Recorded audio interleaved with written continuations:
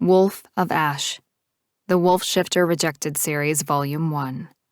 Written by Amelia Shaw. Narrated by Olivia Wright.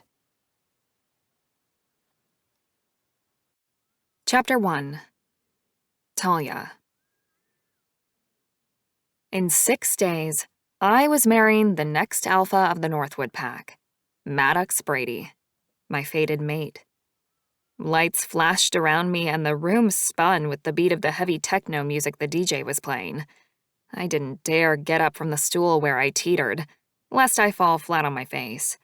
Yet, despite my intoxication, the simple fact was, I'd never been happier. I loved Maddox and couldn't wait to marry him. "Another round of tequila shots," I called to the bartender, though I wasn't sure he'd bring them. He'd said something about cutting us off earlier, but surely he'd been joking. "You can't handle another round, Talia," said Nissa, my best friend. I leaned forward on my stool and straightened my pink and white sash. We all had them. Mine read, "Bride-to-be." "This is my last night as a single lady!" I sang the words, amazed at how loud I could be when the music thumped around me like a drum in my ear. "Gotta make every minute count." Nissa laughed. "The mating ceremony's not for another week, Talia. You've still got time." "Here, I got you another one," Celia whispered, handing me a small glass of clear liquor. My other best friend had come through for me. I took the drink, my hand wobbling as I brought it to my lips. I snorted, then tipped my head back, throwing the shot down my throat. "Wow." I grimaced at the burn and handed Celia back the glass. Then I took a deep breath and focused on the warm feeling of the alcohol spreading through my veins. Oh yeah, that has to be the last one or I'll never make it home. Thank goodness the wedding was next week and not tomorrow. Then again, if it was tomorrow, I would never have gotten this smashed. "Are you excited for the wedding night?" Nissa asked me, wiggling her eyebrows up and down. Celia snickered while I rolled my eyes. They all knew I couldn't wait to finally consummate my relationship with Maddox, my fated mate, my true love, the future alpha of our pack. "Of course she is," Celia answered for me. Celia was my oldest friend. We'd known each other practically from the day we'd been born. Her mom and mine were friends from way back, and we'd been raised together as more sisters than anything else. Celia turned to me with an eyebrow raised. She was by far the most sober of us. "You never told us what the real reason was." I leaned forward on the bar stool, careful not to crush the peanuts lying on the surface of the bar top, then squinted at my friend. "For what?"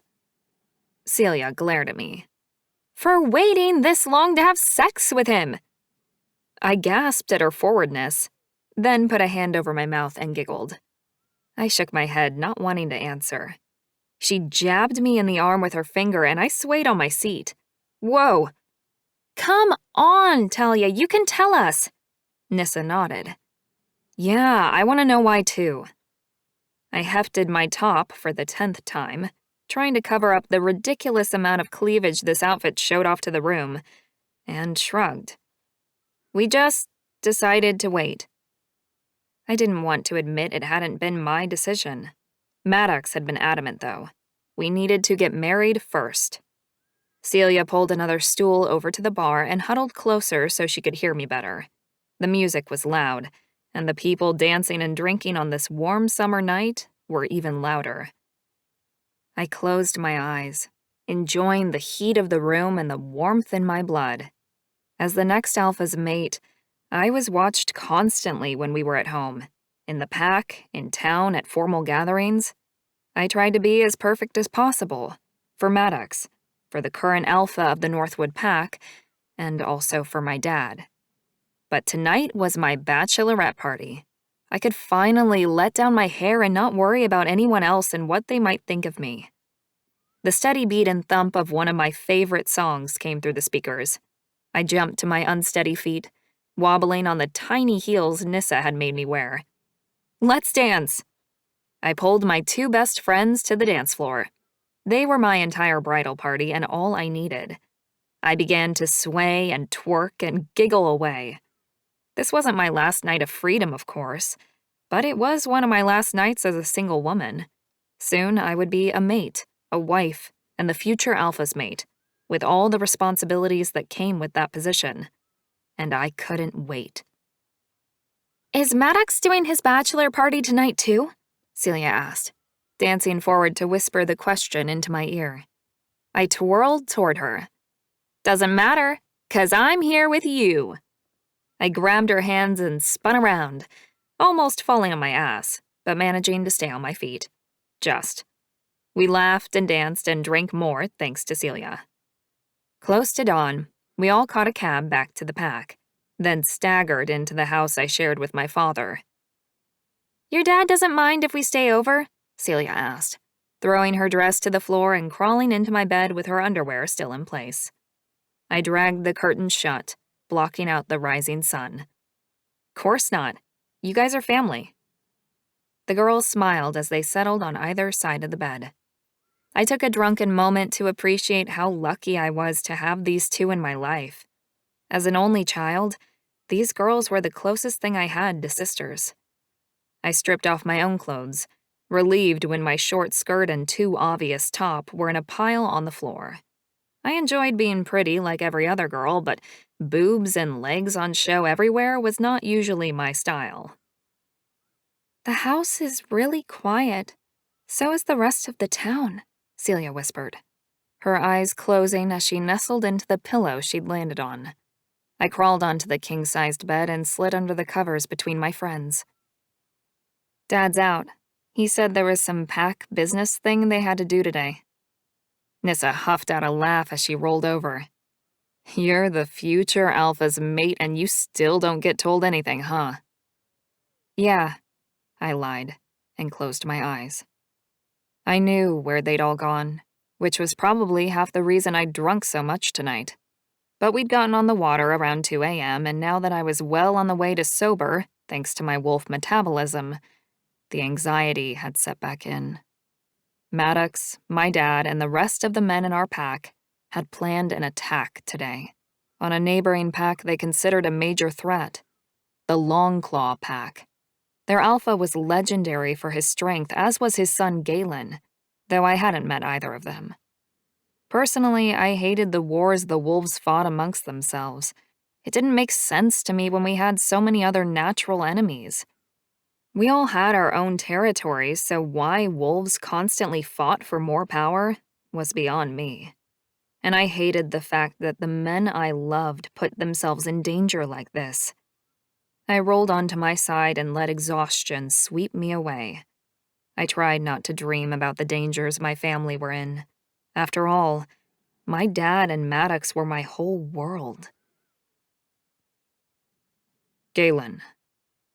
My eyes sprung open at the sound of running footsteps thumping through my dad's house.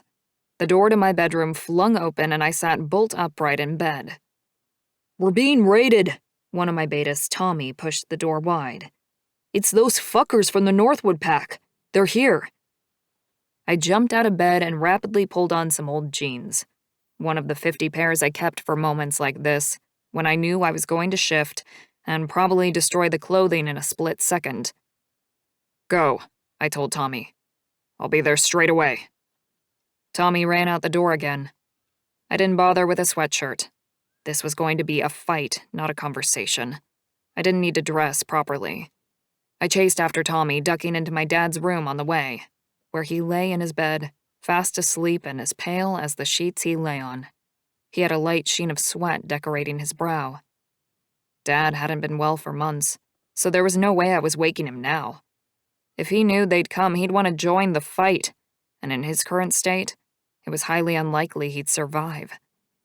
He could barely stand, let alone shift and defend our territory against a bunch of strong wolves.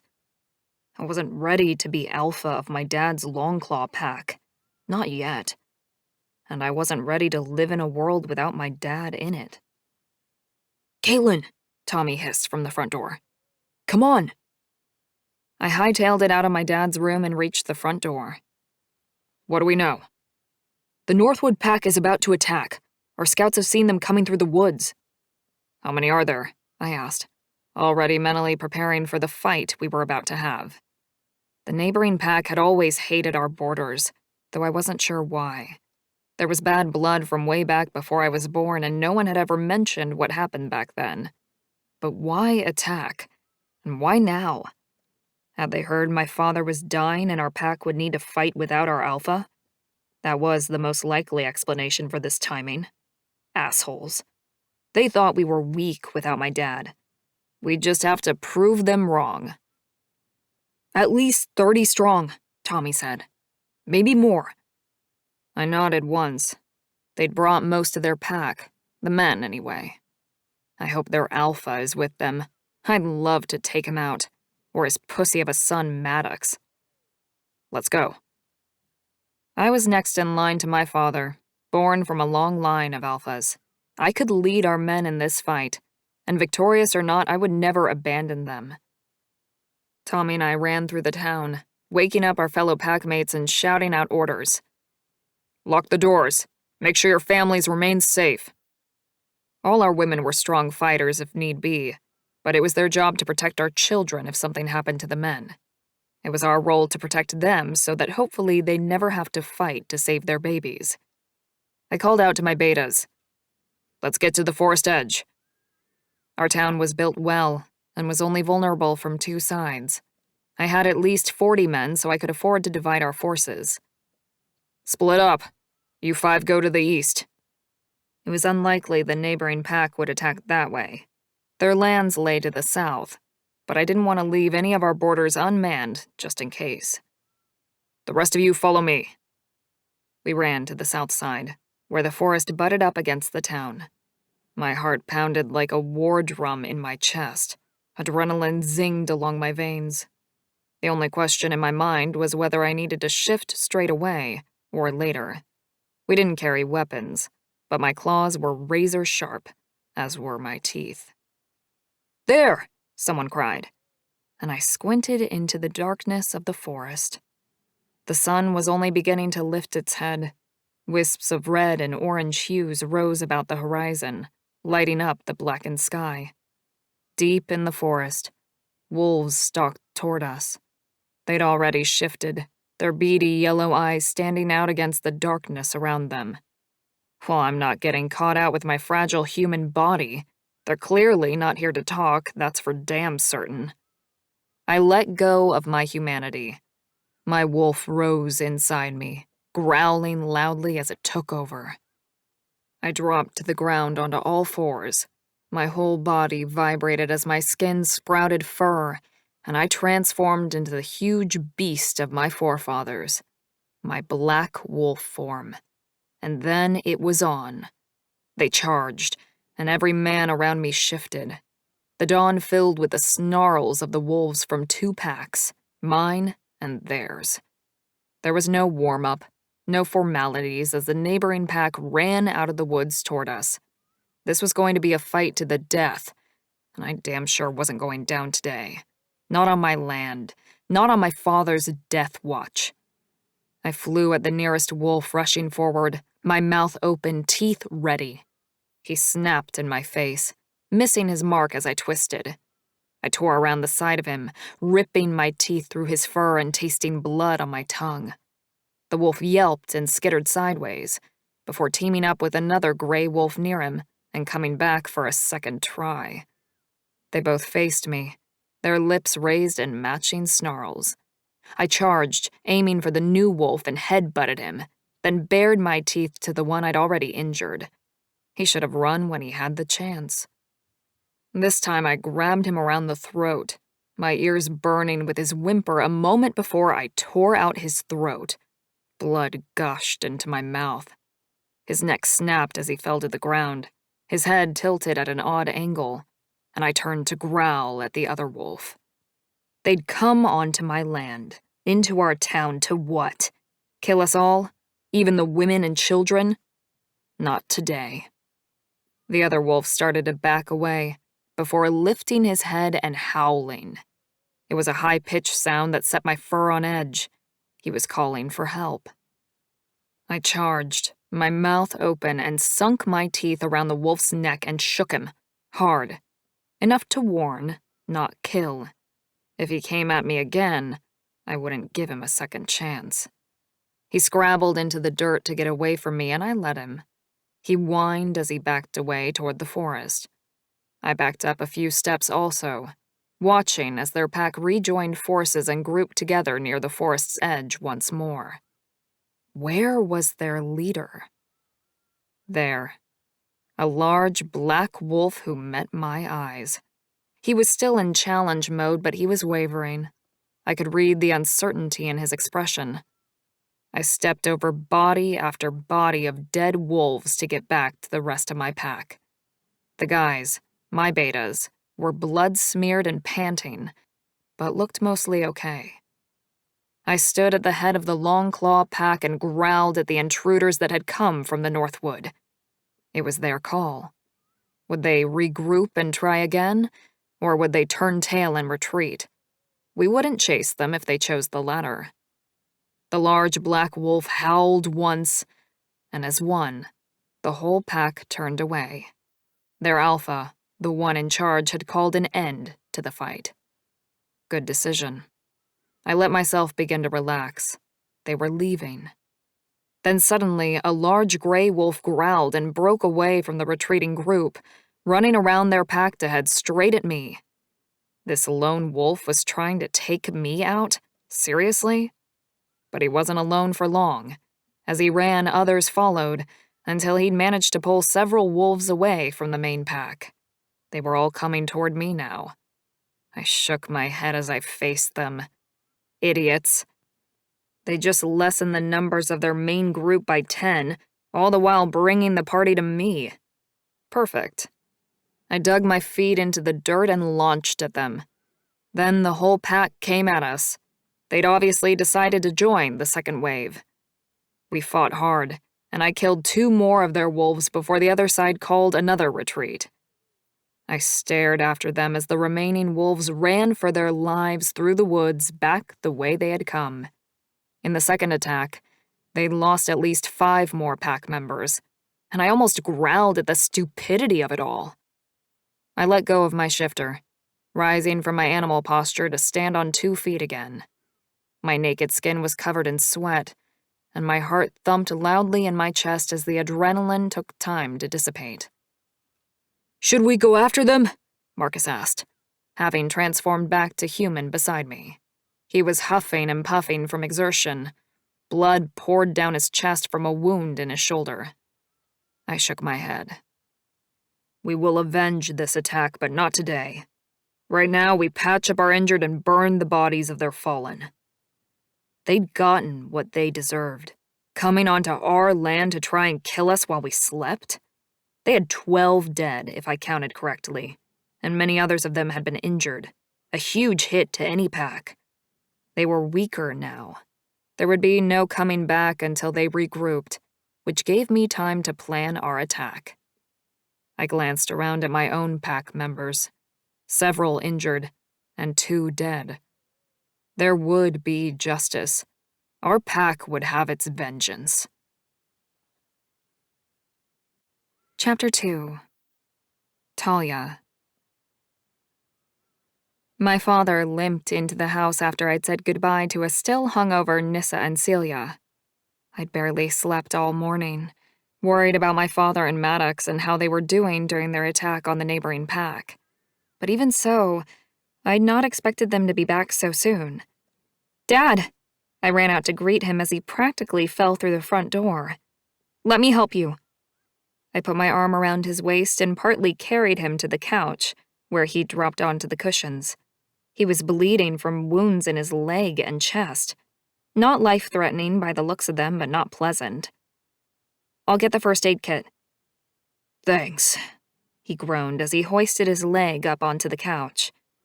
I grabbed a bottle of water and the box of supplies I kept on hand in the kitchen, then rushed back to my dad. "What happened?" I asked, wincing at the blood gushing onto our couch. "That's gonna need stitches." "Thanks, Talia," he said, lying back and getting comfortable on the cushions behind him. I sighed and pulled up a stool. That meant I needed to do the stitches for him. Dad didn't really like going to the doctor in town. I'd done this before, but I still didn't like it. I threaded the needle and flicked the lighter so I could burn the end to sterilize the metal. With a shifter's metabolism, infections were rare, but for the few seconds it took to do the extra step, I figured it couldn't hurt.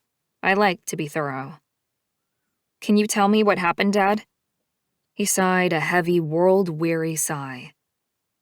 I did something stupid. My head flew up and I stared at him. What do you mean? I tried to go for the young alpha. I bent my head to the task carefully, but firmly holding the torn flesh of my dad's leg together so I could slide the needle through. What was the mission exactly? To take out the old alpha and his son Galen if we could.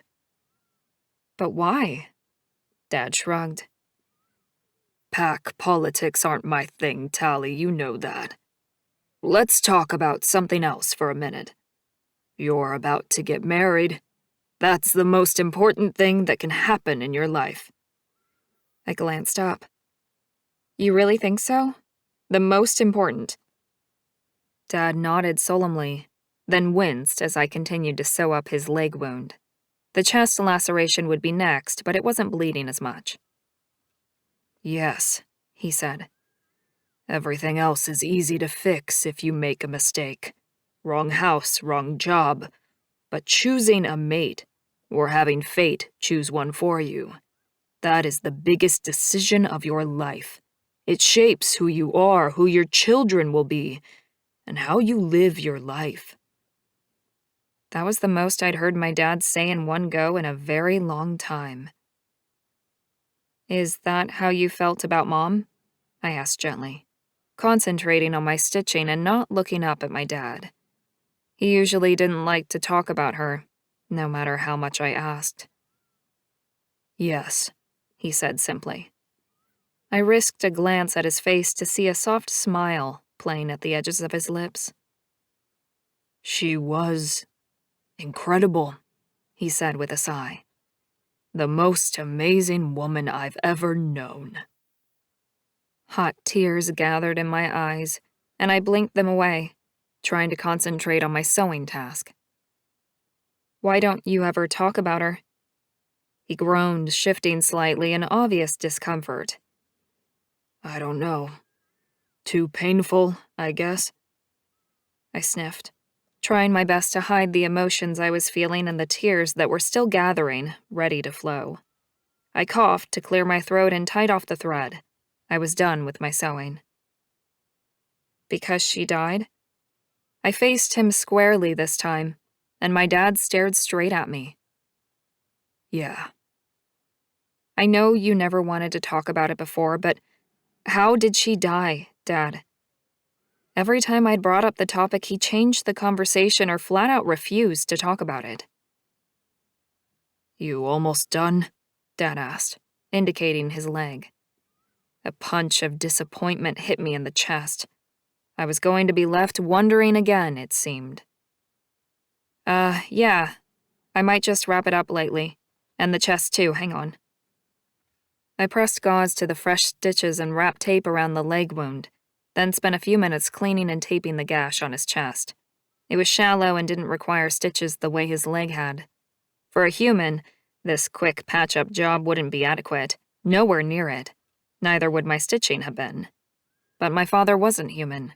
He was a strong, huge wolf shifter, and as far as I knew, my mother had been the same.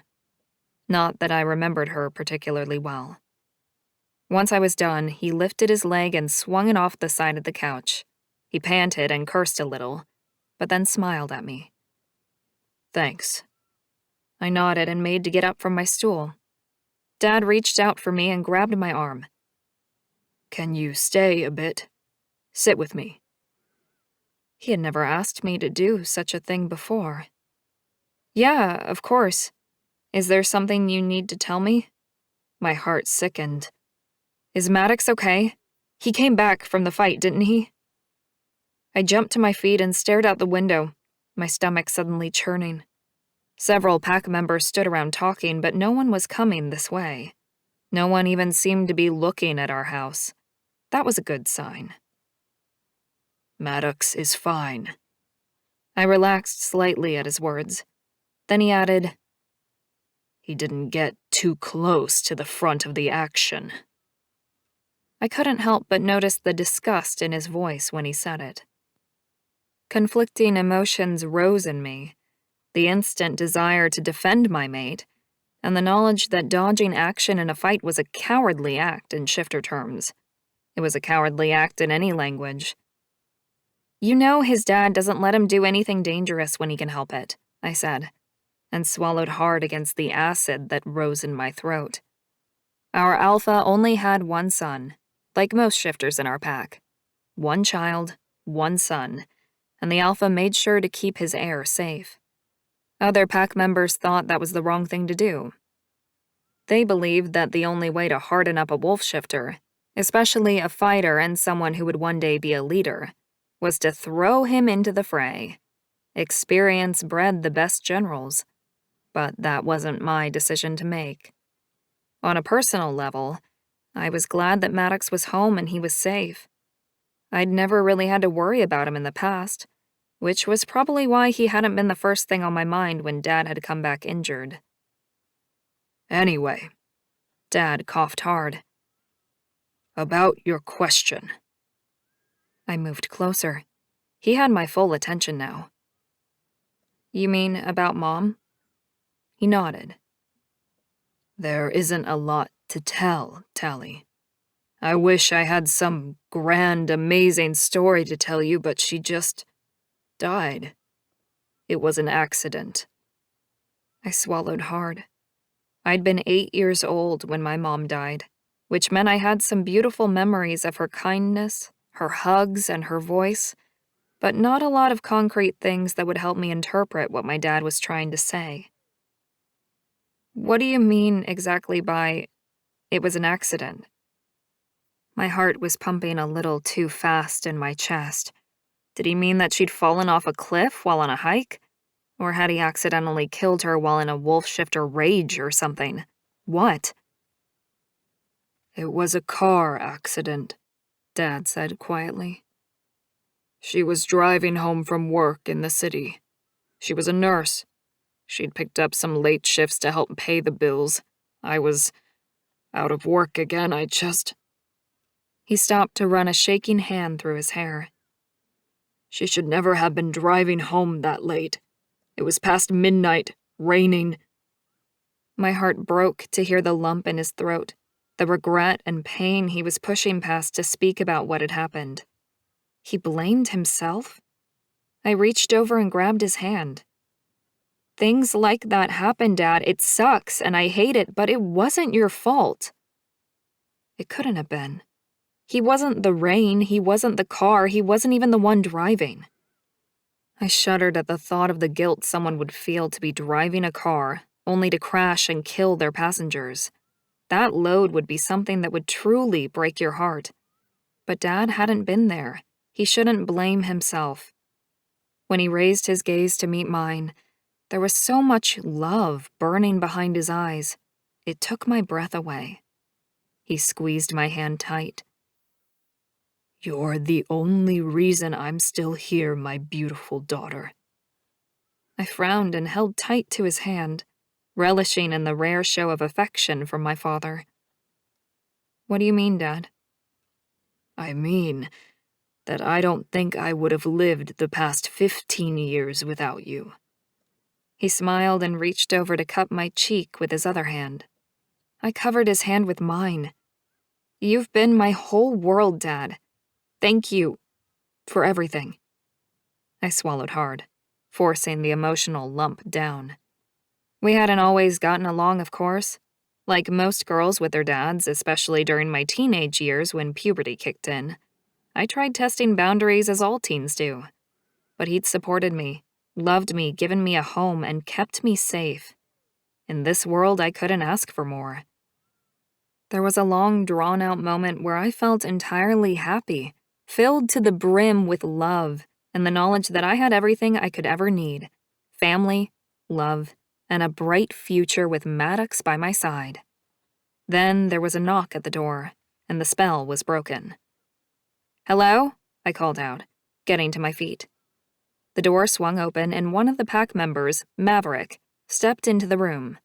He had a gash above his eye and a bandage wrapped around his shoulder. "Alpha called a meeting. 1 hour." His tone was harsh. I stared after him as he turned and left without another word. What was that about? I glanced at my dad, who made grumbling noises and shifted on the couch, hoisting himself to the edge. He looked like he was about to stand up. I put out my hand and pushed against him.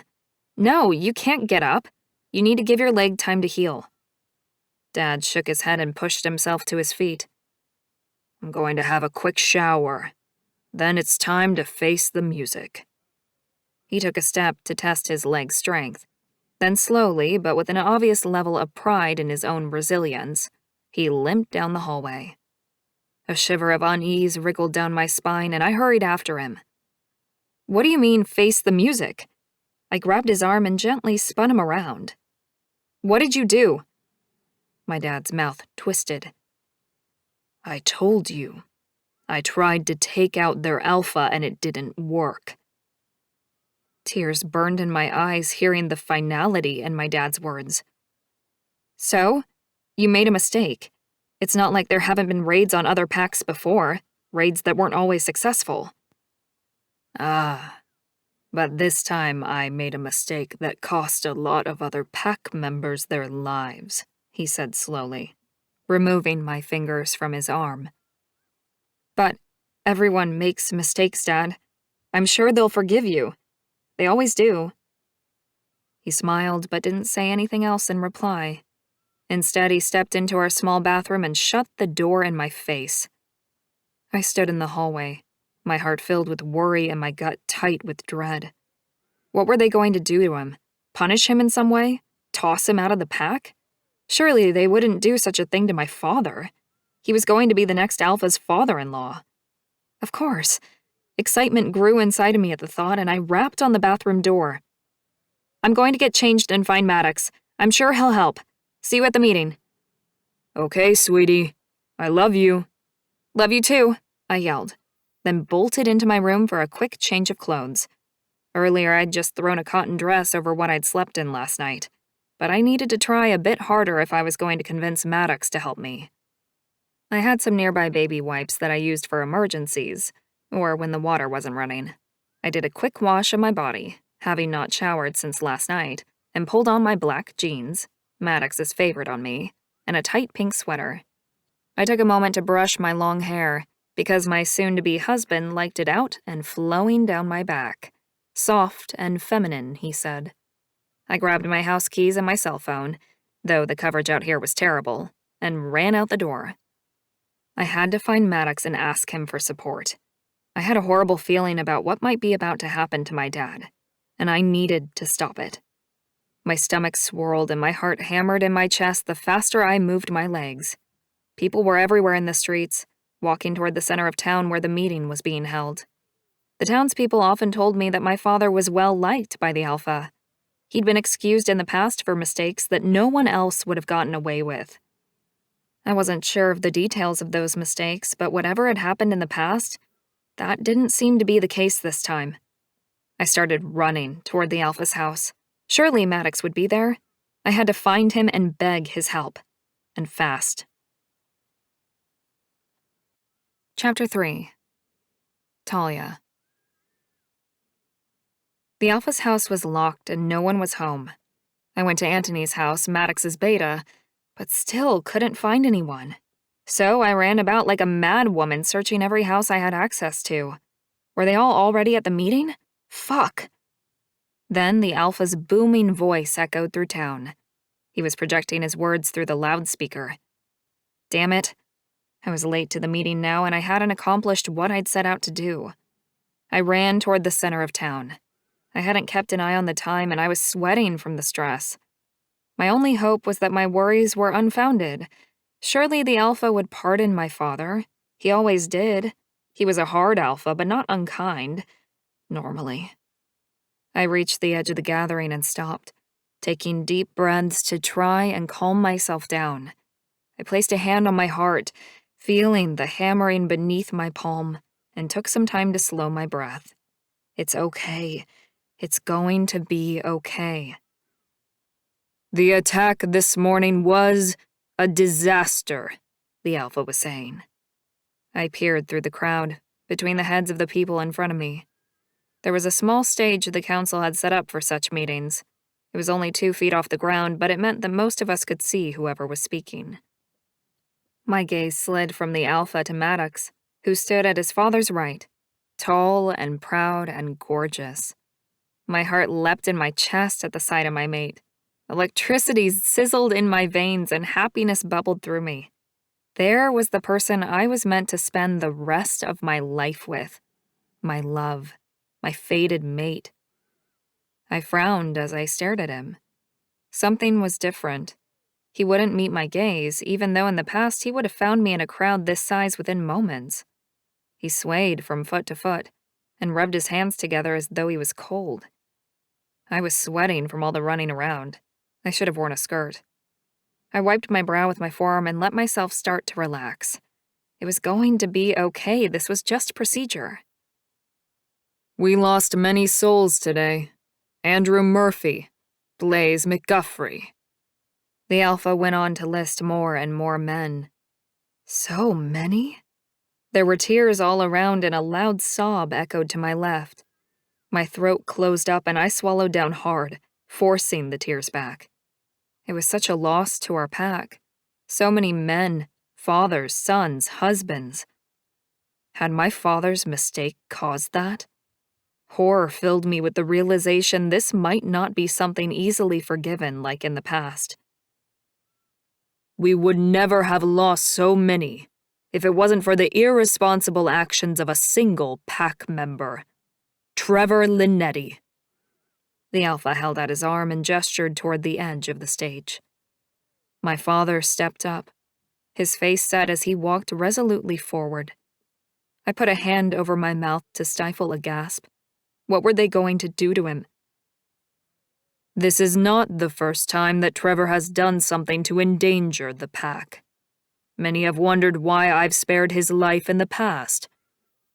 There was a murmur of agreement from the pack. Oh my God, I had to get to my dad. Excuse me. I pushed through the people in front of me and began to work my way through the crowd. I had to beg them to spare him. I wasn't sure what I'd say, but I had to convince the Alpha not to hurt him. I shoved through more people, but I was still 20 feet away. The whole pack had turned out for this. His wife, Margaret, was an exceptional woman, and many of you would know that she brought special gifts to the pack. But she is no longer around, and after Trevor's selfish, despicable actions from this morning, I can no longer shield him from the pack's anger. There was a loud growl and a surge of energy. No! I yelled. And that was when I finally caught my mate's eye. Our gazes connected and I felt the same pull, the same tug of desire and heat that I always did. Maddox! He looked down and away, breaking our eye contact and ignoring my plea. No. Trevor Linetti, the Alpha continued. You are sentenced to death for your crimes against this pack, and your remaining family will be cast out, forbidden from returning on pain of death. Sentenced to death. Oh my God. I desperately looked for Maddox again, but he'd moved out of my sight. I didn't care at this moment. I had to get to my father. I pushed and shoved and ran, stumbling over a woman. I'm sorry, get out of the way, please! I screamed out toward the stage. Dad! He didn't turn. Instead, he dropped to his knees in front of the Alpha. My dad said something I couldn't hear. The Alpha shifted into his massive wolf form in a ripple of light and magic. No! Please, no! I shrieked, throwing myself at the small stage. The people around me jumped back as if not wanting to touch me. I plowed forward, falling to my knees just as there was a collective gasp from the crowd and a muffled scream from a woman behind me. A sickening crunch filled my ears and blood splattered everywhere. Too late. I reached out for the edge of the stage, gripping the wood with my claws as my wolf shifter rose inside of me, struggling to get out. I couldn't see, couldn't hear anything but that crunching sound on repeat, over and over. My fingers slid in the blood, and the tang of it rose to fill my nostrils. I tried not to vomit as I stared at the mangled body on the stage. The Alpha had just killed my father, right in front of my eyes. I ran through the woods in my shifter form. How I got here, I had no idea. Trees flew past as images of my father's headless, lifeless body dropping to the stage floor echoed in my mind. It had to be a dream. No, a nightmare. A nightmare to end all nightmares. I couldn't have designed a worse fate for myself. My only living family gone. The man I loved, the man I was mated to, standing by, watching and doing nothing as his father killed mine. Romeo and Juliet had nothing on me. I ran and ran until my legs gave out and I collapsed onto the grass. The sunshine danced in my fur, making a mockery of my sorrow. I was going to be sick. How dare the sun even show its face on a day like today?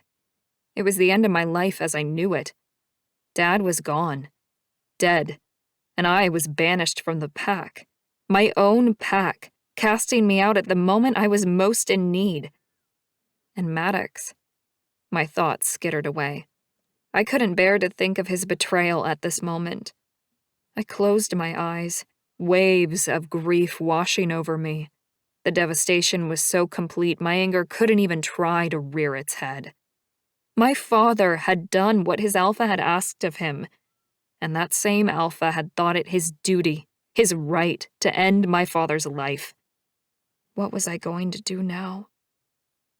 My ears pricked up at the sound of running. 2 sets of paws hitting the earth if my ears were correct. Was the pack coming for me already? Was I to be put to death as well? The week before my wedding? I didn't even care right now. They could take me and I would join my parents. At least then I wouldn't be alone. I didn't even lift my head, just rolled onto my side and stayed there waiting for fate to deliver the death blow. The running grew closer, followed by the panting breath of 2 wolves. I refused to open my eyes, the pain in my heart making me wish I could crawl into a dark hole and die. Literally. There was a ripple of magic and a shift in the air. Then 2 sets of human hands were on me. "Talia, are you okay?" Nissa asked, pressing a kiss onto the top of my head. "Of course she's not okay, you idiot!" Celia practically yelled at her. "Did you see what the Alpha did? Did you hear what he said?" I hadn't realized how much I wanted to cry until this moment. As my sadness became overwhelming, my wolf shifter let go and my human body returned. The forest was cold, and my friend's hands were warm on my skin. "Oh my God!" I began to sob, letting the tears finally fall. I curled up into a ball and rocked as I vocalized all my pain, while my 2 friends wrapped their arms around me. I screamed and cried and howled, and still they held me. Eventually the tears dried up, and I was left feeling like a husk of a person, unwilling and unable to form a single coherent thought, or feel anything other than darkness. "The pack's isolation cabin is not far from here. Let's go there and get warm," Nissa said softly. I shook my head, not able to answer. "Come on, Talia. Up you get," Celia coaxed, putting one arm around my back and somehow managing to get me onto my feet. My knees gave way. "Grab the other side," Celia called, and Nissa pressed in close. If it had been any other time, I would have remarked on the strangeness of their naked bodies pressed against mine, but this was not the time for light-hearted jests. Instead, their closeness kept my heart from breaking completely. They half carried me through the woods, my feet dragging in the dirt and forest floor debris. "Put me down. Please, I just can't." My voice was hoarse and my stomach was empty. Had I vomited at some stage? I couldn't remember. Everything back at the pack grounds was dark after that moment. No, Celia hissed. We are not staying out here naked and alone. We are getting to the cabin so we can get some clothes and talk about what we're going to do next. The vehemence behind her words bolstered my strength, and I somehow managed to get my feet under me and join them in the awkward stagger to our new destination. Finally, I saw the wooden cabin through the trees. We're almost there, Talia, Nissa said, breathing hard. Almost there. Together, all three of us, like some naked four-legged race, clung to each other as we aimed for the cabin. When we finally staggered up the front steps and stood on the stoop, Nissa pushed open the door and we fell in. Celia groaned as she staggered to a nearby couch, and I hit the deck, crawling over to the bearskin rug in front of the cold fireplace. "Give me a minute. I'll light a fire," Nissa said, her teeth chattering. I lifted my head and stared out the window. The sun was beginning to fall out of the sky, and shadows crossed the window. Just how long had I been out in the forest alone? Celia grunted as she heaved herself up off the couch. "I'm gonna lock the door, then find us some clothes." She slid the large bolt into the deadlock, then started going through the cupboards lining the walls. "Got it," Nissa said, and I managed to pull myself up into a sitting position as the first flickers of flame in the cold grate began to burn. I swallowed against the dryness in my throat. I haven't been here in forever. I couldn't even remember the last time I had run as far as this, several years at least. The cabin was a large box with no internal walls. There were beds against one wall, kitchen stuff on the opposite side, and all the living area in the middle where we currently sat. There was a toilet outside, but I wasn't venturing out there right this minute. "Yeah, I haven't been here in a while either," Nissa said, settling cross-legged beside me and staring into the flames. The fire was growing by the minute, and my once goosebumped skin was beginning to warm. "Here," Celia said, throwing some clothes in our direction. "There's sweaters and jeans and a few tops. Not exactly our sizes, but at least we'll be warm." The clothes she'd thrown at me were for a man, 4 times as big as I needed. But I slipped on the huge sweater with relief and tucked my bare legs up inside and laid my head on my knees. There was a long silence before Nissa finally put her hand on my back. "What are you going to do, Talia?" I sighed. All my tears dried up. "I don't know. I really don't know." "You're the next Alpha's fated mate. Surely they'll take you back," Celia said, coming to sit down next to me on the bearskin rug and stretching out in front of the fire. I squeezed my knees even harder. "I hope so. We're fated mates, right? No one rejects their mate." My question was answered by silence, so I finally lifted my head and repeated my question. "Right?" Chapter 4. Talia. I stared at Celia, the stronger of my 2 friends, the harsher one, the physically bigger one. She'd never shied away from telling it to me straight. "Celia?" She pressed her lips into a firm line, then nodded. "You're right. No one has ever walked away from their mate. You guys are fated. Nothing would mess that up." Nissa shuffled forward, so we were sitting in a sort of triangle, and I could see both of them. "How are you feeling about it all, though? Like, Maddox's dad killed your dad. How are you going to get past that?" I didn't have an answer to that one. "I just want Maddox," I said. "I want him to come here and wrap me up in his arms and tell me everything's going to be okay." Celia and Nissa glanced at each other, then converged on me like they had out in the forest, holding me close. I didn't fight them. I allowed them to press even harder into me, closed my eyes and inhaled their mingled earthy scent. "We'll never leave you," Nissa said. "You're our best friend no matter what." "Always," Celia added. "You can count on us." We climbed into the bed without dinner and somehow exhaustion took me. We slept through the night. When I woke up in the morning, the birds were singing in the trees surrounding the cabin, and faint rays of sunlight filtered into the room. I pushed the scratchy blanket off me and stretched, my stomach rumbling for food.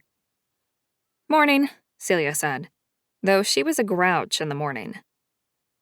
"How are you feeling?" Nissa asked, sitting up and staring at me like I would do something stupid if she dared take her eyes off me for a single minute. Hungry," I said, "and ready to go back." I still felt strangely numb in my mind, like someone had slammed down a huge wall between my memories and me. I couldn't feel much except for an aching in my chest, like I had a hole in my ribcage. I lifted my hand and rubbed at the spot over my heart where my father's love used to sit. I need to go back and see what they've done with my dad, and I really need to see Maddox and find out what we're going to do. "Let's get going ASAP then," Celia said. Nissa nodded. "We need food, too." We all took off the clothes we'd borrowed, folded them up, and shut the door to keep the wild animals out of the cabin. "Let's do it," Celia said. It was time to go home, so we shifted back into our wolf forms for traveling.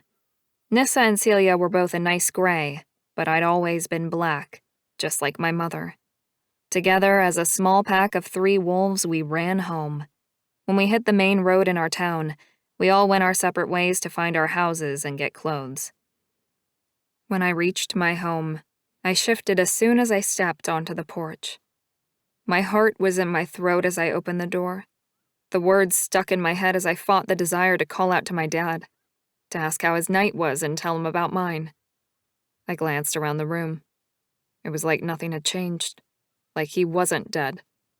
I rushed to my bedroom, running from the memory of what had happened yesterday, a whirlwind of emotion set to chase after me if I dared to think about it too long.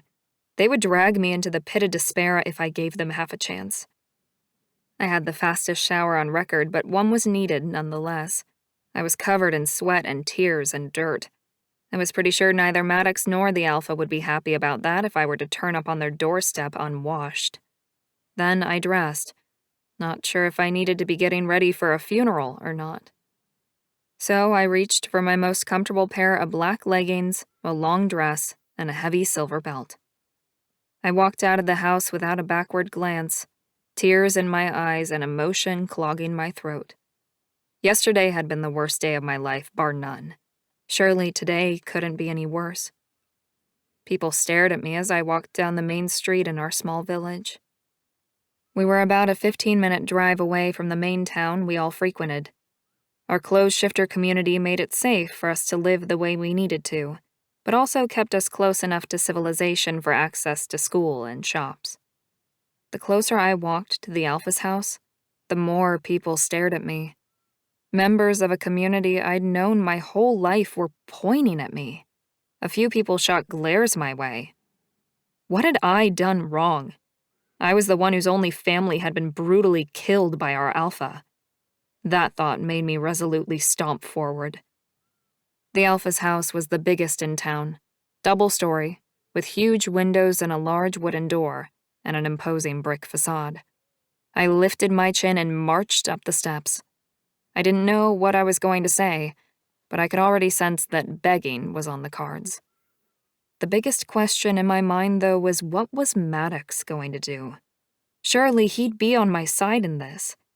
He didn't like to go up against his father, but that was because he was a good son and a loyal pack member, not because he didn't love me. I lifted my hand to knock on the door. It flew open before I had the chance to touch it. I stared at the man standing in the doorway.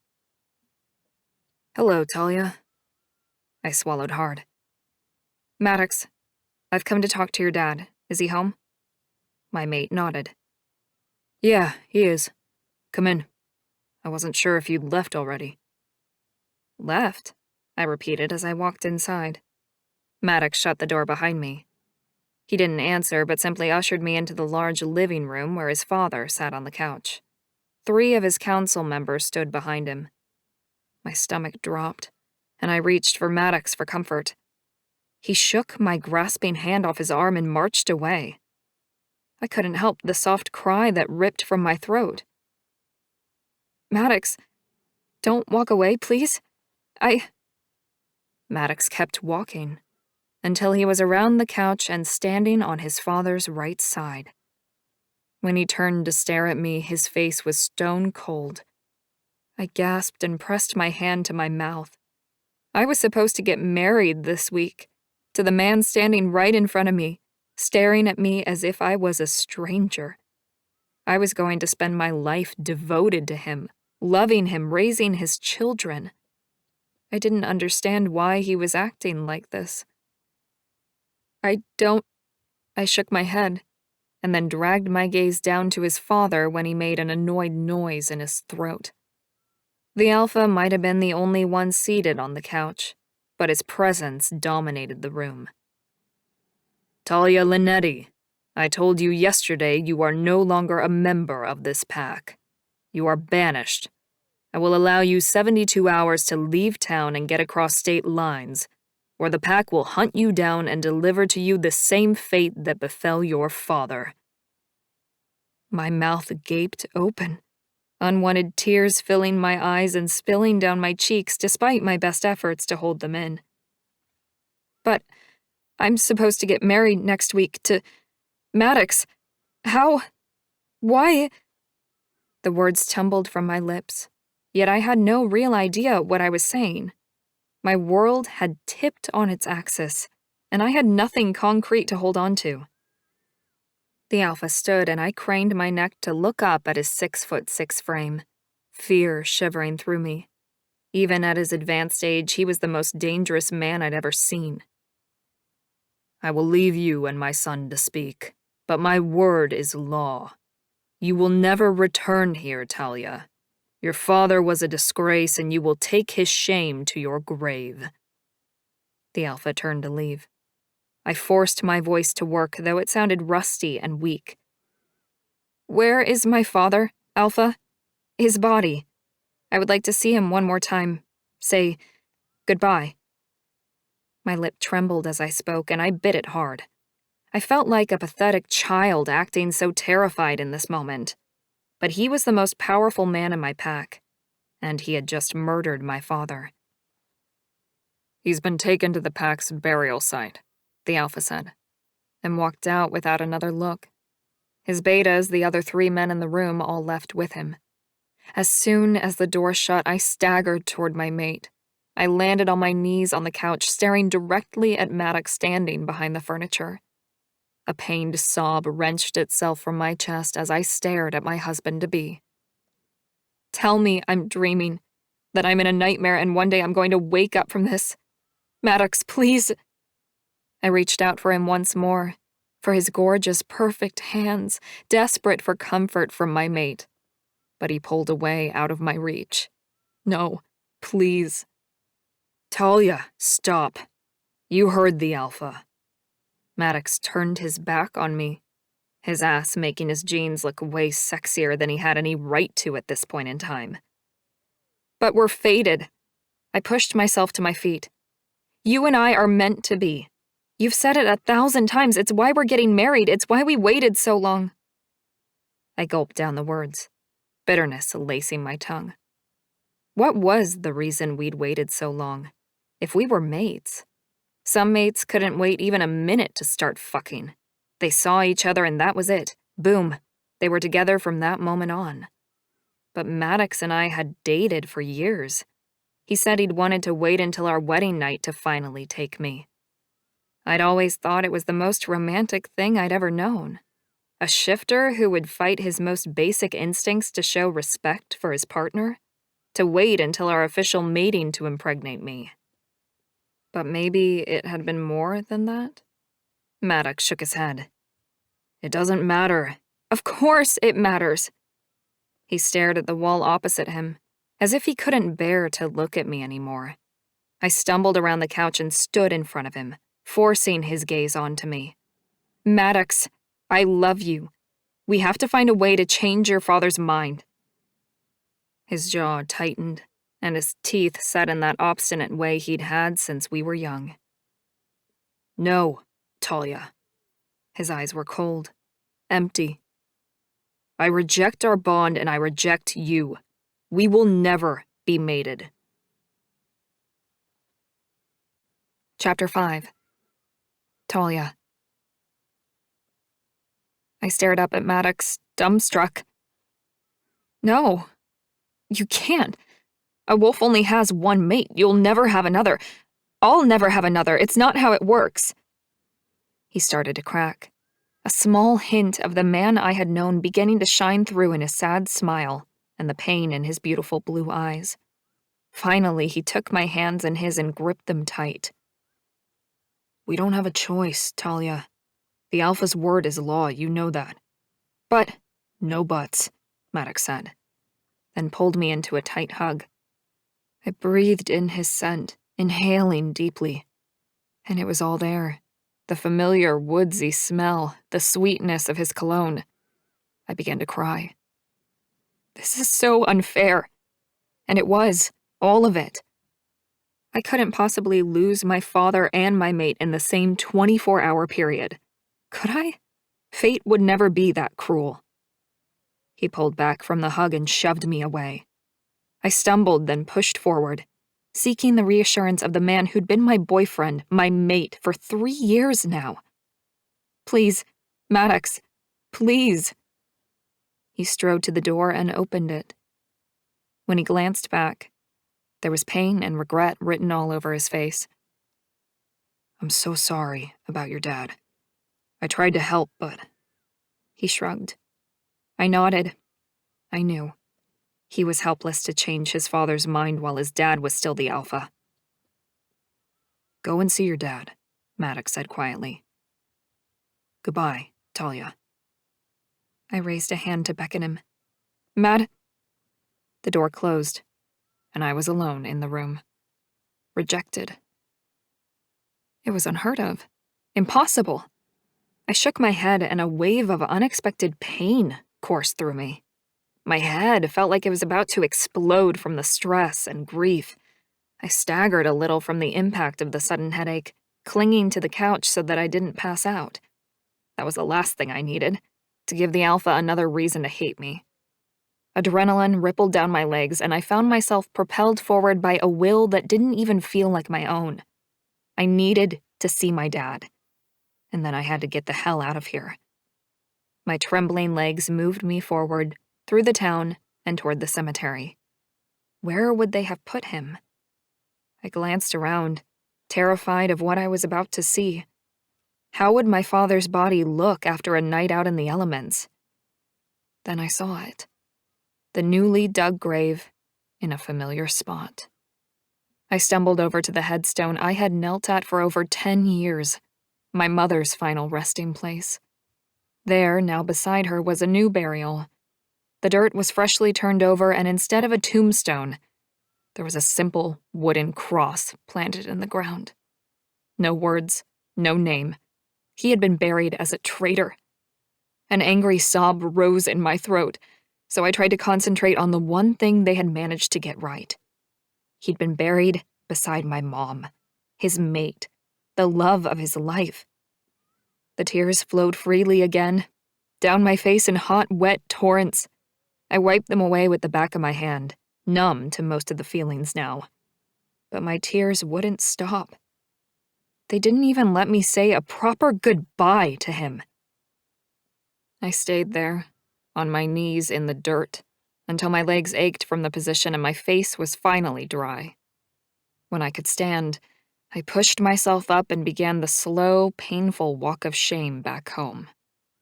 Through the streets of our town, past the homes and judgmental glances of the pack that now shunned me, away from the mate that rejected me. I walked until I fell in my father's front door, and then I simply laid on the floorboards until morning. Galen. I stepped into my father's bedroom and hurried to his bedside. Son, you have news, he asked, pushing himself up and leaning back against the pillows. You don't look well, father. I couldn't help the words. His cheeks were ashen and sunken, his eyes dark holes in his head. He was no longer the strong Alpha I had grown up with, and I had no idea how to stop the decline.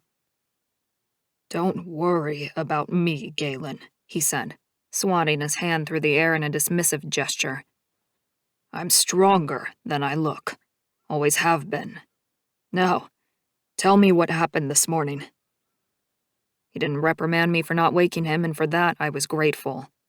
I didn't want to admit the truth, that I hadn't dared wake him because he was so unwell and weak that I didn't want him in the fight. The Northwood pack attacked at sunrise. My father's dark brows lowered. "Bastards. What happened?" I inhaled sharply. I'd spent hours with my men after the fight, assessing their injuries, sitting with them as they were stitched and bandaged, pouring alcohol over wounds and down throats for pain management. Wolf shifters were strong, deadly creatures, but we were still mortal. 3 dead, 10 badly wounded, but we won the fight. My dad's eyes glittered with anger. "You need to make them pay, Galen. This cannot stand." I nodded.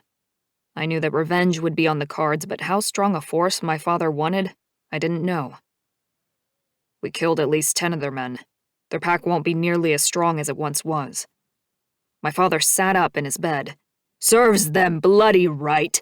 Coming here to fight us on our own lands totally unprovoked." He shook his head and tisked loudly. "Their alpha must have rocks in his head." "The men want to retaliate," I said, about to speak further until I saw my father's tiredness sweep over him. I stopped talking. He leaned back once again, exhausted from this mysterious sickness that no one could name. "You should do that, Galen. You are our alpha in my stead." I stood up, staring down at the strongest man I'd ever known. "I'll speak to them, Father. We need to formulate a plan. I'll see you later." I headed for the door. My father chuckled. "You don't have to sleep here at the house, son. I might be unwell, but I don't need a babysitter." I grunted. "The bar doesn't need a babysitter either. My apartment can wait." My father closed his eyes and I slid out, shutting the door quietly behind me. Until my father relinquished his role or passed on from this life, he was our alpha. He lived in the alpha's house where I had grown up. I owned a bar in town about 20 minutes away, and I lived in the apartment above. It was a hectic life, but I loved it, and running the bar passed the time between pack obligations.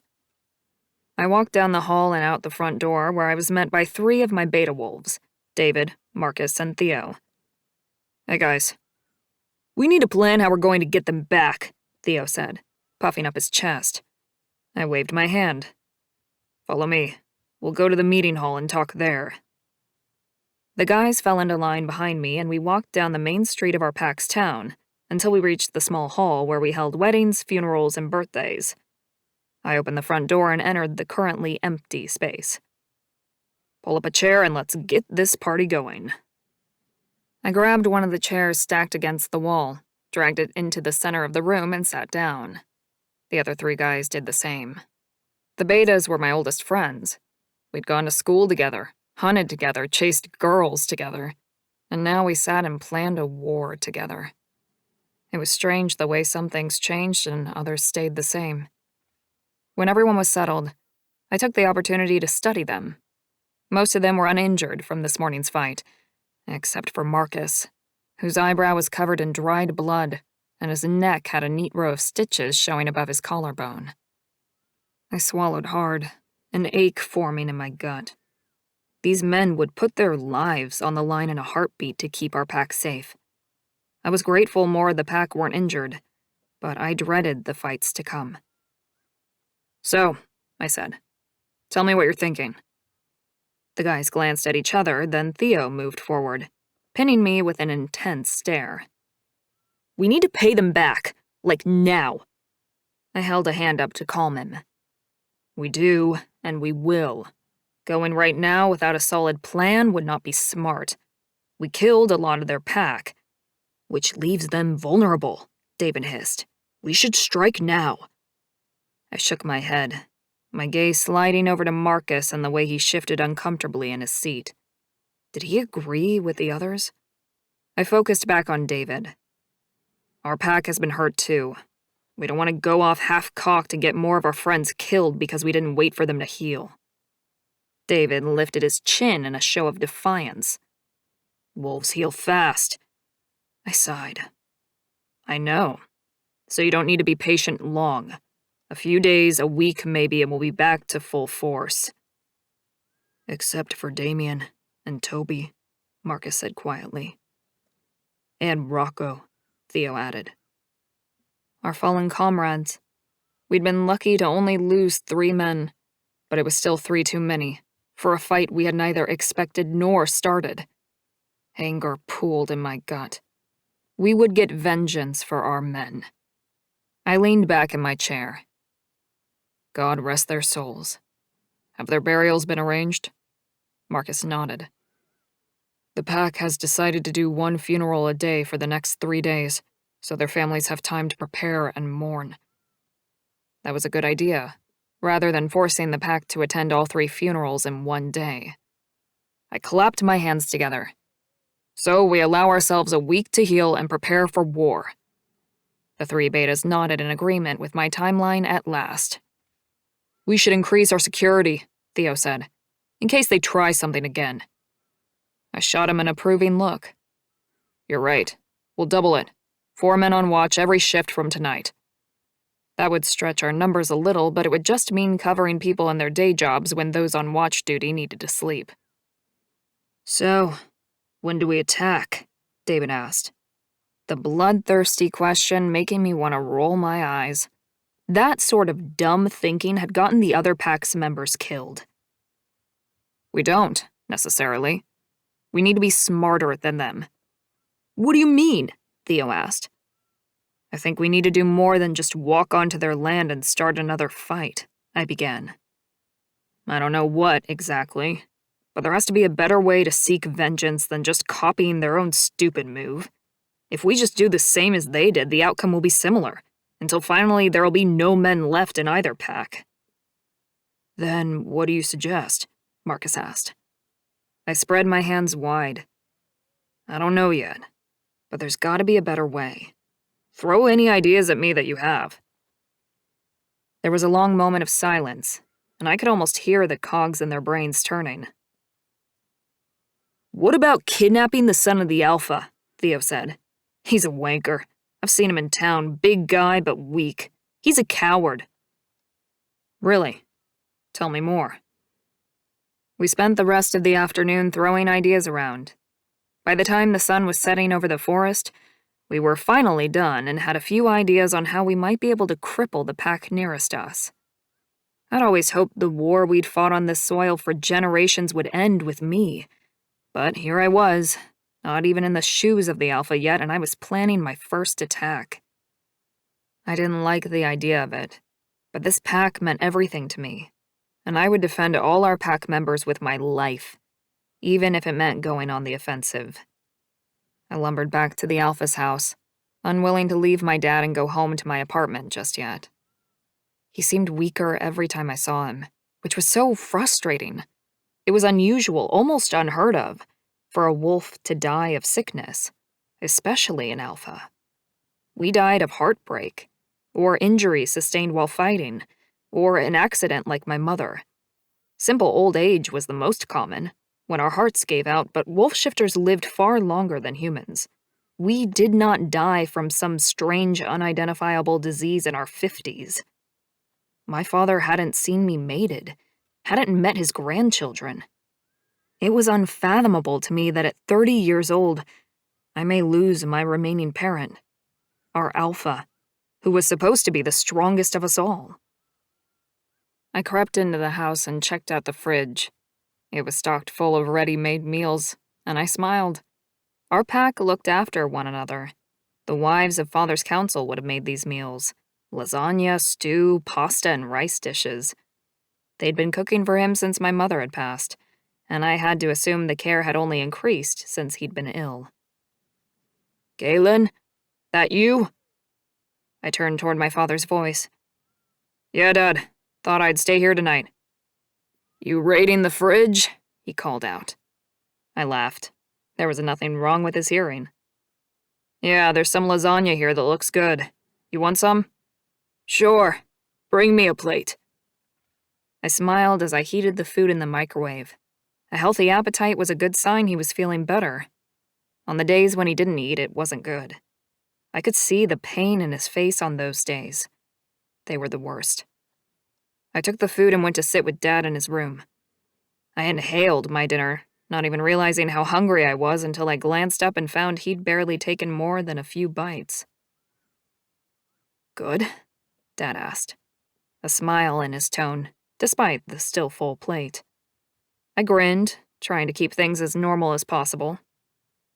"Yeah, very good." The cheese sauce was creamy, the meat rich, and the pasta cooked to perfection. "Nancy's recipe?" My dad chuckled. "Yeah, good guess." Nancy lived next door and was married to my dad's oldest friend. I set down my plate and he handed me his. "Finish mine off too. I don't need to eat any more, I'm full." My stomach dropped and I set his plate aside. I couldn't do that, not now. "Dad, I need you to promise me something, Galen." I leaned forward. Anything. Whatever my dad wanted, I would do. "You have to promise me that you'll avenge the pack. This morning's attack was a sign that news of my sickness has gotten out. The other packs think we're weak, vulnerable.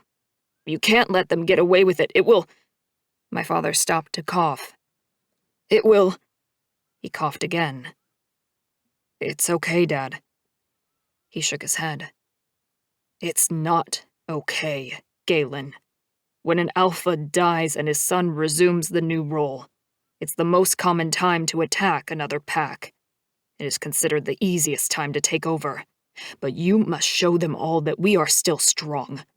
I know you can do this. You are strong, a born leader." My breath caught in my throat, and I forced a laugh. "You're not dying yet, old man." He smiled at me, and behind his eyes there was an ocean of pain. "Not today. But it won't be long, Galen. You have to promise me that you won't let them take over our pack. Your pack. Your legacy. You need to strike back while you can." "Dad, promise me," my father growled. The hairs on the back of my neck stood on end as I offered up the only words my father wanted to hear. "I promise, Dad. I'll avenge our fallen men. They won't take this pack from me. No one will." Then I closed my eyes and hung my head, the weight of the world on my shoulders. Chapter 6. Talia. I had 3 days to leave town forever. 3 days to leave behind everything I had ever known and loved. Today was officially the worst day of my life, and I had horrendously bad days to compare it to. The day my mother had died, the day my father had been killed, and now, the day I'd been ousted from the pack I'd grown up with, and the day I'd been rejected by my fated mate.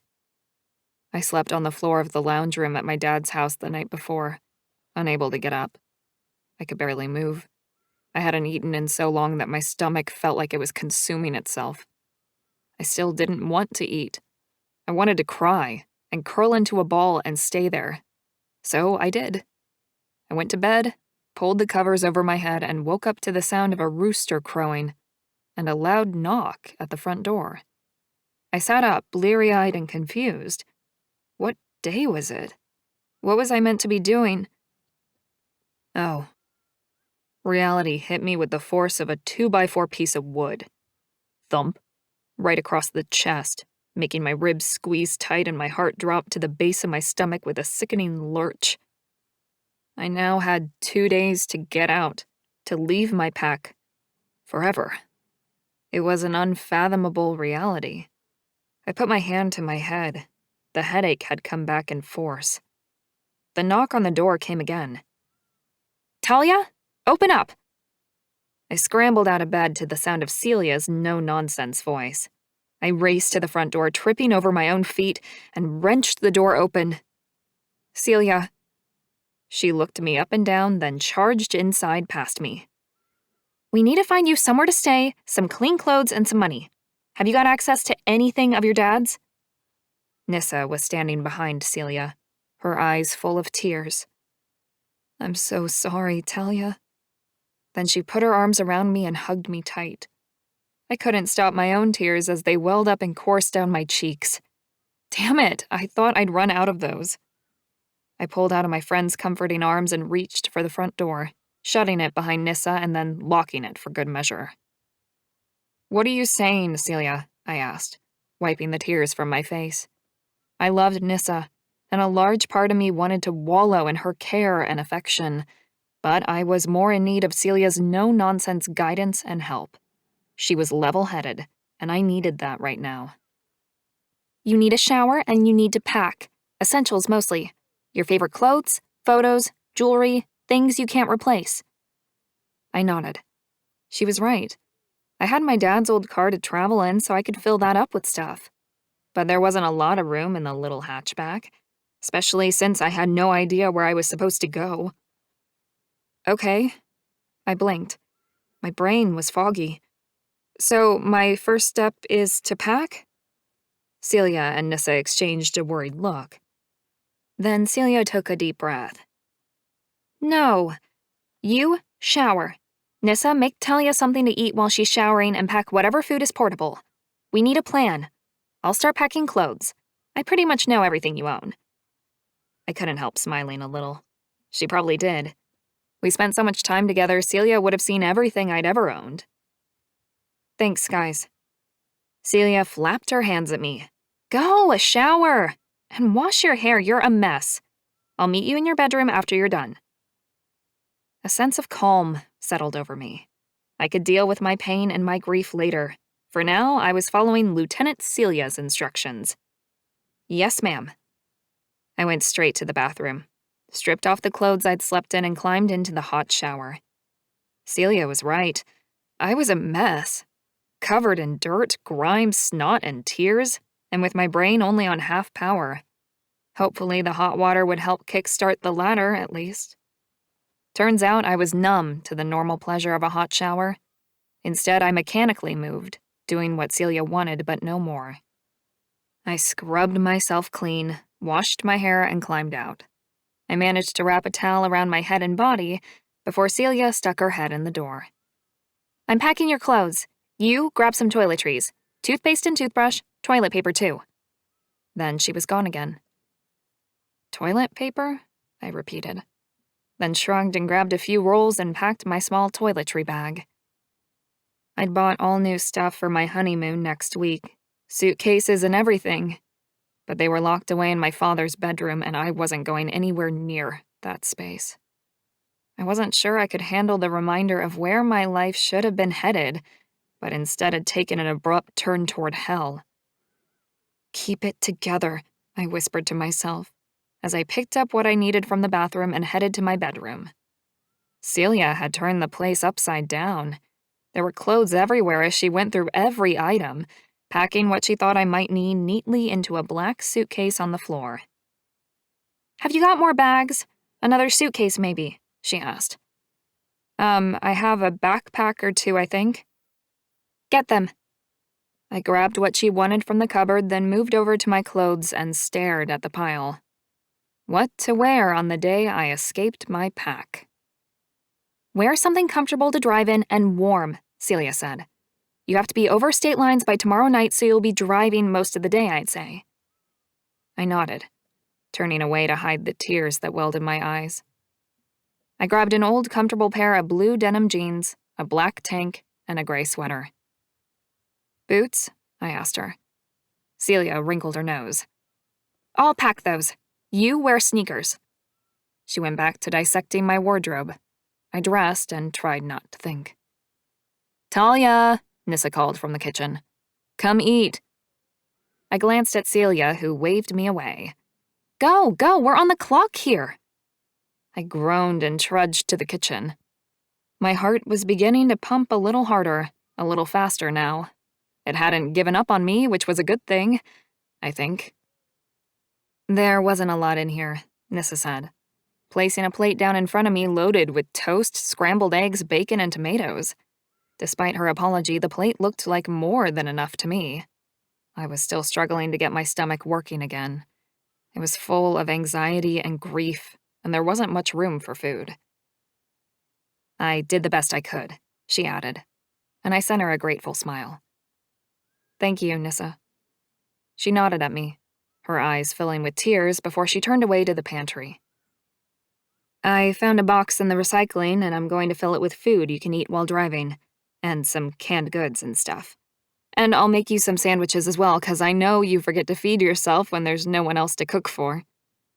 I shrugged. It's better when there are others to feed. Makes it worthwhile. She glanced over her shoulder and grinned at me. I agree, so eat. I picked up my fork and knife and slowly began to consume what she'd put on my plate. On a normal day, I would have devoured the whole lot, but my stomach ached after the first few bites. I forced myself to keep going. I hadn't eaten at all yesterday, and I needed my strength if I was going to get out of here alive. I shoved more food down my throat until I was almost gagging on the bacon. Thank you, I said, pushing the half-empty plate toward Nissa. She popped her head up from where she was kneeling on the floor, going through the cupboards. That's more than I expected. I'm going to pack you a little bit of cutlery and plates and glasses and stuff. She glanced at her watch. We've only got half an hour or so left before you should be on the road. Is there anything personal you want to take with you? I opened my mouth to ask her why they both seemed to think I had to get out of the house this morning. Didn't I have another 48 hours? Yeah. Then go grab it, Nissa said with a weak smile.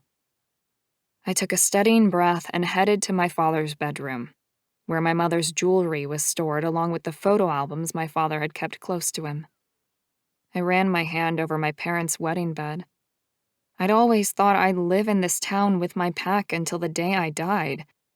I couldn't believe I was being forced out, through no fault of my own, and that my father was no longer with me in this life. A pang shot through my heart, and I bowed my head to hide the rush of emotion. Do you need a bag to put those things in? Nissa called. I snapped out of my fog and turned toward the door. No, I'll take Dad's suitcase with me, it's all good. It wasn't, but I was trying to keep my head above water, lest the depression drown me. I grabbed my dad's travel bag and packed everything I could see that was literally irreplaceable. Photos, jewelry. Then I remembered where all the certificates were. The deed to the house, my birth certificate. Surely that stuff was important too. I ran down the hallway and into the small study that was once my nursery. There, in a small set of drawers, was everything my father deemed important. I grabbed the various papers and stored them in my dad's black bag. Maybe one day I'd be able to come back here. When I walked back into the kitchen, the front door was open, and Celia was taking boxes of clothes to the car, packing them in the back seat and the trunk. Grab your quilt, too, she called from the car. You know, the one your mom made? Oh, yeah. I couldn't believe I'd forgotten it. I ran back to my room and opened my blanket box, pulling out the hand-sewn quilt my mom had made me for my 8th birthday, not long before she died. I wrapped it up and headed outside. Nissa packed a box of food and several plastic bags into my car. You guys are really wanting me to leave, huh? I asked, trying to make it sound like a joke. But then Nissa released a sob and guilt washed over me.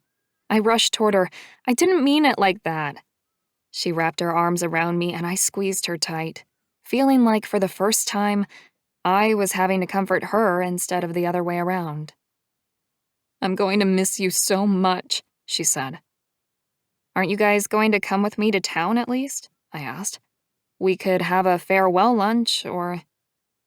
Nissa pulled out of my arms and took a step back towards Celia. They looked at each other and Nissa said, We can't. Celia handed me the car keys, then took out her wallet. I've scrounged up everything I could find for you. She pulled out a wad of cash. I put my hands up and refused to take it. I don't need that. I can get a job, work my way across the state. She moved closer, folded the cash over, and pushed it into my jeans pocket. You're gonna need gas and food and a place to stay. The money was meant to be a wedding present, so... Yeah. Celia stepped back, thrust her hands into her jean pockets, and pressed her lips into a thin line. Tears welled in her eyes, and I bit down on the inside of my cheek to stop from crying. Why can't you come with me? I wasn't sure I wanted the answer, but I also needed to know for sure. The Alpha, Nissa said quietly. We've been banned from helping you, and we're under orders to hunt you down if you're not gone by sunrise on Thursday. I shivered at the threat behind the words. The Alpha's, not Nissa's. But you already did help me. I gestured to the house. You packed me up and... I trailed off. They were helping to get rid of me.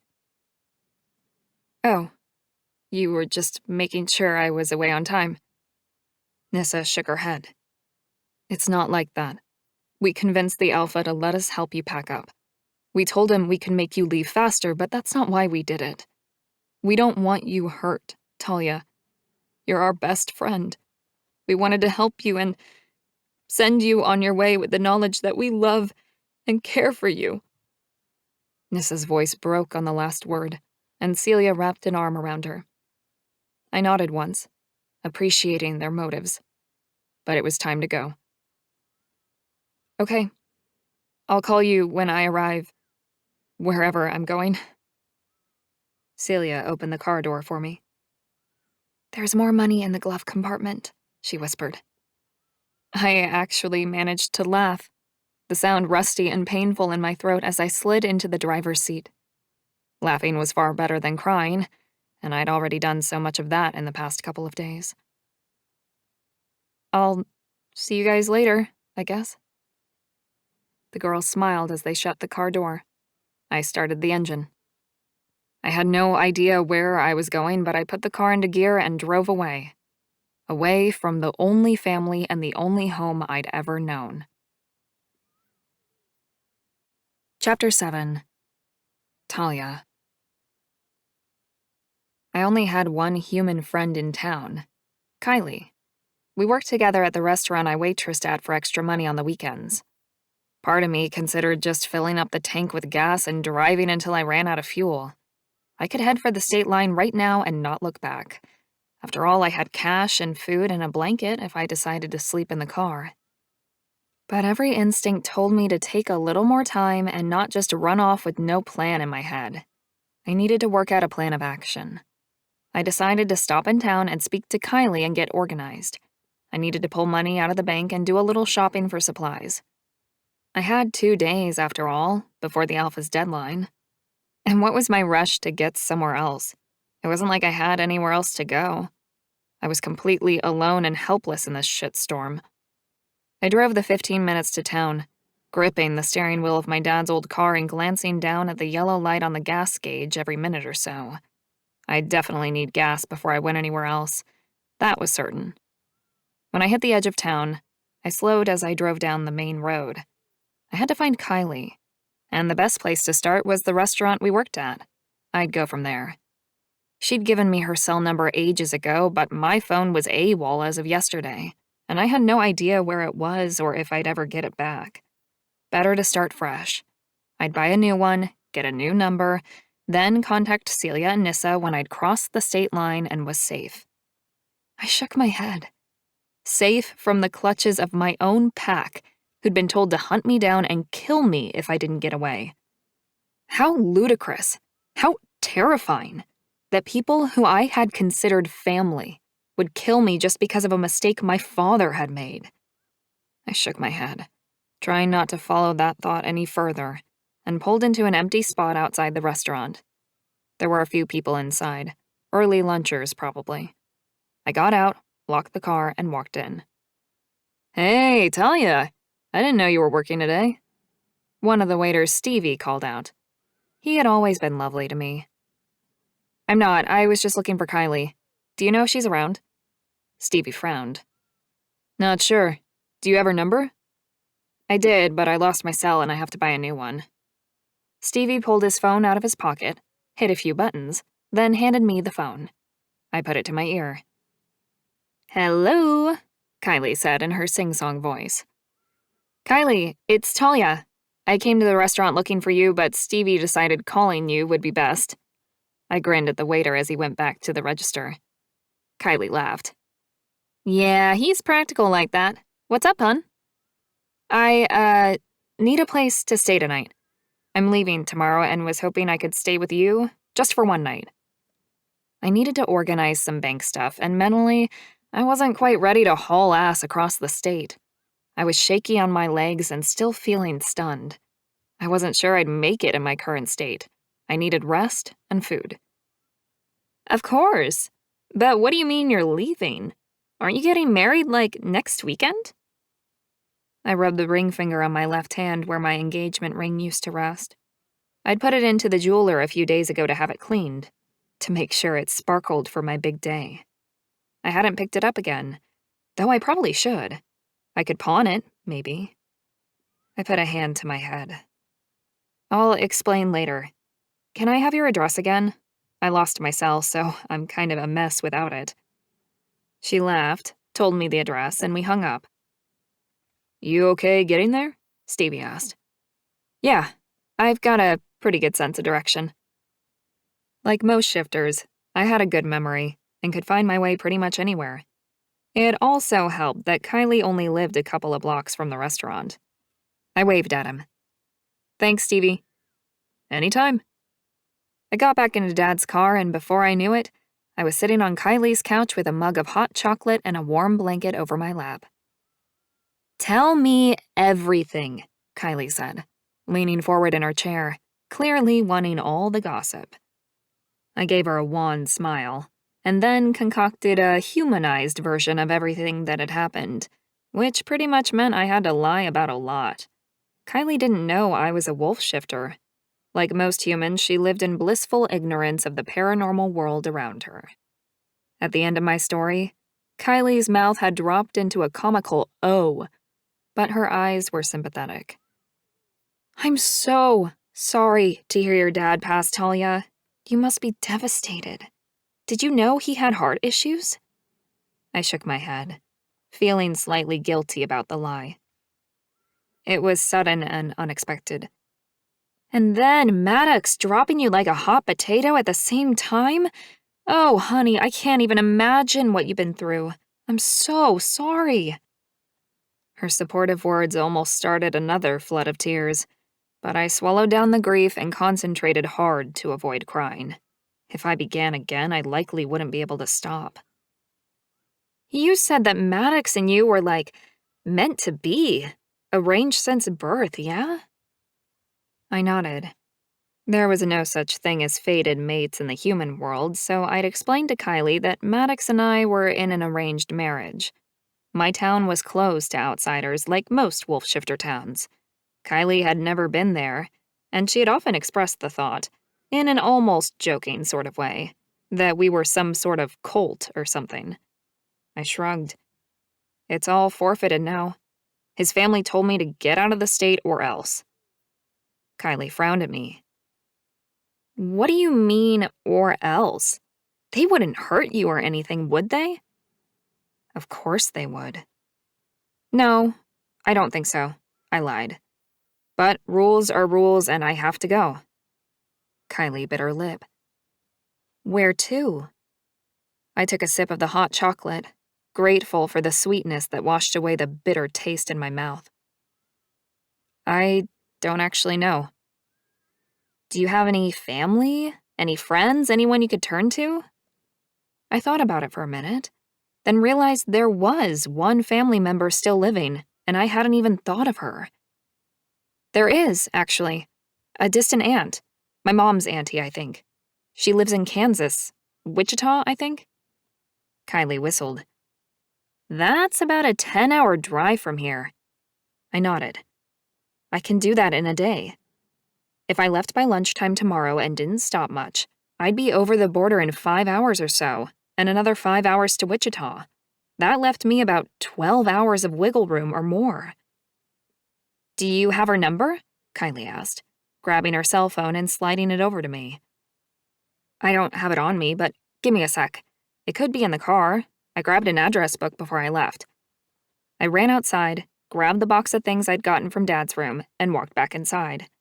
As suspected, there was his old-fashioned address book, among the other documents and personal effects. I flicked through the black leather book and found Aunt Sylvia's details. "Thank God for my parents being the type of people who wrote everything down," I joked. Kylie handed me her phone. "Yeah, I'd be screwed without my cell." I moved into another room and called Sylvia. I hadn't seen her since I was very young, and in fact could barely remember her, to be honest. Our chat was brief, but it gave me hope. She was happy to help, and said I could live with her for as long as I wanted. Relief swept through me. I had a place to run to, where before I had nothing, and now I could begin to make plans for the future. When I walked back into the room, Kylie was pouring chips into a bowl and had candies and chocolates in another. When I raised a questioning eyebrow at her, she shrugged. "Hey, you've just been through hell losing your dad. You've broken up with your guy, who should have hung around to support you, the asshole. And I probably won't be seeing you for ages from the sound of it, unless I want to visit you in Wichita. I don't see why we can't pig out and have a major calorie fest before you leave." I grinned at her. As a wolf shifter, calories weren't something I worried about. We burn off so much energy our metabolism just wasn't comparable to humankind. "Sounds perfect, Kylie. I really appreciate your support." That's what friends are for. I sat down on the couch and reached for a handful of M&Ms. I would miss Kylie when I left. "Is there anything you need to do before you leave tomorrow?" Kylie asked, as she walked into the kitchen, then came back with bottles of wine, one white and one red. "Which do you prefer?" I groaned. After my hen's night, I didn't think I could stomach another drink. Not this year. "Neither, but I would love a soda." "I've got heaps." Kylie disappeared again and came back with an assortment and a loaf of cheesy bread. "Want to watch a movie?" I nodded. "Sure." Anything that would take my mind off what had happened would be a blessing. She found a chick flick that I knew would make me cry, and I shook my head. "Actually, can we do something with action? Not sure I can cope with a romantic comedy." Kylie grinned, turned on Kill Bill, and we settled into the couch. I stared at the screen. Perfect. Blood and guts and revenge. At least I wouldn't cry. "Oh, you didn't answer me before. Is there anything you need to do before you leave?" I shrugged, picking up the bowl of chips and plonking it in my lap. I was going to eat until I was sick. "I don't know. Maybe organize some money. Bank stuff." I had savings, and Dad did too. He'd linked our accounts years ago. He had said it was to help me with money management, but looking back, he'd obviously thought ahead, especially since he'd given me access to his accounts. Had he known something like this might happen one day? Had he suspected that I would be kicked out of the pack altogether for his transgression? "Do you need clothes? Food? Anything like that?" I shook my head. "Nope. All good in that regard. I think." She nodded. "Then we relax here for the rest of the day, get an early night, and head to the shops in the morning." I sighed. That sounds like a great plan. "I've got a huge bathtub here too if you want to soak. That always makes me feel better after a bad day." I glanced over at my only human friend and sent up prayers of thanks for her. That's exactly what I need. Thank you. I spent the rest of the day eating myself into a food coma and fighting off the ebbs and flows of depression that ate at my resolve. I had a long, hot bubble bath, then crawled into the bed in Kylie's guest bedroom. Part of me knew that I should have already been in the car and driving across state lines to get away from Maddox and his dad while I still had time. But I needed this night more than anything. It was a great reprieve from the stress of the last few days. I needed the moment to recoup my strength and prepare for the next few days of travel. I sighed and stared up at the ceiling. Travel? Who was I kidding? I was running away, escaping the pack I had called family only days before. Everything was turning out completely different to what I'd planned for my future. My life wasn't meant to be headed this way. Since I'd turned 18 and the Alpha's son had felt a mating bond with me, my life had been blessed. Now I was in the 7th ring of hell, alone, orphaned, abandoned, rejected, and soon to be hunted. At least I had a place to run tomorrow, family to call on, even if it was a distant relative I barely remembered. But it was a start, the beginning to a new life I'd never asked for, wanted, or expected. What would Maddox do now? Forge another mating bond? Was that possible? Our mating bond hadn't been consummated after all. Did that change things? Or would we both be destined to mourn each other forever?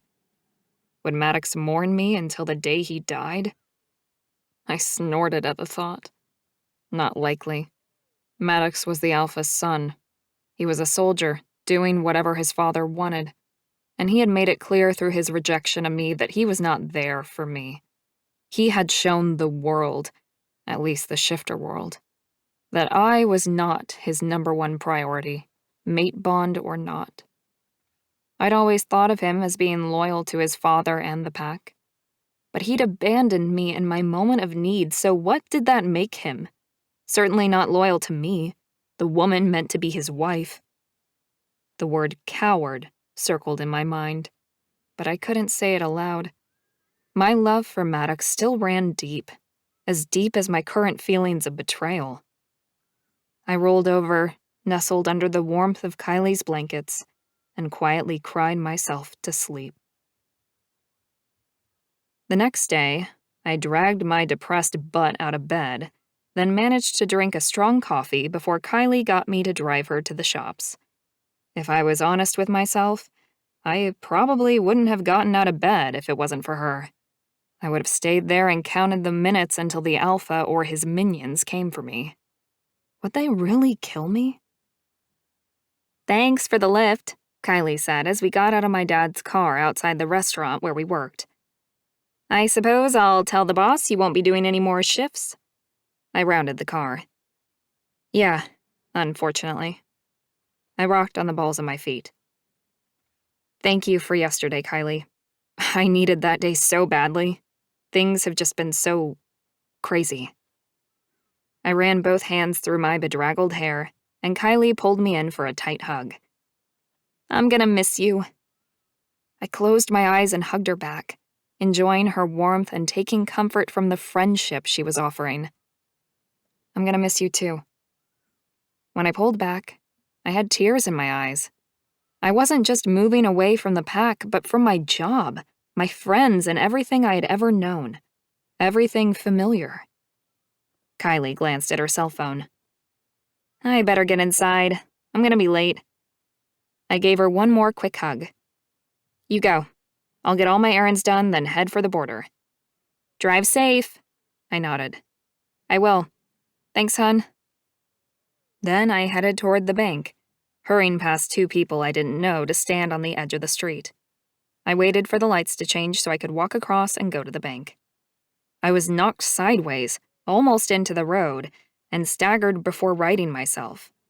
I whirled to see who had bumped into me. 2 guys from my pack, well, my former pack, turned and glared at me before continuing on. I rubbed my arm, which ached from the hit, and stood in my spot, staring at the bank across the street. My pack had turned on me. It was clear that I was no longer welcome in this town. I needed to get out as soon as possible. I raced across the road as soon as the light turned green. Out of the corner of my eye, I spotted Shelley, a friend of my dad's. I raised my hand to wave and opened my mouth to call out to her. Shelley lifted her hand to wave back, but her husband grabbed her arm and tugged her around to face away from me. They both walked away. Shelley cast an apologetic look over her shoulder as they left, but didn't fight her mate when he dragged her away. I pulled my shoulder bag closer to my body and hurried to the bank. I'd thought town was a neutral zone where all shifters and humans could cohabitate without fear of a fight breaking out. Obviously not. I pushed open the door to the bank and went straight up to the teller. I pulled out all my IDs and said, "I'm moving interstate and need help transferring money around, please. And I need to pull out some cash, too." I didn't take out as much money as I'd originally planned. Celia, God love her, had filled my glove box with cash, so I'd be right for a while, as long as I didn't need to purchase an apartment or something big straight away. When I walked out of the bank, I took a deep breath of fresh air in through my nose and soaked in the warm sunshine on my face. Life may have thrown me lemons. Hell, it had cut my throat and shoved lemons into the wound. But I was alive. I had a chance of surviving all of this. I would grab some brunch from the cafe and be on my way. It was only a 5-hour drive to the border, then 5 to my aunt's house. Then, and only then, would I be safe from the pack I had formerly called family. Galen. I stared at the superb-looking woman standing on the footpath outside the bank. She had her eyes closed, her head tilted up, and the wind was in her hair. She looked like some beautiful goddess, pausing in our town to drink in the humanity around her. "Is that who I think it is?" I asked Tommy, staring at the woman across the street.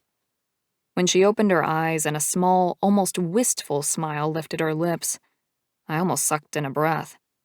That smile only made her more beautiful. Lust kicked me in the groin, and I clenched my teeth in annoyance at my lack of self-control. Get it together. Tommy sidled up next to me. "Who? That chick over there? The blonde one?" I nodded, following her with my eyes as she walked down the street and opened the door to one of the only good cafes in this town. "Yeah, isn't she Maddox's girl?" Tommy asked. "Weren't they getting married or something?" I nodded. "Yeah, that's her all right." I'd only seen her from a distance in the past, holding Maddox's arm and laughing up at him. The same kick in the gut had happened then too, but I had successfully ignored it. Mostly. A plan was forming in my mind. I had to think about the best possible way to avenge my fallen pack members following the latest attack. And taking the next alpha's mate, a key piece in the structure and hierarchy of their pack, was a perfect way to do it without further bloodshed. I clapped my hands together. "I think I have an idea, but we need to follow her." Tommy didn't question me as I jumped in my car, turned the key, and stared out the windshield at the woman. How old could she be? 20? 21? Maybe a little older? Something twanged in my chest as I watched her look left and right, then run across the road to jump into an old car. I rubbed the spot on my ribs that ached in a foreign way, then pulled my car out of its park and followed her at a distance. What was that strange feeling in my chest? Jealousy? It couldn't be. There's no way I would ever be jealous of that coward Maddox. I glanced across the car at Tommy, who always kept his ear to the ground and knew more about the packs around us than anyone. "How much do you know about this chick in the next alpha? Is it a love match or a power match?" Sometimes wolf packs did their version of an arranged marriage, putting the alpha with the strongest or most powerful of the women. The girl I was following looked quiet and not at all tough, but looks were often deceiving. "They say it's a love match," Noah said from the back seat, and my stomach dipped again. "Fated mates, actually, if what I heard in the pub last week was right." She was fated to that loser? This time, the burning in my chest was unmistakable. Yep, jealous as a wolf watching the full moon rise through the thick glass of a cage. I wanted a mate, a wife, a woman who I could come home to, love, and protect, who'd have my babies and guard them with the fierceness of a wolf-shifting mother. Sure, I'd been in no rush to find her in recent years, and no one was pushing me into mating someone I didn't want, which I was grateful for.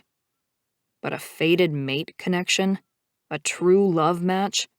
Just like my parents before me. I secretly wished for that.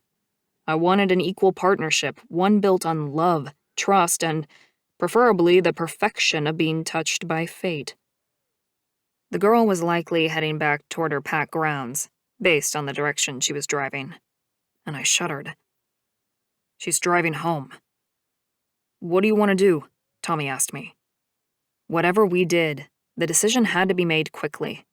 We couldn't just drive onto our lands. That would be suicide for all of us. The packs in this area had rules about boundary lines. Town was a neutral zone and a peaceful area. Even if we were at war, the fight wasn't allowed to spill into the town where the humans were. And if we ventured onto each other's territory without a direct invitation, it was war. I'm going to follow her, I said. On foot. I'll try to intercept her before she reaches their land, or at least not too far in from the boundary. You drive my car home and I'll meet you back there in a few hours. I pulled over the car and opened the door. Tommy grabbed my arm. If they find you, you know you're as good as dead. I rolled my eyes at him. I was one of the fastest in our pack when in shifter form. They'll have to catch me first. I jumped out of the car, ripped off my shirt and jeans, and threw them in the back seat so I didn't ruin them. Maddox's mate was getting further and further away. Go, Tommy, before they sense you. I won't be long. If it all went according to the quickly formulated plan in my head, and with a bit of luck thrown in too, I'd be bringing home the girl with me. Galen. I ignored Tommy's protest and let my shifter take over my body. I would need to run fast to catch her now. As soon as my wolf paws hit the ground, I was moving. I darted off the road and wove my way through the trees, following the soft puff of smoke that trailed behind the old car, but cutting through woodland area in a shortcut that would bring me close to the road further ahead. My heart was pounding.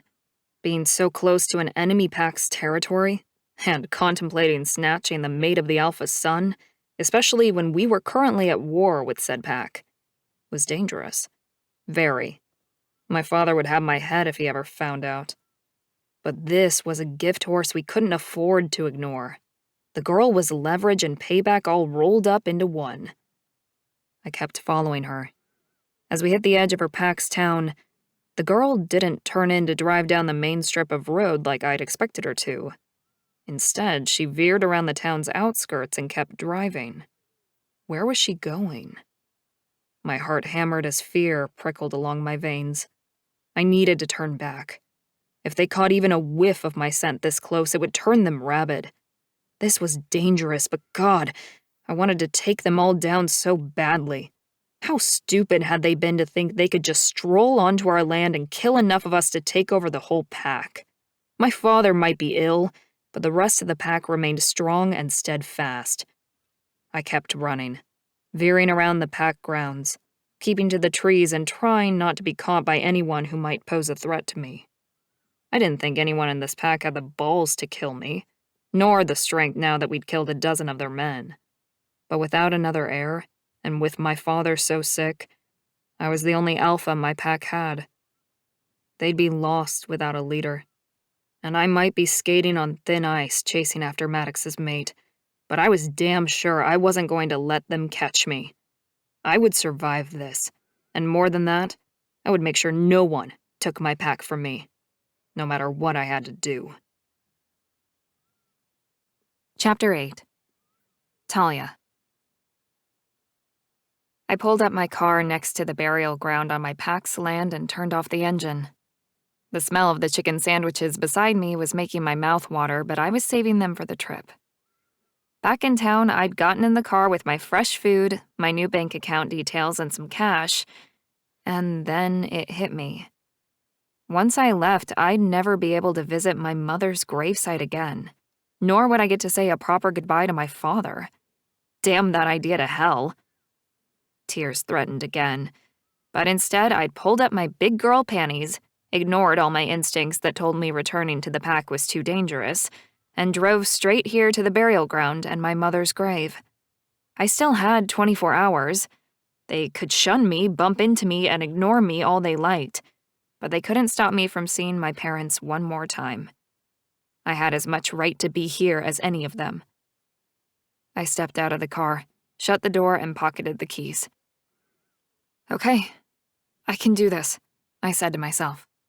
Then I took a big, deep breath and walked over to where the pack had buried my parents. My father's plot was still covered in freshly turned soil, but there were still no flowers to decorate the site, and no gravestone to mark the final resting place of the man I'd loved. And unfortunately, I didn't expect there ever would be. I knelt in front of my parents and tried to smile. I'm going to miss you both so much. I didn't want to be all choked up and unable to speak. I needed to get this out, to be able to say my final goodbyes properly. I swallowed hard and took a fortifying breath. I contacted Aunt Sylvia, and she seemed excited to have me stay with her. It'll be a whole new start. A new life in a new town, a new state, maybe a new pack. I'm not sure what sort of life Aunt Sylvia lives. Human or shifter, I don't really care. I wiped my nose with my sleeve.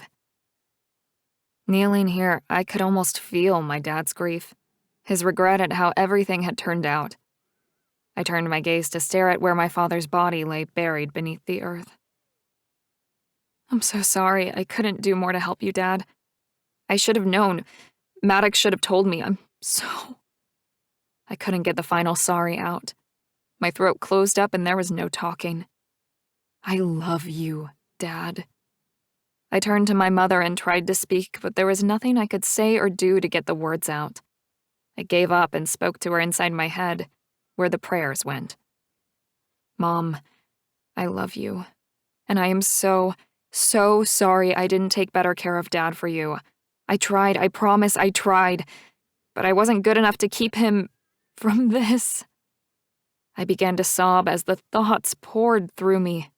And even though part of me wanted to stay there forever, I knew I couldn't.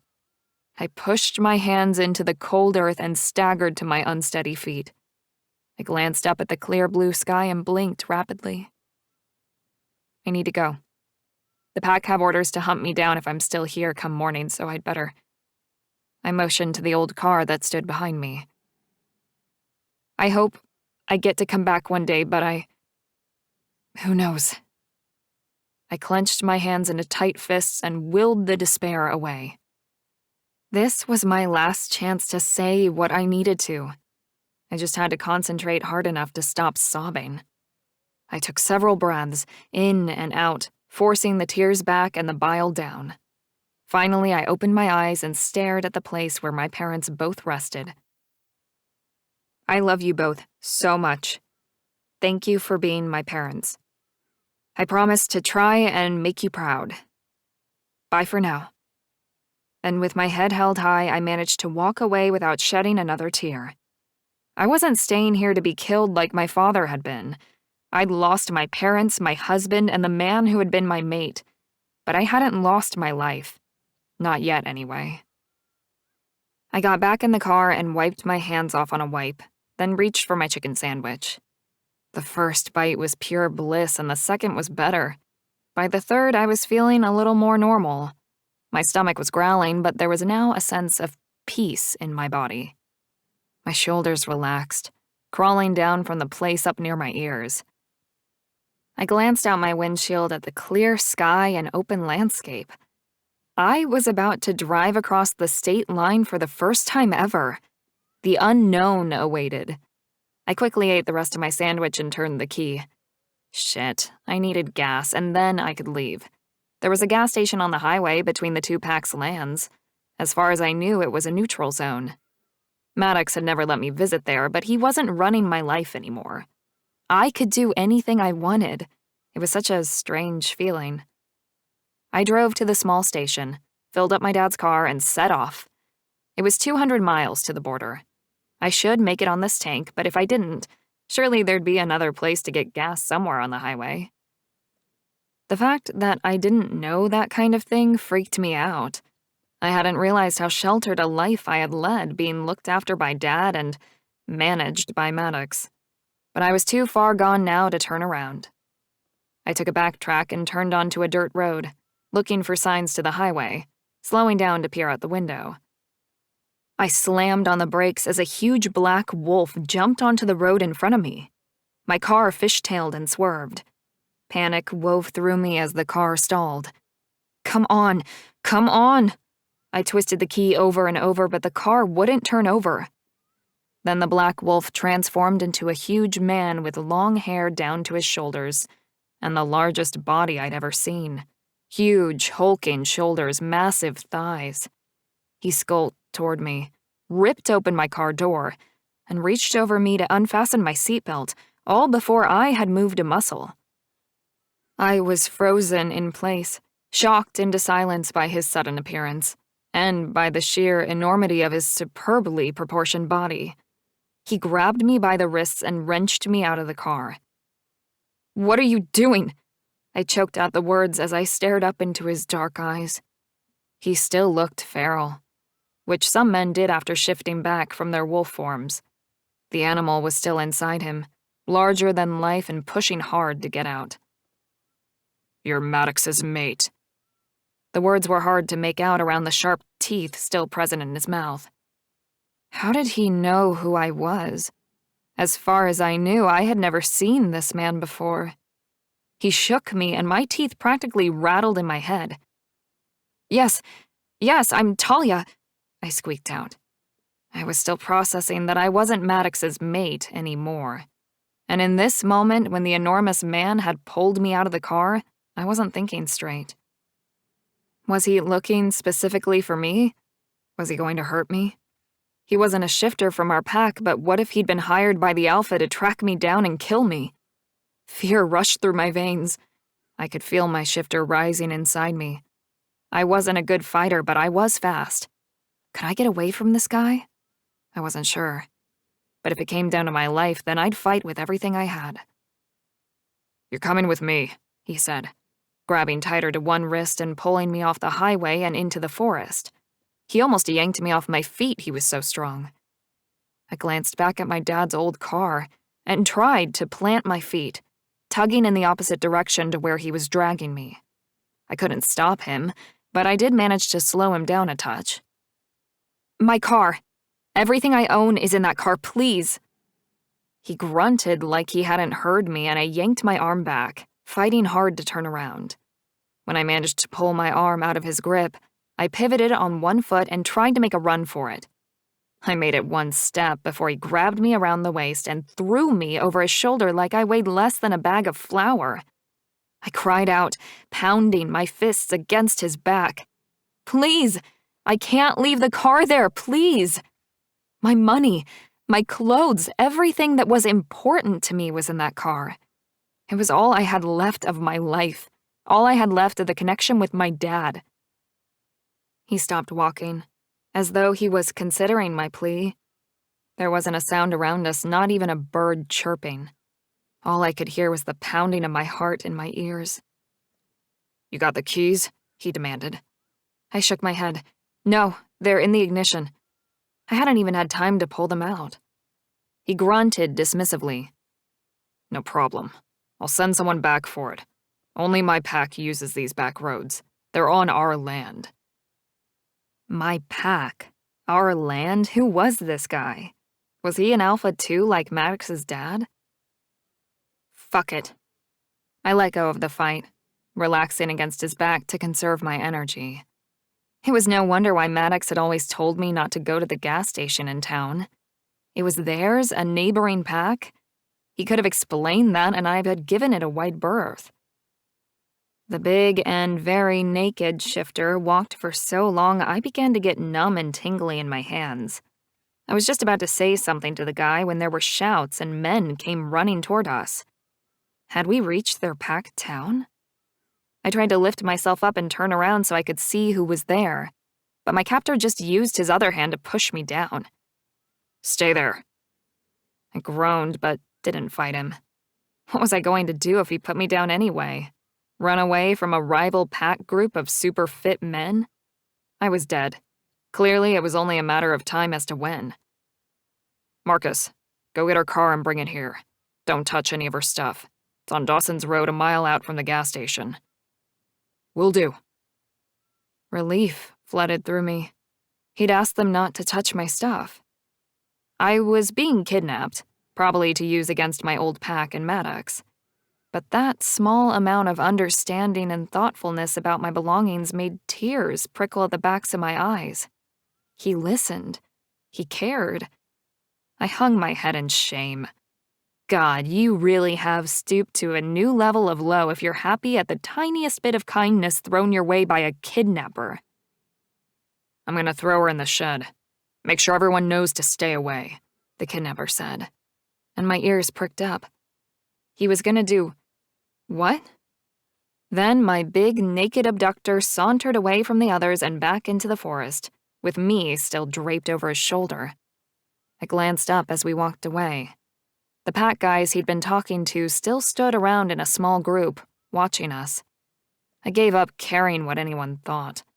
This was pretty much as undignified a position as one could get, but at least no one was laughing at me or pushing and shoving me into the road. Like my own packmates. Former, I reminded myself. The concerned looks on these men's faces as the big guy carried me off were obvious. They were about my age, probably a bit older. What was this guy's plan? We continued on in silence until the pack was long out of sight. I zoned out, trying not to think too much. There wasn't much I could do like this. Eventually, my captor lowered his shoulder, and I fell onto my ass on a hard wood patio. Ow, I said, rubbing my tingling hands and staring up at the still naked man before me. Holy shit, he was big. Everywhere. I averted my gaze from the part that was just about eye height right now. Get inside, he demanded, and I shivered at the sound of his voice. Damn, if he's not an alpha, I'll bite my own ass. He must be the alpha of this pack, whatever it was. But what the hell was an alpha doing kidnapping me? I pushed myself to my feet, my legs trembling. What are you going to do with me? He grinned, as though he had all the time in the world, and crossed his beefy arms over his even beefier chest. I don't know yet, but I can tell you that you better get that ass inside or... I was running for the log cabin before he even finished the sentence. As a virgin, I had an insane amount of fear wrapped around the first time I would have sex. I'd always assumed it would be with Maddox on our wedding night. That dream was now in tatters, but that didn't mean I had to submit to the nightmare of being taken by force by a stranger who would never understand how terrified I was. I pulled open the door and raced over the threshold, a tingle of awareness shooting up my spine as I stumbled into the house. Oh no. I knew that feeling. Magic. The place must be warded. I stumbled around, crashing into a bookcase, then a couch, before finally falling to my knees on a worn rug. The magic was knocking me out. I lifted my head and stared at the naked alpha looming over me. Dark spots danced at the edge of my sight, and my brain was beginning to shut down. Please, don't hurt me, I whispered, fighting against the magic of whatever sort of spell had been woven into the door of this place. He frowned, as though he didn't understand why I was struggling. Could he not feel it? The magic was strong, so strong, but I needed to be clear with my words so there would be no mistake. I'm a virgin. Please, don't... I couldn't fight the effect of the magic anymore. I fell toward the floor and everything went black. Chapter 9. Galen. She was a virgin? God, no. I dove forward to catch her before her head smashed against the ground, tangling my fingers in the long red and gold strands of her hair just in time. Fucking hell, I muttered, as I lowered her unconscious form to the rug, then gathered her up again in my arms. What sort of alpha would leave a woman like this, his mate, untouched? A fucking idiot, that's who. I answered my own question. I walked the rival alpha's soon-to-be wife into the bedroom and placed her gently on the bed. Untouched. Fuck. It was unheard of in this part of the woods. We took what was ours and it was given willingly. I shook my head and walked away, wishing I'd been able to tell the girl before she fainted that no one in this pack was going to rape her. Not unless they wanted their head placed on a fucking pike out the front. This woman, who was barely more than a girl, had nothing to do with the fight I was having with her pack. I would keep her as a bargaining tool, sure, but I wouldn't hurt her, and neither would any of my men. "Hey, Galen," someone called from outside. But I found myself unwilling to leave her, which was insane. She wasn't mine to protect. She was my prisoner, the mate of the rival pack's next alpha, and nothing to me. Then why was it so hard to walk out the front door and greet my betas as if nothing was amiss? I stared at the excited faces of David, Marcus, and Theo. "Did you do it? Did you really do it?" Theo asked, jumping up and down like a puppy. I growled at him to calm down as I prowled off the step. I needed some clothes, but I didn't want to leave this place to go get them. "You guys brought spare jeans with you?" They shook their heads. Then Marcus said, "I'll go get you some." He trotted off. "Be quick," I called, and watched him speed up. He'd read me well, and that was something I needed in my lead beta. I hadn't formally chosen my men yet, or the council members I wanted to add from my generation when my father's time came to an end. But I was always on the lookout for people who were loyal, clever, and good fighters, all of which Marcus was. "So?" Theo asked again. "Is she here? Did you really kidnap their next alpha's mate?" I nodded. "I did. Her name is Talia, and none of you are to touch her. Do you understand?" Theo frowned. "Why would we?" David crossed his arms over his chest like he was offended. As if. I shook my head, trying to drag myself back to a base level of calm. She'd thrown me off, that girl. Maybe I shouldn't hang around until she woke up. I needed to get away from her, run off this tension. I looked at David. "Because she's young and scared, and she's not to be hurt. Can I leave you in charge of her while I go check on my dad?" David walked up the steps that led into the cabin. "Yeah, you can trust us." I nodded, fighting the need to growl at them the closer they got to her. "Let me know when she's awake." Theo frowned at me. "She's asleep? Seriously? Wow, she must have been pretty tired." "Yeah, magical sleep. I had one of the local witches put up wards around the cabin. If anyone that isn't from our pack steps over the threshold, they pass out. I hadn't expected it to work quite so well or so quickly." I frowned at the window that was off the bedroom I'd left Talia in. Hopefully she'd be okay. "Clever," Theo said. "Great place to keep prisoners and ensure they remained under control." I didn't really want to think about how many people we may need to hole up there in the next few weeks, months, or years, nor the fact that it would likely be me making those decisions in the future rather than my dad. So I ignored his comment and turned to take the jeans from Marcus, who had returned quickly as I requested. "Thanks," I said, pulling them on, then took the gray tank from him with a grateful smile. "That's great." I tugged on the shirt and clapped Marcus on the back. "I'm going over to speak to Dad, then to the bar afterward if anyone needs me." That should help me lose this strange feeling about the girl. The virgin. No, Maddox's girl, I reminded myself. Off limits for about 1,000 different reasons. I trotted down the hill and jogged through our town, my heart rate higher than it should be. I moved faster, wanting to burn off whatever excess energy this was. I ran the length of the pack grounds, then circled back, watching as Tommy drove Talia's old car through town, then parked it outside my dad's place. I jogged up to him, a nice sweat covering my skin and cooling me down. "Thanks for doing that, Tommy." He nodded at me. "Anytime." He threw the keys at me and frowned. "What's up?" I asked. He shook his head. "I don't know. Something's weird about this. It looks like she's packed up to move away or something. There's pillows, clothes, blankets, photos, even cash in there. You sure she's the Alpha's mate you think she is?" She had confirmed it, and I was sure I'd seen her that one time hanging off Maddox's arm. But why she'd packed up her car for that sort of trip, I didn't know. I shrugged. No idea. I'll ask her when she wakes up. I headed inside my dad's house. Hey, Dad, you home? I picked up a note left by a neighbor that said there was dinner in the fridge. A chuckle came from the nearest bedroom. No, I'm out running through the forest.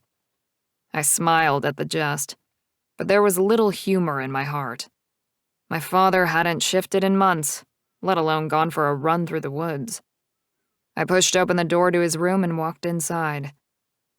The smell struck me hard. It smelled of decay and a little of death. We need some fresh air in here, Dad, I said, trying to keep the tone light. I like it dark in here, Dad grumbled. I ignored him, going over to the windows and pushing two of them open, while keeping the curtains drawn so it was still semi-dark. There, you'll breathe easier now, I said, before plopping down on the chair next to his bed. How's your day been? He shrugged. Same as most days, no worse. What's happened? Dad narrowed his eagle eyes at me. You look concerned. I struggled not to laugh. That was my dad's word for worried and excited at the same time. I am concerned, I said. I've taken a step to fulfill my promise to you, to stand up for our pack and avenge our fallen. Dad pushed himself up in bed until he was sitting up and leaning against the headboard. What have you done? I leaned back and grinned. I spotted a girl in town. A girl? What sort of girl? Maddox's girl, I said with a grin. Their next alpha's soon-to-be mate. My dad swallowed, his eyes gleaming with interest, but his tone was cautionary when he said, The town's a neutral zone. I nodded. I know. So I followed her, and when she drove back to her pack, I shifted into my wolf form and ran after her. Galen, you could have been killed. I swiped my hand through the air, dismissing his worry. She visited a graveyard. There was a freshly dug grave there, but no marker. Then afterwards, she headed to the gas station to refuel. My dad's eyebrows flew higher on his forehead. Our gas station? That's not neutral ground. I grinned. I know. So I grabbed her, carried her back here, and threw her into the cabin, where the magic I had arranged to have instilled in the boundaries knocked her out. My dad's mouth opened, but nothing came out. I wanted to laugh, but instead, a shot of self-pride raced through me at his pleased expression. He was also shocked. That was a first. What are you going to do with her? He finally asked. I shrugged. Not 100% sure, but we can definitely use her as leverage against the Northwood pack. I'm certain of it. He nodded, glancing away. Yes. It's a bold move, son. I sighed. I know, but I don't want any more blood spilt if we can stop the war now. I figured that if we were smart, showed a united front and strength, her capture would get the others to back down. We can release her once they agree to that, and our show of goodwill in letting her go without harm should mean they can't easily attack again, unless they want to lose face across all the packs in North America. My father nodded slowly. Yes, though your plan hinges on the girl being valuable. I grinned. Why wouldn't she be? She's the fated mate of the Alpha's only son. Fated? Shit. My dad's laugh was strong and made the hairs on my arms stand on end. That was the sound of my father from when I was younger, when he was fit and strong and able. I loved the sound of that laugh. You are one lucky man, Galen, but smart, too.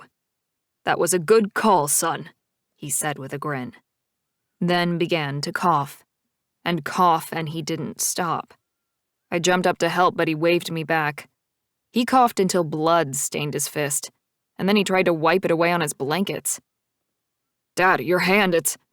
I know, he said, the annoyance shining through even though he sounded hoarse. He cleared his throat, drew back his head so that his hair cleared his eyes, and stared at me. Why do I feel like I'm in trouble? I asked. Dad shook his head. You're not. I am. I narrowed my eyes. You're in trouble. What for? What could he have possibly done from his bed? Dad sighed. I think you need to publicly take over the role of Alpha. My mouth gaped open. That's just not done, Dad. Not... I broke off, unable to finish. Not yet, not till you're dead. The role of Alpha passed from father to son upon their father's death, not before. Unless a challenger came into battle for the role, but that rarely happened. An Alpha was born the largest and strongest of our kind. Not many beta wolves were strong enough to survive a battle against an Alpha, not even if they teamed up. Dad reached over and grabbed my hand, squeezing it tight. You have to, Galen. Otherwise, if someone outside of the pack chooses to challenge me, I'll have to fight. To the death. I would avenge you, I said, my wolf teeth cutting into my lower lip as I began a partial shift in anger. My dad pressed his lips together and nodded once. You must take the role now, to show strength in our pack. I shook my head. It isn't done, Dad. That's because alphas are never sick. We are strong until we die in battle or of old age. This sickness, whatever it is going to kill me, Galen. And I would rather my last memories be of my son rising to the role he was born for. Tears and emotion clogged my throat as I stared down at my father. What was it, this illness that was killing him? If we could work out what it was, maybe he had a chance. But no one knew. Not the shifters, nor the witches, nor anyone, it seemed. Finally, I nodded. Okay, Dad. What else could I do? Deny the final wishes of a dying man? Besides, like always, his request made sense. My father was the most sensible person I knew. Dad lay back against his pillows, exhausted. You will be a great Alpha, Galen. You love our people. You're strong and loyal, and you have a good moral compass. I chuckled, brushing off the compliments. Be careful, Dad. You'll blow my ego up too big and I won't fit through the door. My dad shook his head. Nothing wrong with being honest. True. We sat that way for a while, in the quiet, in peace. I'd originally had plans to head back into town and check on the bar, but instead I stayed with my dad and talked more about how I would take over officially, and how to plan a ceremony that in the history of our people had never happened. By the time we were done, the sun had dropped out of the sky and it was time for dinner. I heated something up for Dad from one of the dinners that had been dropped off by pack females, then glanced outside, where Marcus was resting by the car Talia had been driving when I found her. I handed Dad his lamb stew and cocked my head. Marcus is outside. I'm gonna go speak to him, then I'll be back. Dad waved his hand. Don't hurry back. You do have a life outside this sick old man. I clenched my jaw in denial of his words, but without anything to say back, I just stomped over to the front door and opened it up. Hey, Marcus. Come in for a beer, I said. God knew I needed one. What a day. I'd done my first kidnapping, and unfortunately it was the most beautiful soon-to-be wife of my enemy. And I didn't even hate her enough to be mad at her. She looked so terrified when she'd seen me on the road. A virgin? I shook my head. Was that idiot Maddox insane as well as stupid? I groaned as I threw open the fridge and pulled out some drinks. Now my father wanted me to take over as Alpha, years before I should. Here, I said, handing Marcus the beer. Thanks. He gave a nod before he tipped the drink back. Any news? I asked. About the she-wolf in the cabin? Marcus shrugged and leant against the counter. Not really. She hasn't moved since last night. I frowned. She's not even awake yet? Nope. Marcus finished off his beer and sighed. I'm gonna head home for some dinner. Theo said he'd do the night shift. I'll go talk to him. I tossed my empty beer bottle in the recycling and headed up to the cabin. The night was quiet and cool, just as I liked it. I kept my ears open and my eyes wide, checking to see if our enemy was coming once again for us in the night. I still couldn't believe the Northwood Alpha and his pack had thought to take me out, or my father. What the hell had they been thinking?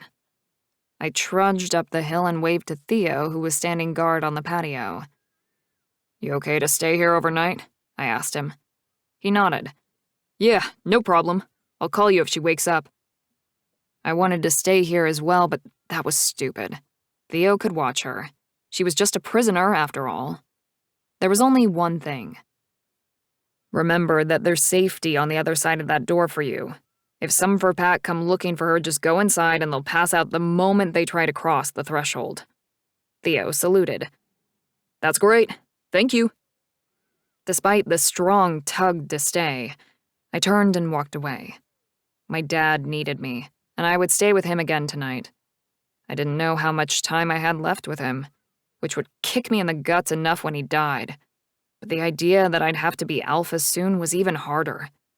How was I going to look after my people without my father at my side? Chapter 10. Talia. When I opened my eyes, I was staring up at a ceiling I'd never seen before. It had white plaster but low-hanging rafters that reminded me of a log cabin. But not mine. I sat up and gasped, furtively looking around. This wasn't my pack's cabin. All the memories of being kidnapped came rushing back in, and then the rush of magic as I stepped through the door. It must have been warded and knocked me out. How long had I been unconscious? Had anyone? Fear flooded me, and I quickly checked my body for injuries, running my hands over my neck, my breasts, and legs. Nothing seemed sore or ill-used. My clothing was all still in place. Relief flooded me. I hadn't been touched. I'd know if I'd been hurt or abused in some way. A memory hit me of a large black wolf shifter stopping me from driving out of town. Shit! What time was it? My 72 hours might be almost up, or worse. I may have already run out of time altogether. I jumped off the comfortable bed and raced to the window. I threw back the gray curtains and was blasted with sunshine. Judging by the position of the sun, it was at least the next day. I raised my hand to shield my eyes. Crap, I said out loud. I'll never make it over the state line now. I had to try, though. What else could I do? I raced to the bedroom door and pulled it open. The front door wasn't far. I stumbled over my feet trying to get there, another memory rising and confronting me. The shifter, the man, had carried me here. He'd promised he wouldn't hurt me. Despite his size and intimidating aura, he'd been kind for a kidnapper. He'd obviously been true to his word and not hurt me, so far. But if I didn't get out of here soon, the kidnapper and his pack would be the least of my worries. My own pack was going to hunt me down and kill me the way they'd killed my father. I pulled open the front door, but the moment I tried to step over the threshold, an invisible force threw me back. I landed heavily on my ass. Damn it. The ward was still in place, and it worked both ways in and out of this cabin. I rolled to the side to rub the offended spot on my rear. A huge man with blonde, scruffy hair blocked the doorway. You're finally awake. He growled at me as though I'd done something wrong, like I was lying about sleeping in and being lazy, even though I was the one being held prisoner and had no choice about whether or not I was awake. I jumped to my feet, my wolf shifter rising within me. Why can't I get out of this cabin? The guy, who seemed younger than I first thought now that I was looking at him properly, quirked a smile at me. It's warded. You can't get through.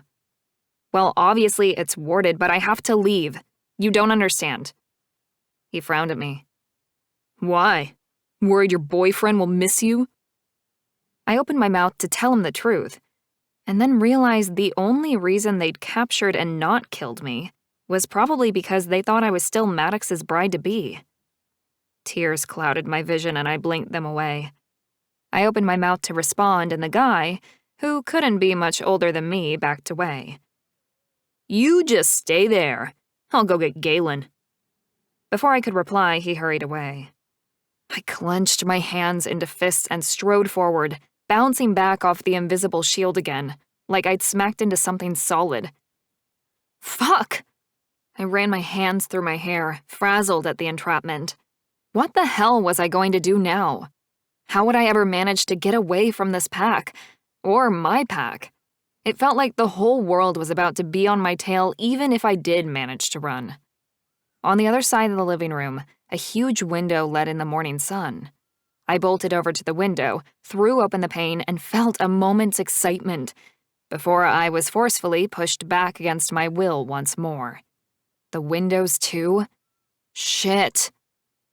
There was a knock at the open door, and a blonde guy slid 2 plates along the floor toward me. Food. I walked back over to where the same young guy with tousled hair and the beginnings of a beard was staring at me like he'd never seen a girl before. "What's your name?" I asked him, as I picked up the plate with my sandwich on it, the same one I'd bought yesterday and taken a few bites out of. I was so hungry I didn't care. The sandwich was stone cold now, but it was still delicious. "Galen's on his way," he said, not answering my question.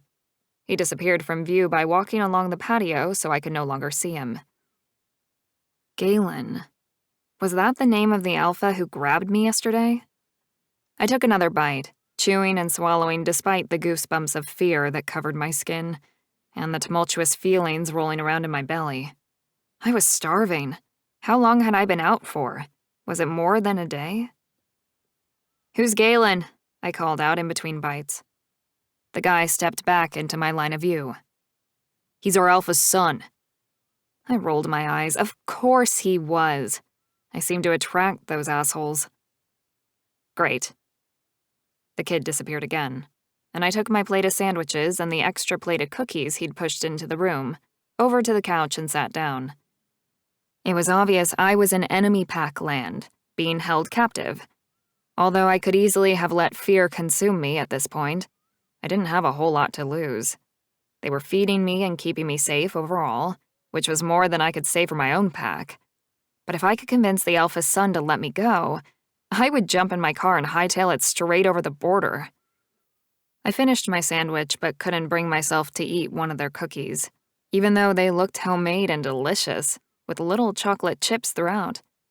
I swallowed hard, my throat beginning to ache. I needed a drink. I wandered over to the small kitchen, found a glass in one of the cupboards, and turned on the faucet. Clean water flowed out, and I smiled as I filled my glass. So they weren't complete barbarians after all. "Making yourself at home?" a deep voice asked from behind me. I sprayed a mouthful of the water I'd been drinking all over the cupboards in front of me, then slapped a hand over my mouth, trying to stop the rest coming out. I swallowed hard and spun around to confront my kidnapper. "Don't sneak up on me like that." His eyebrows flicked up, and I got my first good look at his face. I was sure I'd seen him in town at least once. Who could miss a guy towering over 6'6" and as big as a fridge? He had an air about him, too, that drew the eye and held it. He looked like he came from alpha blood. There was something robust about him, beyond his size, that gave the distinct impression he was a leader of men. But despite that air and the hard set of his jaw, his eyes seemed kind. I set down my glass and walked back over to the couch, sinking onto the cushions to assume a submissive position. I didn't feel submissive right in this moment. Part of me wanted to punch him in those hard abs for daring to kidnap me. But I didn't want him thinking I was challenging him in any way. The best way to get out of here was to make him think I wasn't a threat, to him or anyone else in his pack. He crossed his arms over his big, meaty chest, his biceps bulging. I swallowed. This was one alpha who looked like he was strong enough to lead a whole pack of shifters. I couldn't help the quick thought that flickered into my head, comparing him to my now ex-fiancé. Maddox didn't really like to exercise or work out, and his father never made him do any physical labor because he knew his son didn't like it. Maddox was lean and long, not heavily muscled. I'd always liked Maddox's slim body, but this guy was all male. "What were you doing on our lands yesterday?" "Your lands," I squeaked, as I repeated part of the question. "I was just filling up my car with gas and driving home." "You weren't driving home. Don't lie to me," he growled. "You were headed in the complete opposite direction to your pack in town, so where were you going? With enough cash to buy a new car and enough clothes and possessions to move house." I blinked rapidly as tears pooled in my eyes. I had to come up with a good lie, and quickly. Focusing on being kidnapped had actually helped me contain my grief, but this guy's questions brought it all rushing back. "My father died." I covered my mouth to stifle the sob that rose. It was still ridiculously hard to say out loud. "I decided to go visit my aunt. She lives in Wichita. She said I could stay with her for a while." He narrowed his eyes. "What about your future husband? What did he have to say about that?" "Maddox?" I repeated. I must have sounded stupid to him, but my brain was slow in concocting a story. He nodded. "Yes. Why would he let his future wife leave the state, especially if you've just lost a parent? I wouldn't let you leave my side if you were mine." I blinked at him. "If you were mine? Well, I'm not yours, I thought. I'm not anybody's anymore." His words made me realize that no one outside our pack knew what had happened to my father and myself. I frowned at him. "Is this about Maddox? Did you kidnap me to get to him?" He didn't answer, but I saw the truth in his eyes. Now I really couldn't tell him Maddox had rejected our bond. I'd have nothing to bargain with if they planned to use me against him. Hopefully, when they did inevitably find out, they wouldn't kill me and toss my body over the pack lines just to prove a point. "Answer my question," he said. I stood up, not because I really wanted to, but something told me to get on my feet. I wouldn't die on the ground like a dog. "Maddox told me to take some time to mourn my father. He loves me." I stuck my nose in the air, though it took everything in me to lie like that. Galen, if that was his name, glared at me. "Were you part of the hunting party that killed 2 of my men?" My mouth dropped open. "Your men? Oh my God, you're the pack they attacked. That's what this is all about." When the big alpha took an aggressive step forward, I held up both of my hands and took retreating steps back. "No, of course not. Women in my pack aren't allowed to fight. That's men's business." "Where were you when it was all happening then?" he countered. I narrowed my gaze at him. "If you really must know, I was in bed with a hangover from my bachelorette party the night before." His mouth practically fell open before he turned and marched away. He obviously hadn't been expecting that response. When he reached the door, he turned around and glared at me. "Your pack will pay for what they did to my men." "What's that got to do with me?" I demanded. "I wasn't even there." "Your alpha ordered the attack, and your fated mate," he said, as though the term disgusted him, "will pay for his part in it as well." I was in the middle of something bigger than I had realized. I began to sob as I ran to the door after him. "Please, just let me go. I won't tell Maddox you grabbed me. I'll just drive to Wichita and be with my aunt. She's expecting me." He turned to look at me from the fresh air outside the cabin. "You'll stay my prisoner until I've come up with a plan to use you against your pack." "But—" He waited, but I didn't have anything else to say. How could I tell him that it wouldn't work, that my pack didn't want me anymore? In fact, if he killed me, he'd be doing them a favor. They had orders to kill me on sight. "Please." Another guy came running up, bounced up the stairs and whispered in the alpha's ear before bounding off again. Galen speared me with a wordless look, one I couldn't read, and then without saying another thing, the huge shifter man turned and ran after the other man, disappearing from sight. Chapter 11. Galen. Fucking hell. Dad had been taken to hospital in town, which could only mean one thing. He'd gotten so bad one of his neighbors must have called the paramedics. That wasn't a good sign. I ran until I reached my truck, which was parked outside Dad's place, jumped in and took off. Damn it, I fumed out loud, even though there was no one to hear me. He was okay last night. I'd been working out when they came to tell me Talia was awake this morning. I'd been out for over an hour and hadn't thought to check on Dad before I went to the cabin to see Talia. He'd still been asleep when I got up. I drove way over the speed limit and didn't care, reaching the small hospital in less than 10 minutes. I swung my vehicle into the closest parking spot and ran inside. When I found my dad, he was in an ICU room, hooked up to a myriad of beeping machines and an oxygen mask covering his face. "Are you family?" a nearby nurse asked. I nodded, swallowing the lump in my throat. "I'm his son." She directed me to a chair next to his bed and said, "A doctor should be along soon." The sympathy in her words only added to my anxiety. I waited, nervous energy engulfing me.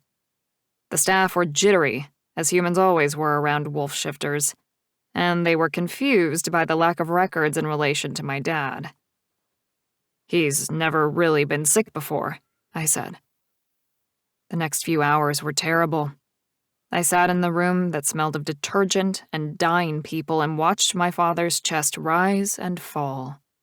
At least the machines were keeping his breathing relatively even.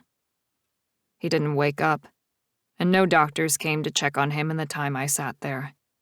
Eventually, I had to leave. I got up and turned to go, only to run into a gray-haired doctor with glasses sliding off his nose. "Finally," I said.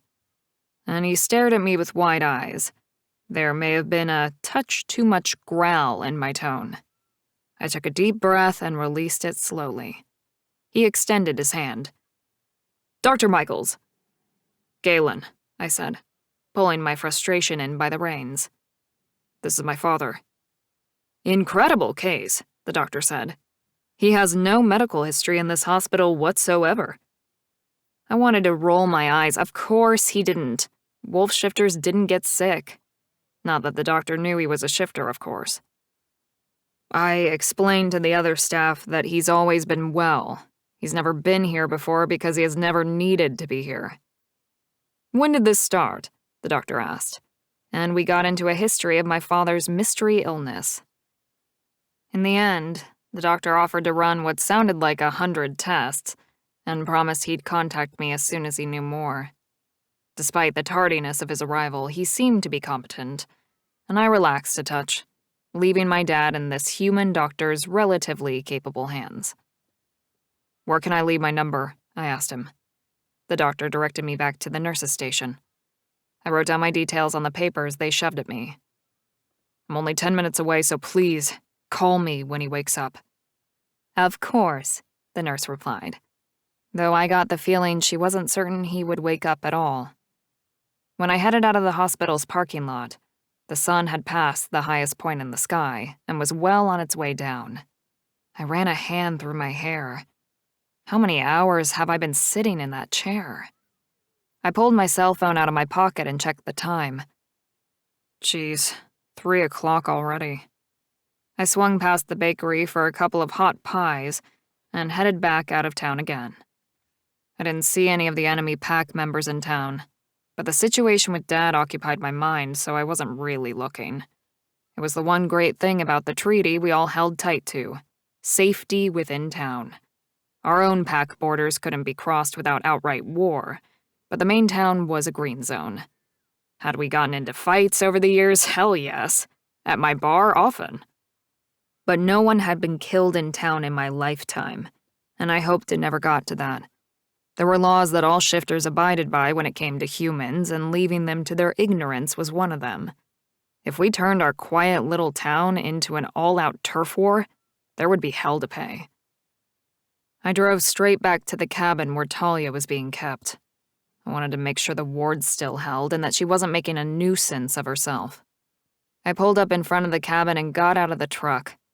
I had competent staff looking after the bar for me at the moment, so I planned to drive back into town after this and sleep in my own bed rather than head back to work.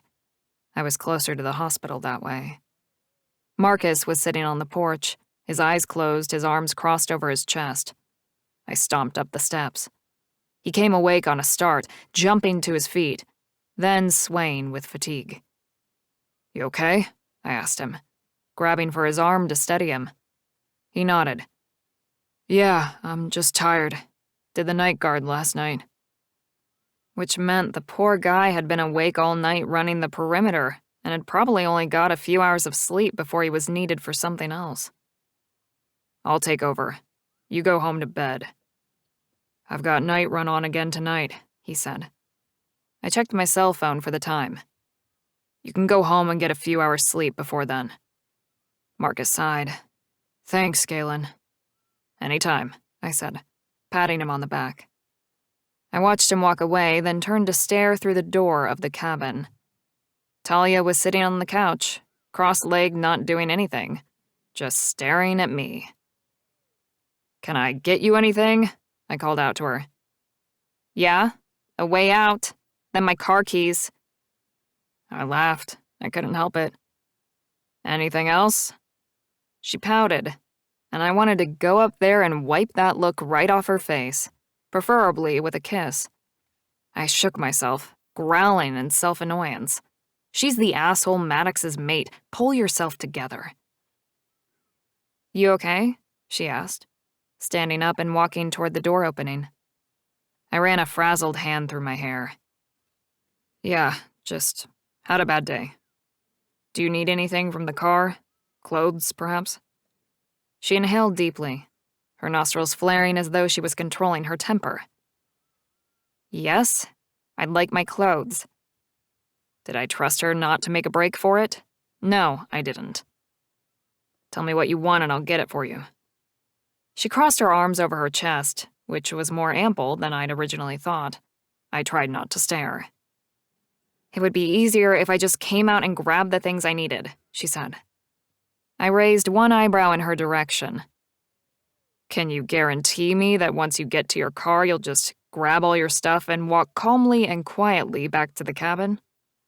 She lifted her chin, only a fraction of an inch, but part of me kinda loved the defiant streak. "Yes," she said. I burst out laughing.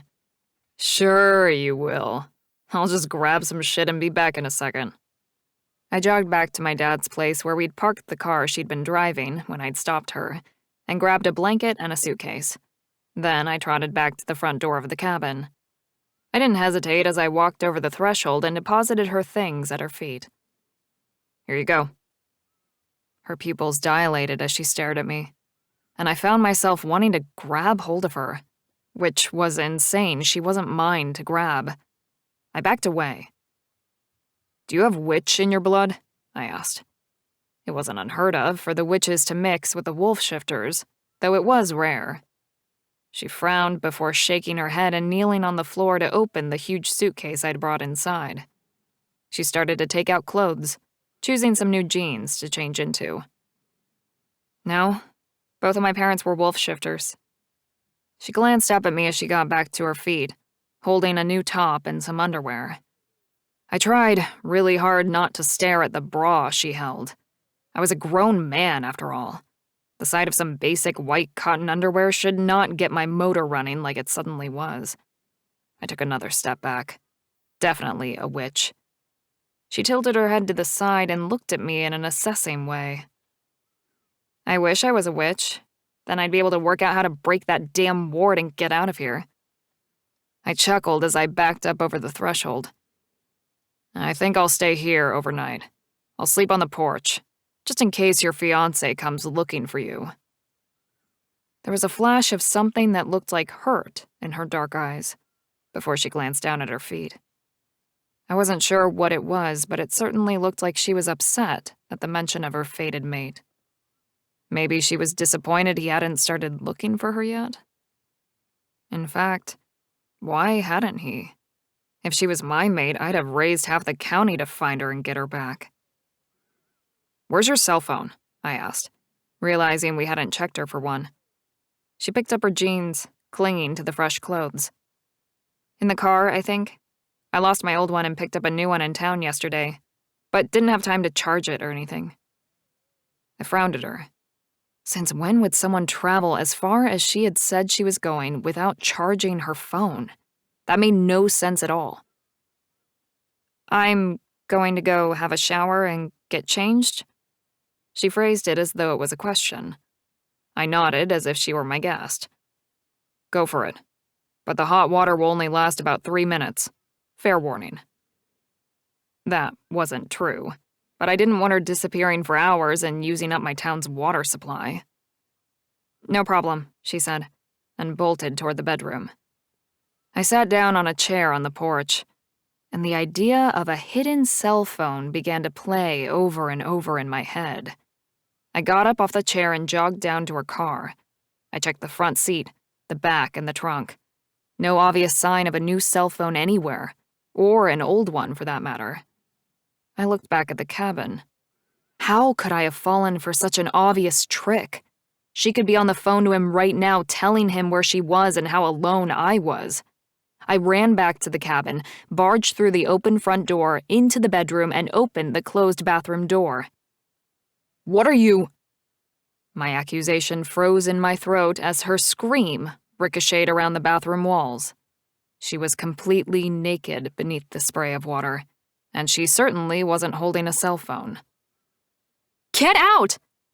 I backed away, scanning the room for signs of a charger or anything that would indicate she had a phone in here with her. "I'm sorry," I managed to mumble. "I thought... Never mind." I bolted out of the room and slammed shut the door. Now that was an image that was seared onto my brain. How would I put that aside? I huffed a breath and began to look around the bedroom for anywhere she might have plugged in a phone, on the dresser, under the bed, and beneath the pillows. But there wasn't a cell or device to be seen. I grabbed my head with both hands and squeezed, trying to get the sight of Talia's gorgeous ass, perky breast, perfect nipples, virgin body out of my head. Damn it. I shook my head and bolted out of the cabin. Did I trust myself to sleep here with her within arm's reach all night? I growled at myself. Of course I did. I'd never taken a woman against her will in my life. Never would. But damn, she was hot. Curved thighs, tiny waist, dark pink nipples. I'd only gotten a flash of the front of her before she turned her back and curled up against the tiles, showing me her perfectly rounded ass. My God, she was beautiful. Maddox was an idiot for not turning up the second she went missing. Damn it all to hell. She was an alpha's mate, and I could see why. Just not this alpha's mate. And that fact was going to drive me insane until I had her. Or she escaped. Whichever came first. Chapter 12. Talia. I'd never been so mortified in my life or embarrassed than when the alpha Galen walked in on me, naked. No man had ever seen me like that, not even Maddox. I felt violated. But in the strangest way, I also felt safe. The embarrassment in his eyes, as his gaze raked my body, had matched mine, I suspected. Whatever he had rushed into the bathroom to do, it hadn't been to ravish me either with my permission or against my will. Galen's men so far had been respectful, but I'd been terrified to go to sleep. I'd imagined waking up to one of them in my bed, on top of me, hurting me in the most basic, horrible way. But after seeing the way Galen had responded to finding me in the shower, I knew I was going to sleep okay tonight. He'd been so embarrassed, his cheeks had flushed red, and he'd bolted out of the bathroom so fast, there had been a trail of smoke behind him. Sure, he'd looked at me, all of me. But truth be told, I would have been hard-pressed not to stare at him if I'd found him completely naked, too. I finished my shower, staying longer than 3 minutes just to test out what he'd said, despite the way my heart raced in my chest, and my shifter shimmered just beneath the surface, ready to jump into wolf form if the need arose. When I crept into my room, I was wrapped in 2 towels, just to make sure Galen wouldn't see anything more than my ankles if he was sitting on my bed. But he wasn't there. The room was eerily empty. I dried myself and changed into a casual top and a pair of jeans from my suitcase, wishing I'd brought my slippers with me, and my dressing gown. But I hadn't exactly known what to pack for this trip, not to mention the fact that I'd been so out of it after Dad's death, my best friends had packed for me. Once covered, I snuck out into the lounge to find it also empty. Disappointment hit me hard. I was as shocked by the feeling as I was by the fact that he wasn't inside anymore. Where did the disappointment stem from? "Hello?" I called out. Galen stuck his head in the front door, his eyes doing a cursory glance of my now dressed body, as if checking before he entered. Then he stepped into the room. "My apologies about before," he began, tucking his hands behind his back. I want you to know that despite the fact you're our prisoner and your pack tried to kill me and my father and all of our male pack members, I would never harm you in that way." I liked the fact that he felt like he needed to say it. I couldn't really say why. Maybe because I understood what sort of life we led, that things got dangerous and people got killed, and yet, watching this huge man apologize for walking in on me naked was humbling. He could have taken me if he'd wanted to. He still could. He was far stronger than me, and there was no one here to stop him. I had the distinct impression he was pretty much the boss around here, even if there was an alpha father somewhere in the background of the pack. He cut me off by lifting his hand and taking another step forward. "I swore to you yesterday that no one would hurt you, and I mean it. He shook his head, a frustrated growl coming from him. It was a beautiful thing to see, watching his tough side war so fervently with his good side. He was an alpha who would protect his women and children. I liked that in a man. Unlike Maddox, a traitorous voice said in my head. He didn't even try to protect his woman from the sentence of death. I bit the inside of my lip to punish myself for even thinking such nice things about my captor and such bad things about my ex-mate. What was wrong with me? "All good. No harm done," I said. "Is there any food? I'm kind of starving." He nodded, nipped out of the cabin, then a little while later brought back into the room a huge plate covered with meat, bread, and potatoes. My stomach growled at the smell of garlic and butter. "Here you go." I rushed toward him, taking the plate gratefully, though there wasn't a utensil to be seen. I didn't care. "Thank you." I hurried back to the couch and began making myself a lamb or beef sandwich. I wasn't sure which one it was, and I didn't care. It smelled delicious. "I'll stay tonight," Galen said, although he'd already told me that. I nodded and mumbled, "Okay." He made it sound like he was protecting me instead of what he was really doing, which was making sure I didn't escape. The potatoes were warm and crisp, and even as I picked one up and bit into it, I moaned.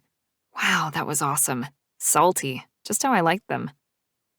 Galen didn't leave.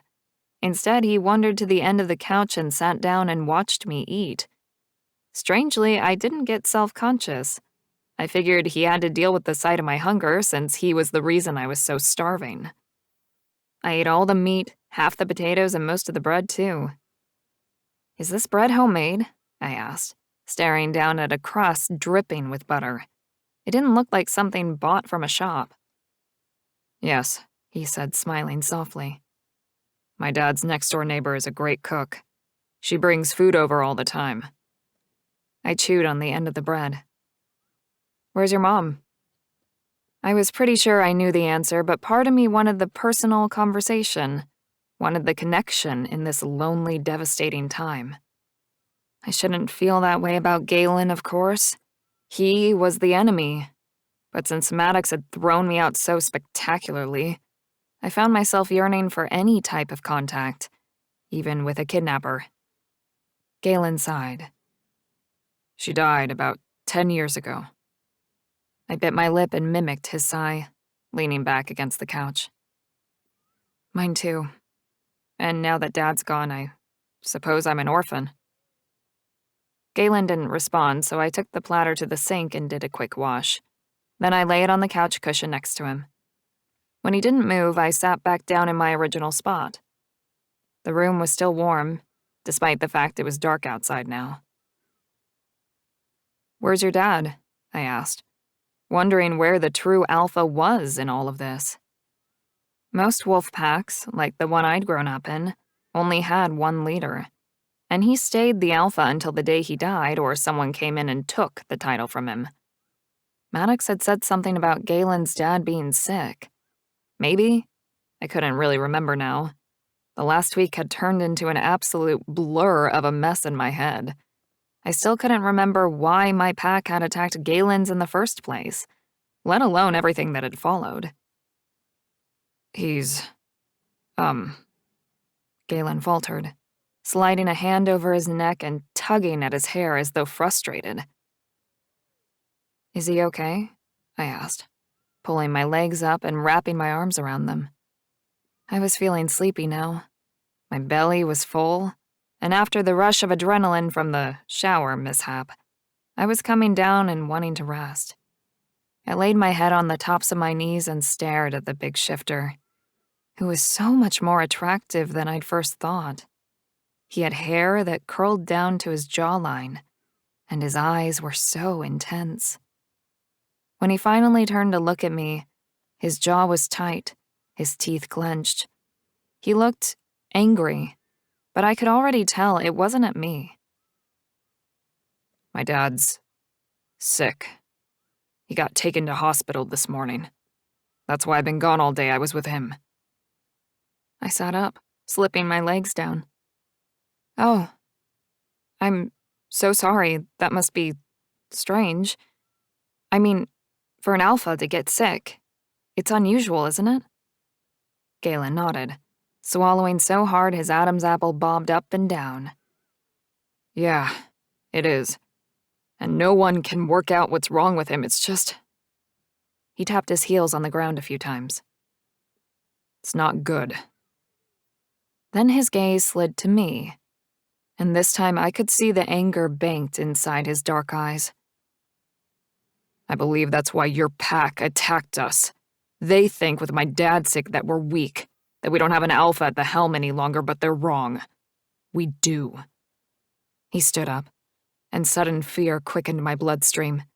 His hands were clenched, and the set of his jaw told me how upset he was about everything that had happened. "I'm sorry," I said, though I wasn't sure how I could have changed either scenario. Galen walked toward the door, then doubled back and paced along the wall behind the couch. "I know it's not your fault. It's obvious your pack keeps you in the dark about these things. But you need to know we're not weak. We killed at least 10 of your men, and you only got 3 of ours, and we weren't expecting it." Pain and tears clogged my throat. "I'm sorry for your loss. I promise I didn't know anything about the attack. And I lost my father that day too." Galen stopped pacing. "My pack killed your father?" "No, he made it back to the pack." How did I say this without outright lying? "But he died shortly after. I know it's not your fault, so please don't blame me for what happened either."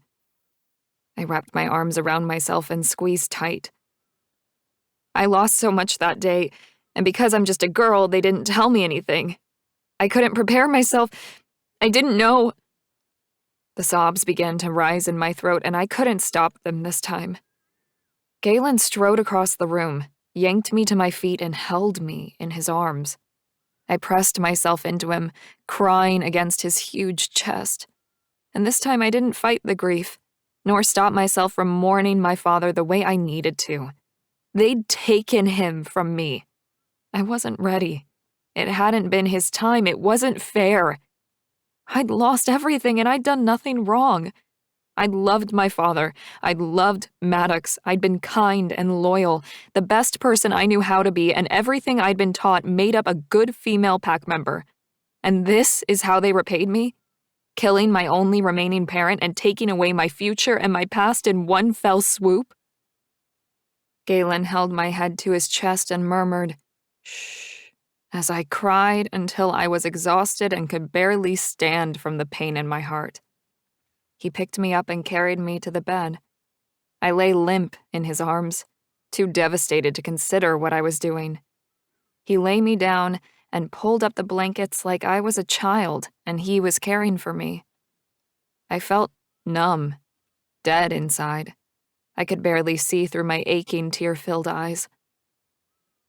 "I'll go sleep on the couch," Galen murmured as he backed toward the door. "But if they need me at the hospital, I'll have to leave." I nodded and turned onto my side, nestling into the pillows.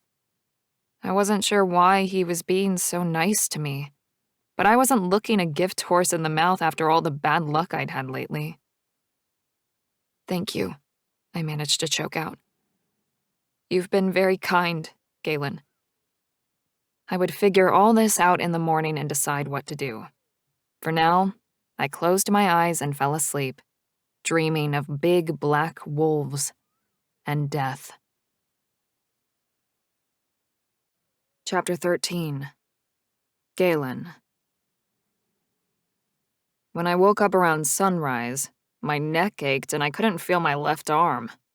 I rolled off the uncomfortable couch and landed as quietly as I could so I didn't wake the girl sleeping in the room next door. Ouch.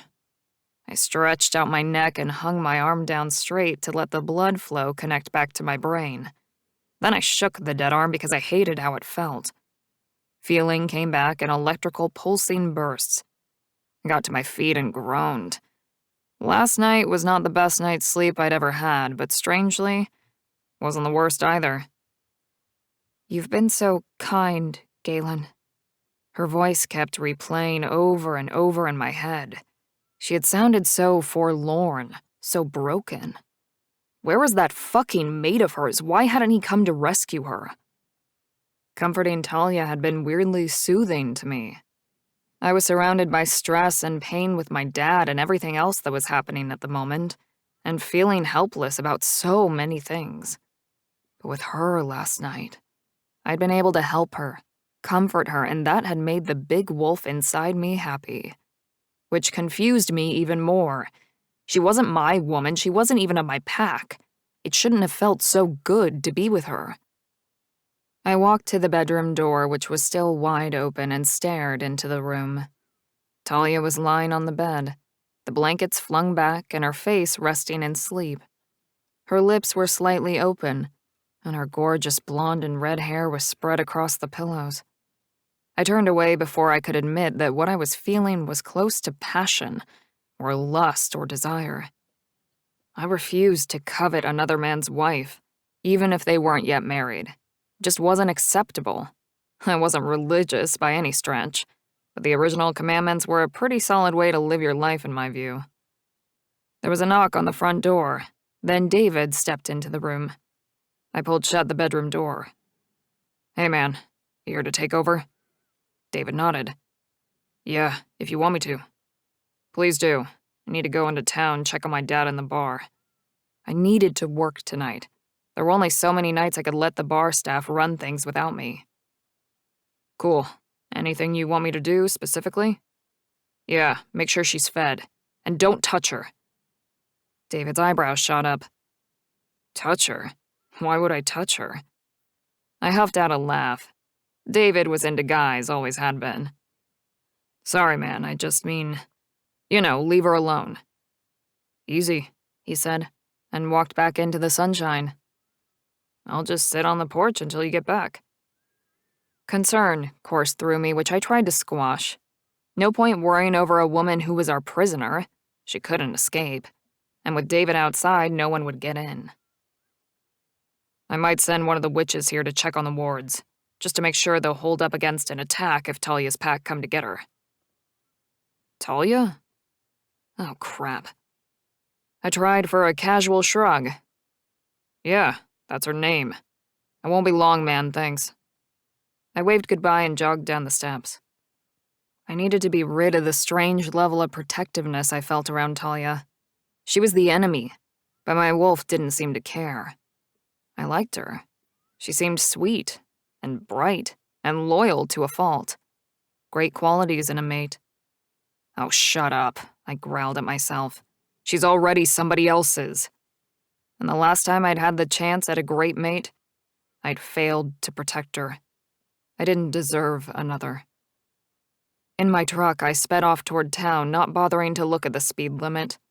I could tell by the way the trees were flying by that I wasn't doing anywhere near as low as 60. I went into the hospital where I was advised that Dad's condition hadn't changed. He was still on oxygen. And although the nurses said he'd woken up once or twice, he was sound asleep now and I wasn't going to wake him again. I checked on the bar, and everything was as it was when I left it a few days ago. I made a few phone calls and got my manager and best barman in for the night. I'd open, but I wouldn't necessarily be there for the whole time. I'd trained some good staff, mostly humans from town, and some shifters from my pack. The bar ran like a well-oiled machine, with or without me at the helm. I had just gotten the bar in order when someone knocked on the locked front door. I yanked open the door and startled.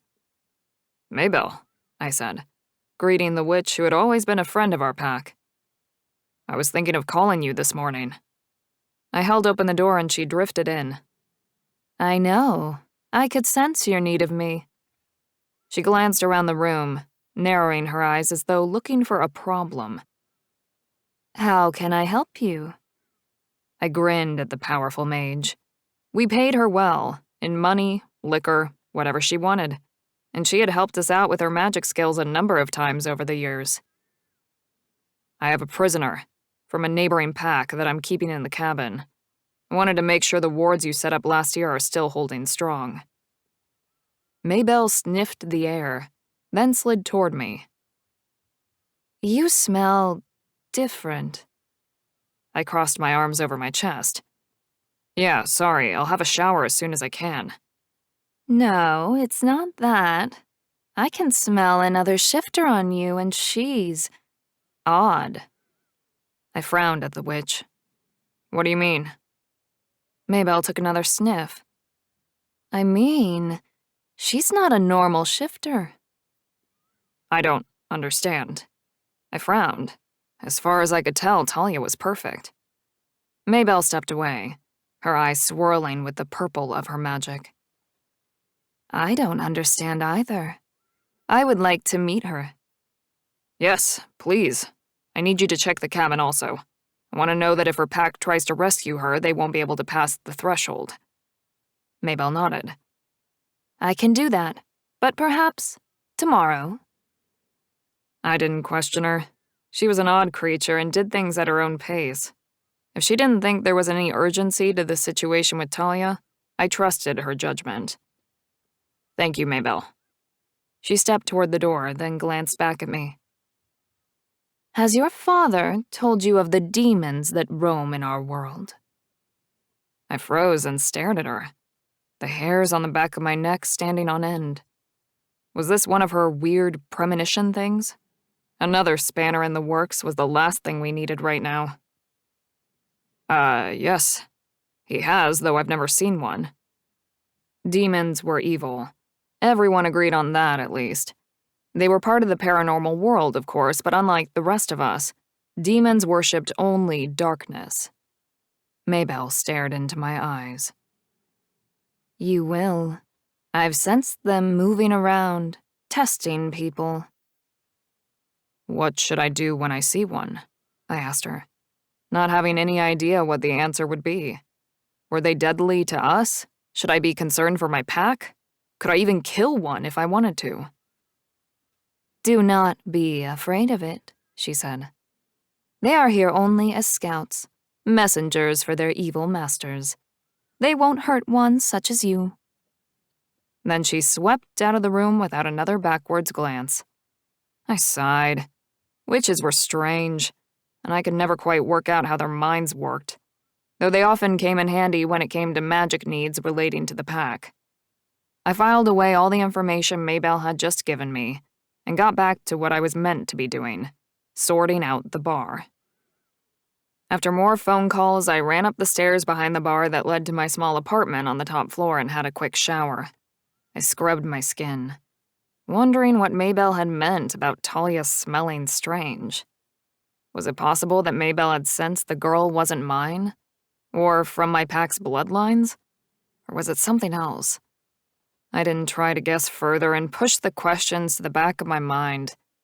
Too many other things to question, and the way of the witches wasn't mine to question. I put on a fresh change of clothes, packed up some boxes of whiskey and bourbon, and got in the car. I was strangely excited to be going back to the pack, though it annoyed me that part of the reason was because I wanted to see Talia so much. It was wrong. She was taken, mated, and not to me. When I arrived home, a guy was sitting on the steps of my father's house. I'd never seen him before. He wore a black leather jacket and had a buzz cut, which made his dark eyes stand out even more. I smelt the shifter on him, but like Talia, he wasn't one of mine. A lone wolf, a shifter, and, I had the feeling, a dangerous being. I parked the truck and got out. Hey.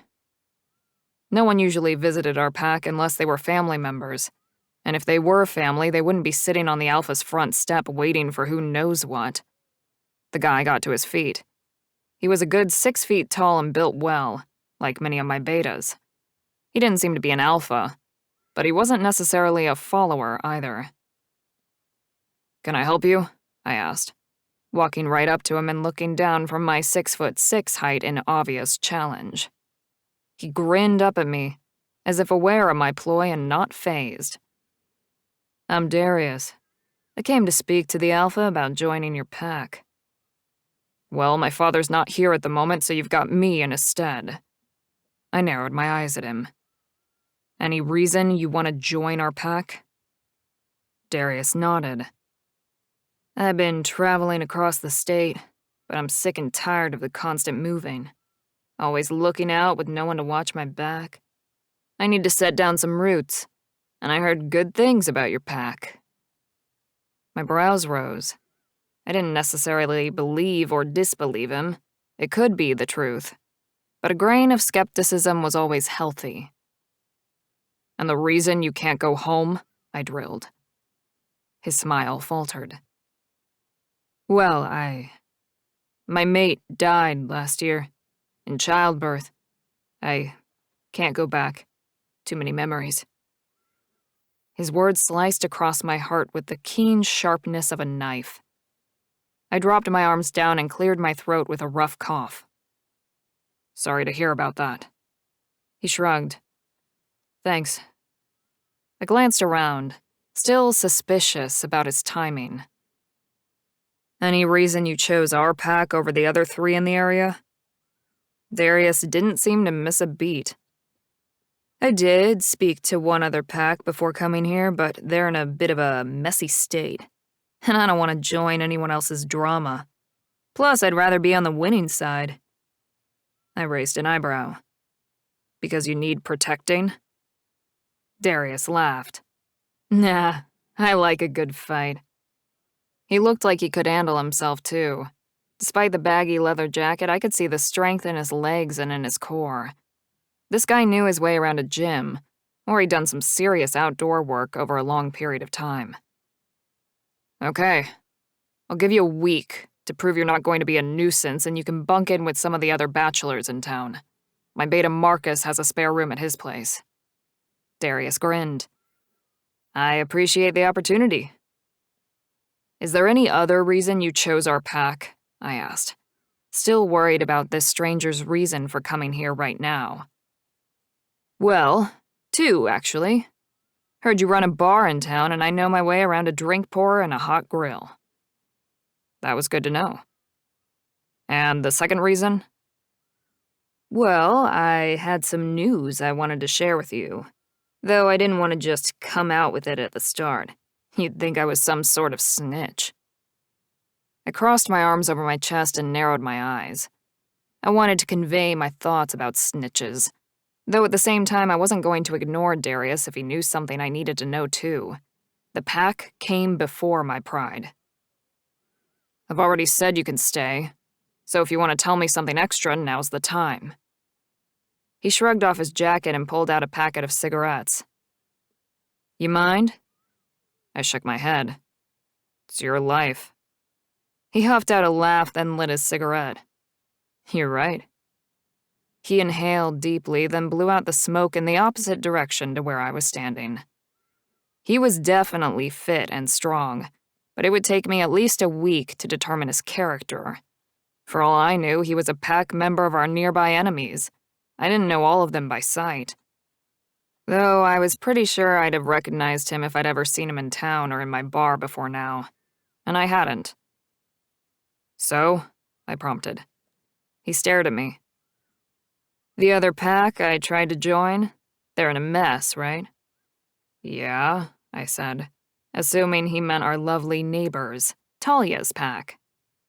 They attacked us and we fought back. They've lost a lot of men. He nodded. Yeah, but it's not just that. What then? They're hunting someone. Hunting someone? Didn't he mean hunting for someone? I narrowed my eyes. Who? I assumed it must be Talia. I mean, why wouldn't they be hunting for her? I was astounded they hadn't come for her yet. Not that she would have been easy to follow the way she'd been driving. The Alpha's son's former fated mate. They threw her out of the pack and gave her 3 days to leave town. But they can feel her, and they know she's still around. They have orders to kill her on sight. Former fated mate?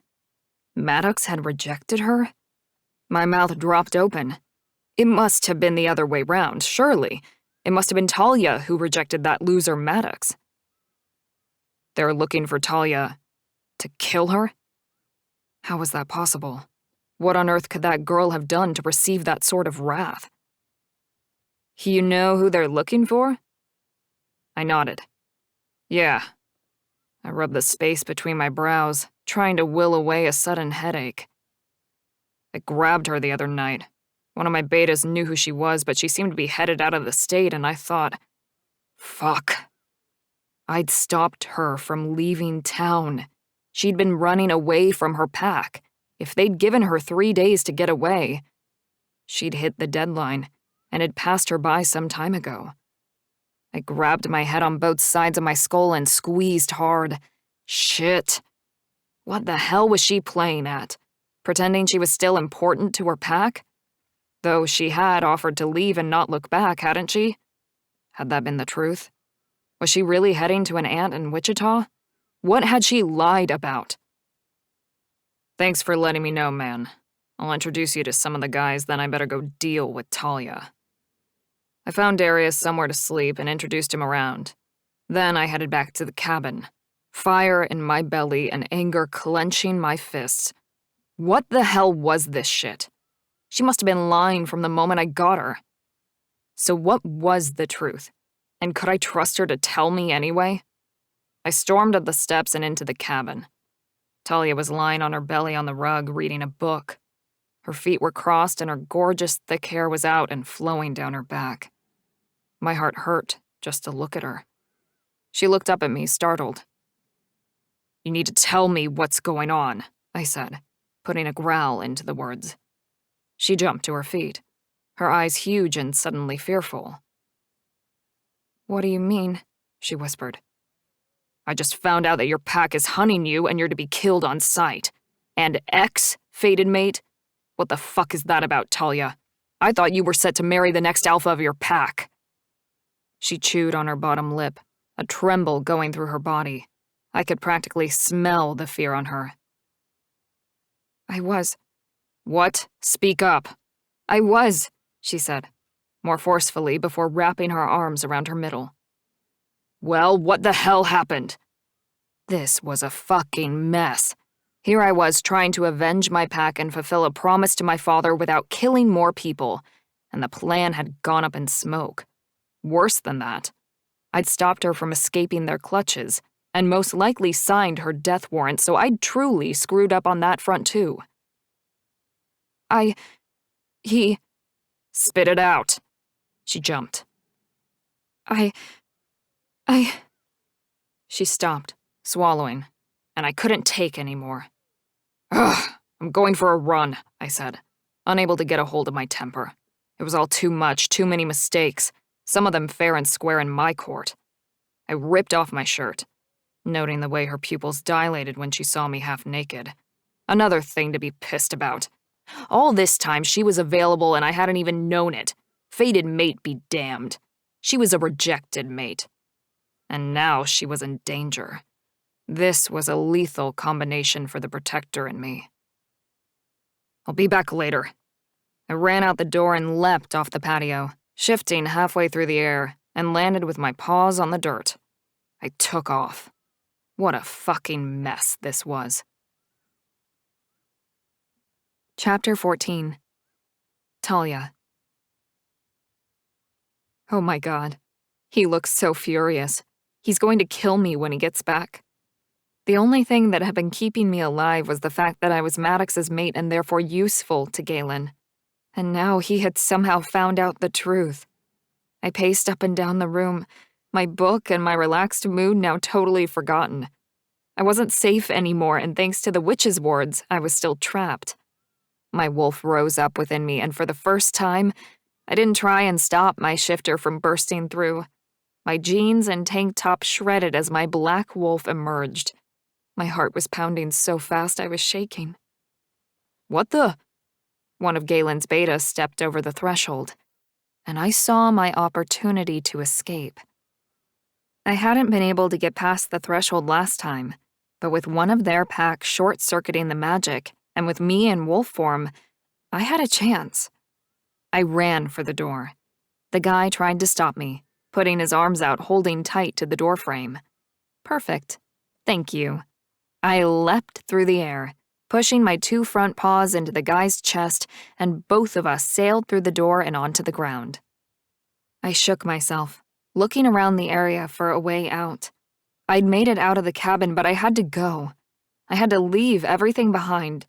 My life was at stake now, not just from my pack, but from Galen's as well. 2 wolf shifter packs would be after me. What chance did I have to survive even a few hours, let alone through the night? I turned toward town and started running. My old pack would get me if I went anywhere near the forest, but the town provided a neutral zone for all the packs. My only chance at this point was to reach neutral ground. Maybe Kylie would hide me again until things died down a little. At this point, I didn't know, and I didn't care. All I knew was I had to get away from Galen and his pack right now. I ran down the road, dodging people and traffic, my heart pounding like a steam engine. I ended up at a fork in the road that I didn't recognize. Both road signs said they led to town, but which way would keep me safe from Maddox's pack? A commotion came from behind me, from the direction of the cabin I'd been staying in.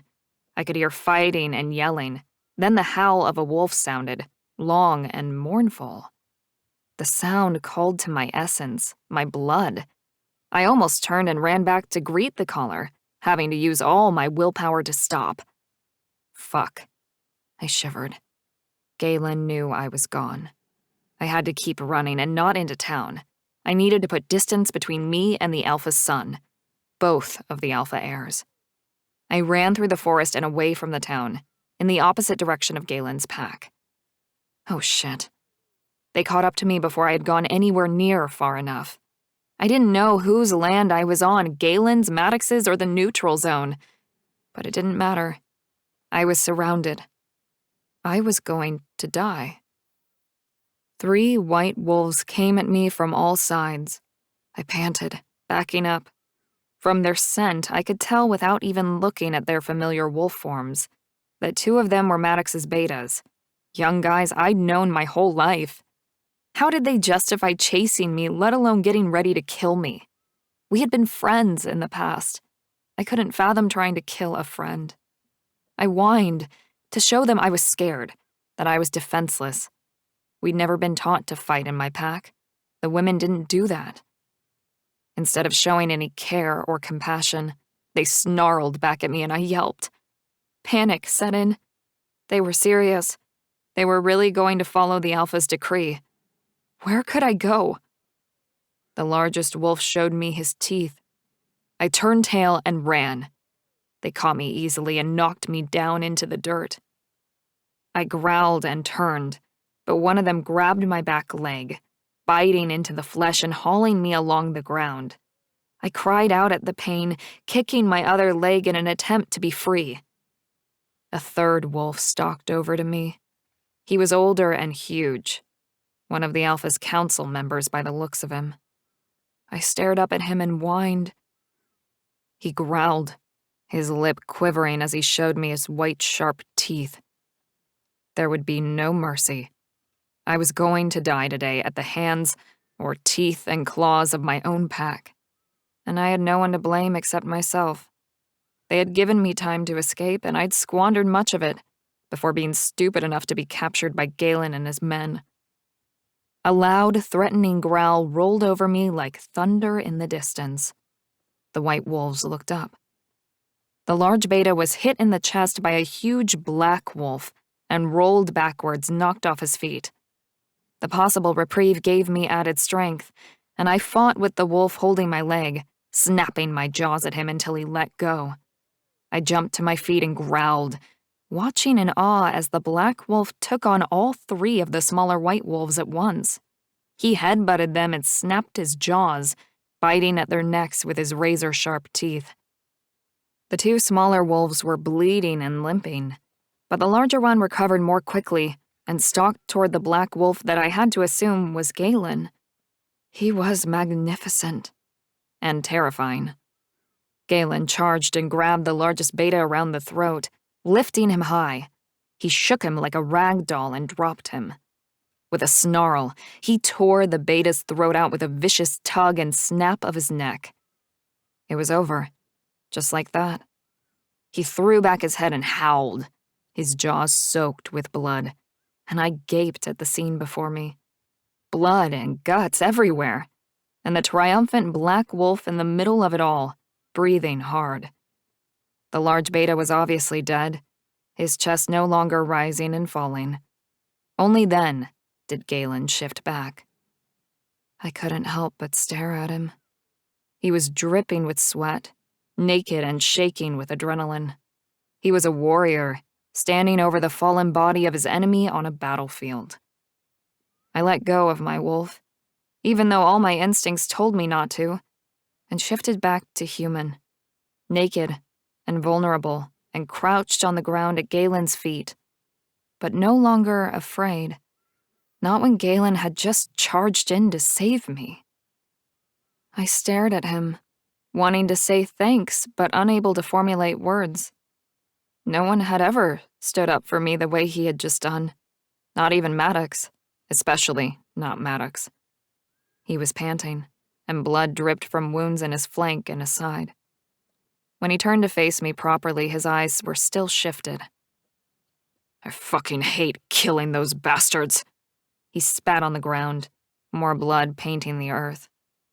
I was shaking as well as naked, but Galen didn't have desire in his eyes as he stared at me. Thank you for saving me, I said through my chattering teeth, finally managing to get the words out. What else could I say? He really had saved my life. I owed him big time. I swallowed hard and forced myself to calm down, talk rationally.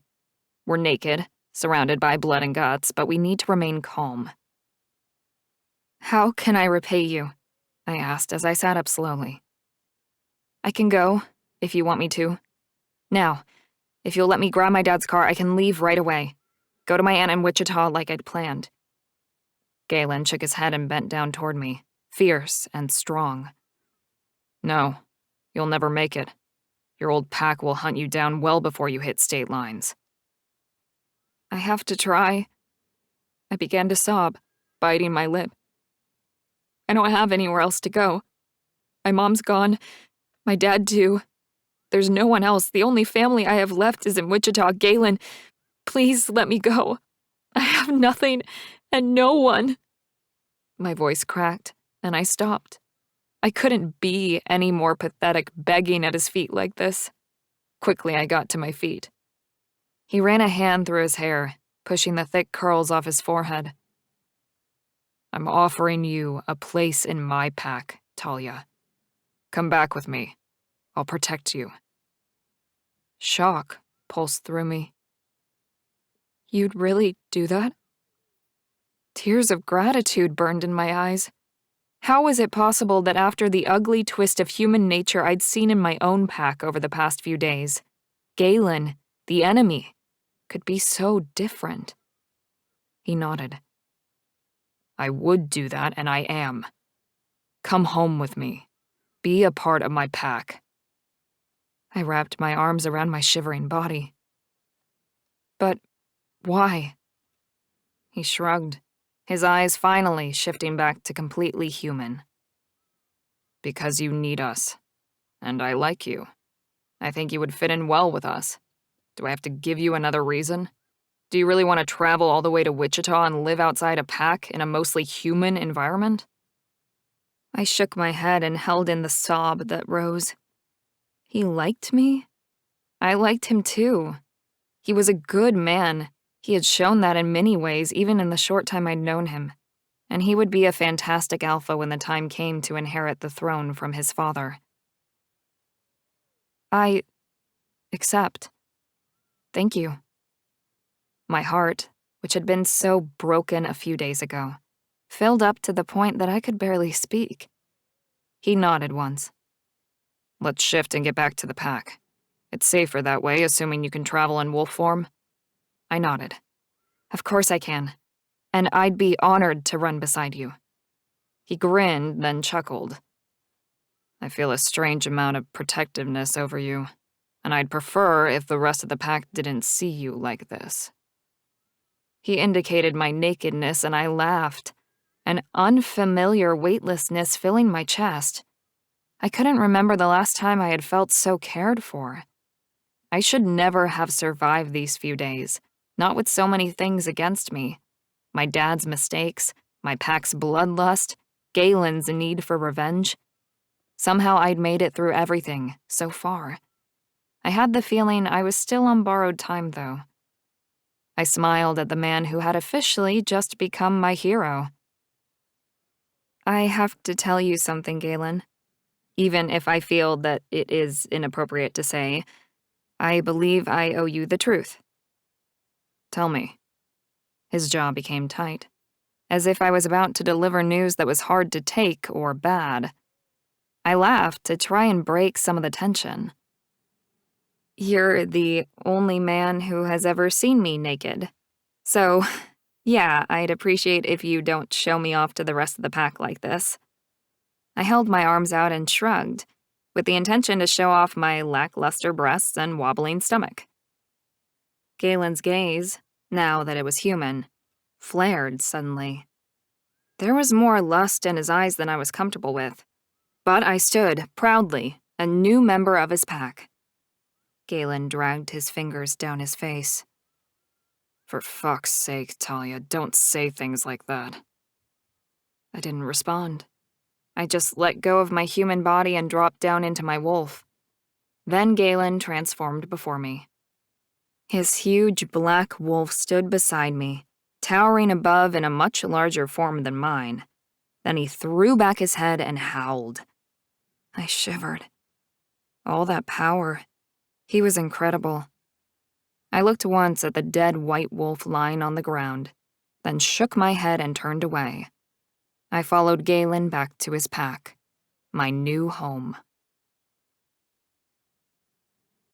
Chapter 15. Galen. I took Talia back to the cabin to gather her clothes from her suitcase, and to my father's house to gather mine.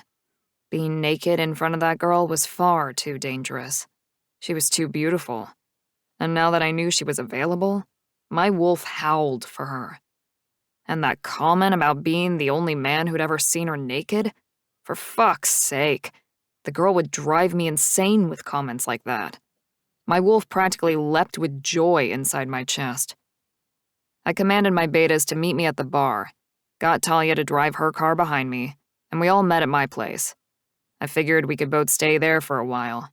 I would be close to the hospital, and with the weekend coming, I had to work.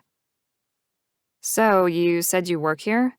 Talia asked, glancing up at the sign outside my bar that read, Howling Wolf. "Yeah, kind of," I said, unlocking the front door so that everyone else could join us for a meeting. "I own the bar and the apartment above it. I live up there." She stared at me, surprise in her wide eyes. Before I could answer the unspoken questions in the air, the front door opened and Marcus, David, and the new recruit, Darius, wandered in. "Hey guys, come grab a seat.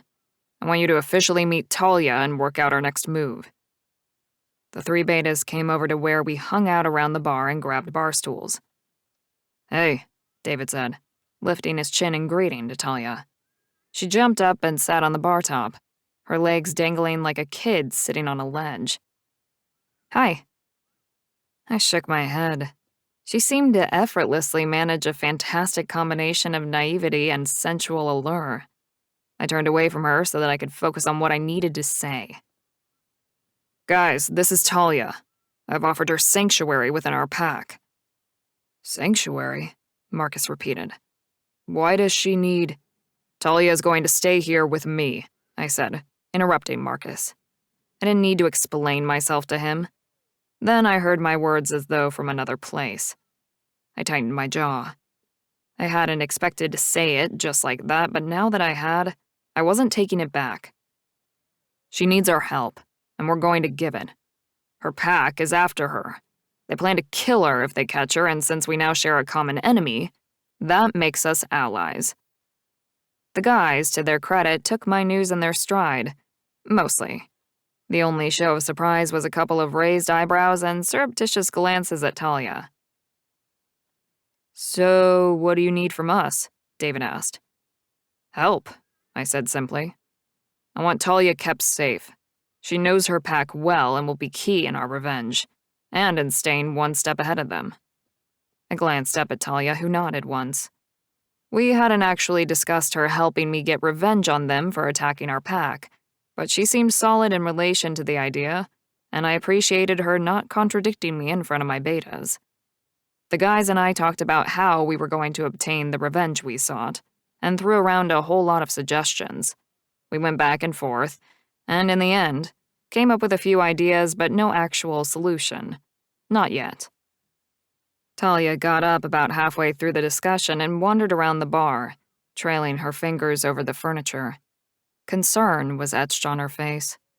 I wondered if she was concerned about her old pack or something else. I would ask her as soon as we finished here. "Galen, I'm going for a quick walk," she whispered, once she had circled back to me. Then she spoke more loudly for everyone to hear. "Do you guys want anything from the bakery?" I shook my head, as did the others. "No," I confirmed. "Do you need any money or anything?" "No, I've got my own. I won't be long." She smiled at the guys, then slipped out the front door. The bakery was nearby, and this was neutral ground in town. She'd be safe enough for now. As soon as the door closed, Marcus turned to me. "What's with you and her?" I took a sip of my beer, then shrugged. "Nothing. What do you mean?" Marcus and David glanced at each other. "You're acting kinda possessive toward her. I mean, she's cute and all, but she's the other alpha's mate." I clamped my jaw down. "Not anymore." I leaned back in my chair and crossed my arms over my chest. They needed to shut up about her being another alpha's mate. It was in the past. Marcus's jaw dropped. "What do you mean?" I groaned, not sure I should be the one to tell them Talia's news, but what choice did I have? They'd find out soon enough. "The alpha of their pack rejected her. They've kicked her out." "What?" Marcus said, then grunted. Those bastards. It's true, Darius said, finally speaking up. I heard it straight from some of their betas when I met them the other day. It was a love match, fated mates. So she must be pretty devastated if her mate has rejected her. There was silence around us as everyone in the room digested the new information. I hadn't really thought about what Talia must feel about her breakup. We better head back, Marcus said, jumping to his feet. Darius, I said, you interested in working a shift tonight in the bar? If I'm going to watch Talia, then I need an extra hand here. I'd still need to work, but an extra set of eyes on the drinks and the guys starting brawls was always handy, especially if I was running upstairs regularly to check on my new pack member. Yeah, of course, he said. Can you show me where things are now? I nodded. Sure. Marcus and David headed home, and Darius came around behind the bar and started going through the stock with me. Then it occurred to me that Talia wasn't back yet. Hey, how long's Talia been gone? I asked, walking back around to the front of the bar. Don't know. Darius tucked a cigarette behind his ear. Do you think she might be in trouble? No. The wolf packs around here have laws about fights in town. It's a neutral zone, I explained. There'd be hell to pay if they broke that law. We all have to abide by it. Darius shrugged. Yeah, but she's a single female on her own, and her whole pack is out to get her. Can you guarantee they'll all toe the line? My gut clenched tight and my heart sank. No, I couldn't guarantee anything when it came to another wolf pack. Why had I let her stroll out the door like that? If anything had happened to her, it would be on me. My wolf surged to the surface and I forced it back down. Here in town, I needed to stay human. I've got to go.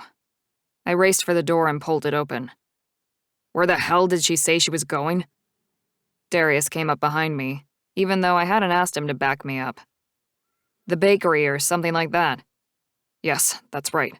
I raced off. The bakery was on the next block. With Darius hot on my heels, I ran down the street in search of our lost wolf. Talia. I didn't know how to repay Galen and his pack for their kindness, until I remembered how much the male shifters in my old pack liked their food. These guys would surely be the same. A trip to the bakery was the least I could do to say thanks. I didn't just go to the bakery. Considering Galen had saved my life, I thought he deserved a bit more food in his belly than a few pies, and his pack members as well. I didn't have a kitchen, but I could get them some treats. I had money, thanks to Dad. So I went to the bakery, the fruit and vegetable market, and then the candy shop. My arms loaded with food, I began the trek back to Galen's bar. I headed down an alleyway that would save me time in my trip back. I knew this town. It was neutral and therefore safe. Dark silhouettes in the distance emerged from the shadows, and out walked 3 large men I recognized, all in their 30s, all from my old pack. Noah had a shaved head and an orange-tinged beard. Justin was blonde and quiet, while Reed had dark eyes and dark hair. They were all deadly. I froze. Their faces lit up when they saw me, like it was the 4th of July. They shared a look, and the way they licked their lips in preparation of the kill made my stomach lurch and my heart begin to pound. I dropped the bags I was carrying. There were too many of them to take on alone, and yet I didn't want to simply run away. They would only chase me down, and getting them excited by the hunt wasn't a good idea. I could do this.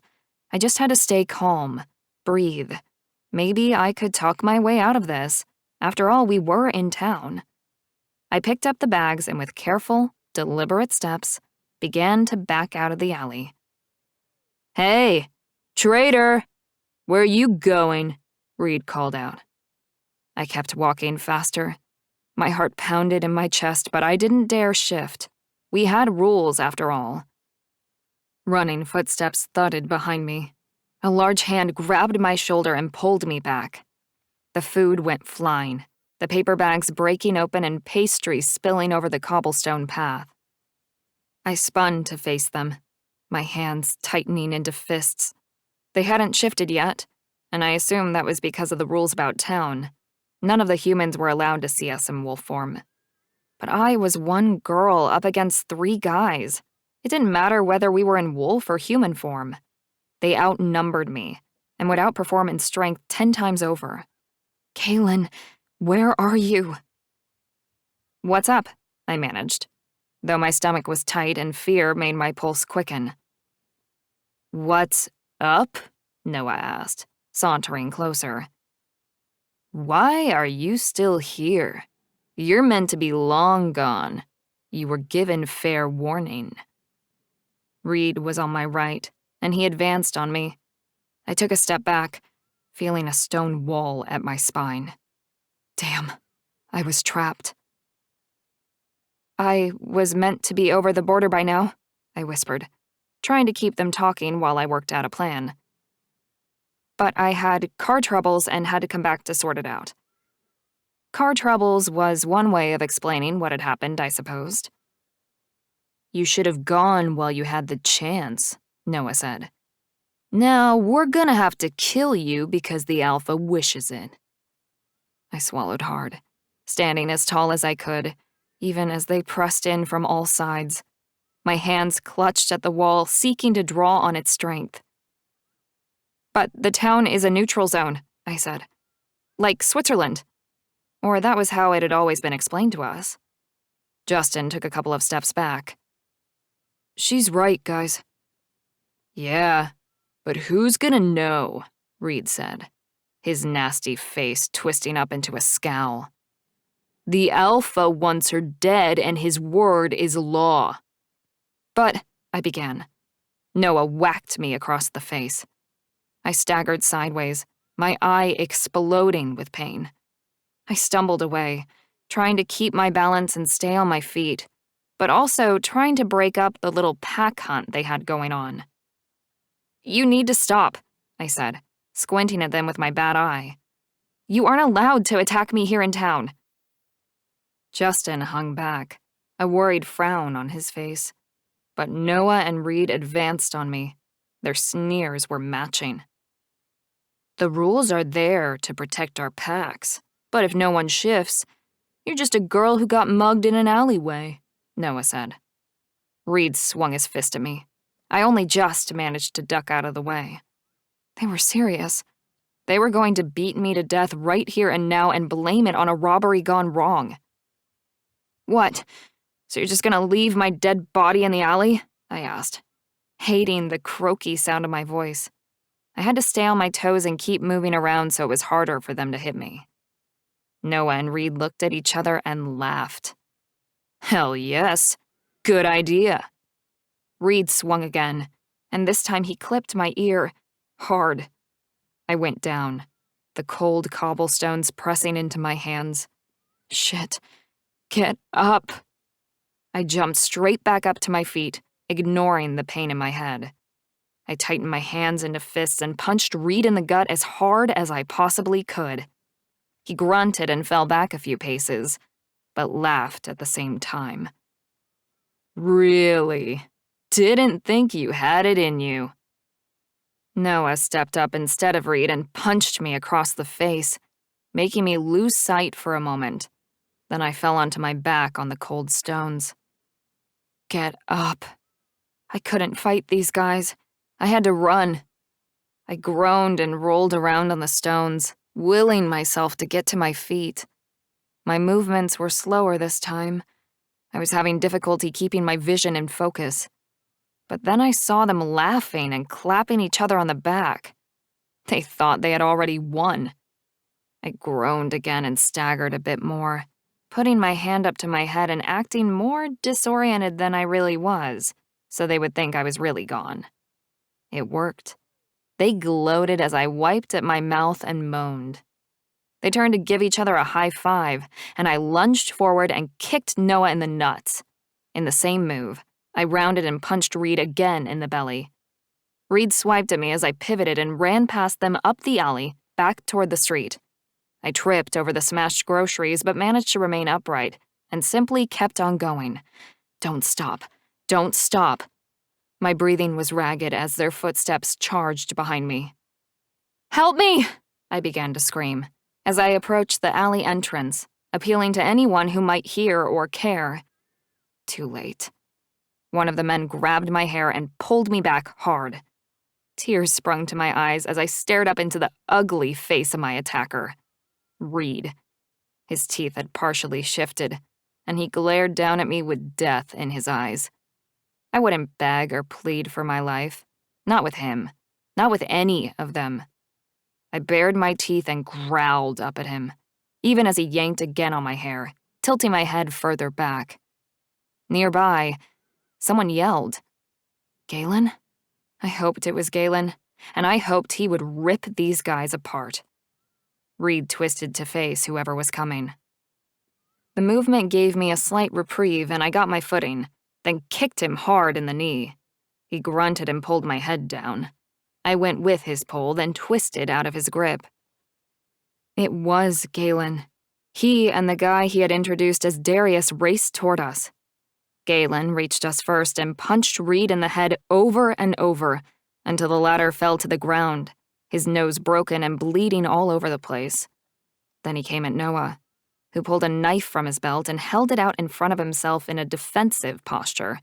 He swiped at Galen, who jumped back and knocked Noah's arm out of the way. Galen brought his arm down on Noah like he was bowling a ball. Crack. Noah went down and didn't get back up. Reed went for Galen while his back was turned, but the new guy jumped in and turned to fight at Galen's back, lunging at Reed. He threw a punch at Reed's face. Reed staggered back. Justin looked between his buddies and Galen, then turned and ran away down the alley. I stumbled sideways, one eye already closed. Pain pushed me to pass out. I stood my ground as Darius threw another punch at Reed, knocking him out cold. Noah was still on the ground, his face covered in blood. He was either unconscious or dead. I didn't know, and I didn't care at this moment in time. Now who looks like they got mugged in an alleyway? I staggered over to my heroes. Thank you for saving my life. Again. Galen twisted to stare at me. His eyes shifted into his wolf. He took another step closer and pulled me up into his arms, holding me tightly against his body. My hero, I whispered, patting his chest. Galen growled something totally unintelligible, and I began to laugh until the darkness took me. Chapter 16. Galen. I carried Talia back to the bar and considered calling an ambulance. Her face was a mess. What do you think? I asked Darius, as I laid her down on my bed at my apartment above the bar. Should I take her to the hospital? She's a full wolf shifter, yeah? I nodded. Yeah, as far as I know. Then she should heal quickly. You got some ice for her face? Yeah, down in the bar. Can you get it? I wasn't leaving her anytime soon. In fact, she was banned from leaving my side ever again. Darius headed off and I knelt down beside her, brushing her hair off her face. Every time I leave you alone for 10 minutes, something like this happens to you. Darius came back with multiple small plastic bags of ice and several dry dishcloths. Great idea, I said, taking the little bags and placing them on her swollen lip and cheek. What sort of men do this to a girl? I said out loud, to no one in particular. Cowards, Darius answered, walking over to the corner and sitting on the chair there. 3 against 1 isn't a fair fight even if you're talking about men, let alone someone as young and small as Talia. I nodded, because I couldn't say anything else. My wolf had risen up inside me and it was hard to quiet. I clamped down hard to stop him from ripping through my body and causing a shift here and now. They deserve to be hunted down, those savages. Talia groaned, and her eyelids fluttered open. Who are? You're awake, I said, holding the ice to her jaw. And I'm talking about those monsters who attacked you. Are you okay? Do you want me to take you to the hospital? My father was there, so it would probably save me time. having the two people I was looking after stay in one place. "No, I'm fine," Talia said, closing her eyes. "I heal fast." "I'll head back to the pack for a shower," Darius said. "What time do you want me here for work?" "Shift starts at 8. People start coming in around 9 and it gets busiest around 11. "Be back at 8, Darius said, and then left. I withdrew my hand from Talia's face so I could stand up and pace. I can't believe those guys had the nerve to attack you in broad daylight, on neutral territory too. They could have killed you. This girl was trouble with a capital T. Her pack wouldn't stop until they had her. "They intended to," she said softly. I glanced down at her, and she smiled up at me, one eye swollen shut. "You saving me is beginning to become a habit." I sighed. "Yeah, well, maybe I'm trying to make up for the mistakes of my past." "What do you mean?" I groaned and grabbed the chair from the corner of the room, then dragged it over so I could sit by the side of her bed. "I don't really talk about this." She smiled, but didn't say anything, which was exactly what I needed, a moment to think. I bent forward, resting my elbows on my knees. I couldn't believe I was even contemplating sharing this information, but somehow the words tumbled out of my mouth. Her name was Jessie. She was my girlfriend at the time, and we'd been together for a year or so. "She was a pack member?" Talia asked. I nodded. "She was. We went to school together. We'd been friends a long time. Then we fell in love." I shrugged, the pain of speaking about Jessie getting to me. My heart still hurt. "What happened?" Talia asked, her voice gentle, soothing. "She died," I said, though it burnt my throat to admit it. Talia gasped. "How? What happened?" "We were attacked." I gulped loudly. "In the woods. I don't remember it very well. Maybe 10 people jumped us. All men. I fought them off as best I could. I told her to run." I shook my head, staring at the wooden floor beneath my feet. I was beaten unconscious, and when I woke up, she was dead, lying a few feet away from me. A head wound so bad she wasn't able to heal. I swallowed hard, the pain of Jessie's death still haunting me. The failure. "It wasn't your fault," Talia said, hefting herself up to stare at me. I lifted my gaze to look at her. "I know that." "I don't think you do. You're blaming yourself when you didn't hurt her. I bet you got really hurt too. How bad were your wounds?" It was easier to show her. I stood up and reached over my head, drawing the shirt off my body. I pointed at my shoulder. "Knife wound here, slashed my belly." I indicated the thick white scar dissecting my abs. "Plus 20 stitches in my head." I put my hand up to the raised flesh cutting across my skull behind my ear. "Broken ribs, nose, eye socket." I swallowed hard. I shouldn't have survived, and the doctors at the hospital couldn't believe I had. Talia swung her legs over the side of the bed and stood up, the swelling on her face already noticeably improved. I raised my hands to cup her cheeks, staring at her injuries. "You're healing already." She smiled. "Good genes." She put her hands on my chest, and my heart stopped and then restarted double time. "You shouldn't have survived wounds like this, Galen," she whispered, running her fingers along the ugly white flesh of my belly wound. "Wolf shifters are hard to kill, but we are not immortal nor death-proof." "Yeah, think, idiot." The doctors didn't believe I'd make it, especially after I carried Jessie all that way. Her gaze flicked up to mine. "You what?" I shrugged. "We were in the middle of nowhere and I had to get back to the pack. I couldn't carry her body in wolf form, so I just carried her. And God, that had hurt. I'd passed out once on the way home, woken up and kept going. The blood loss had been the hardest to deal with. though the shoulder wound especially had been deep. Talia trailed her fingers up my chest, bypassing my sensitive nipples and going to my shoulder. I can't believe you lived through that. You're incredible. So strong. I held her fingers against my shoulder, enjoying the warmth of her. Then I took a step away, breaking contact. I'm not incredible.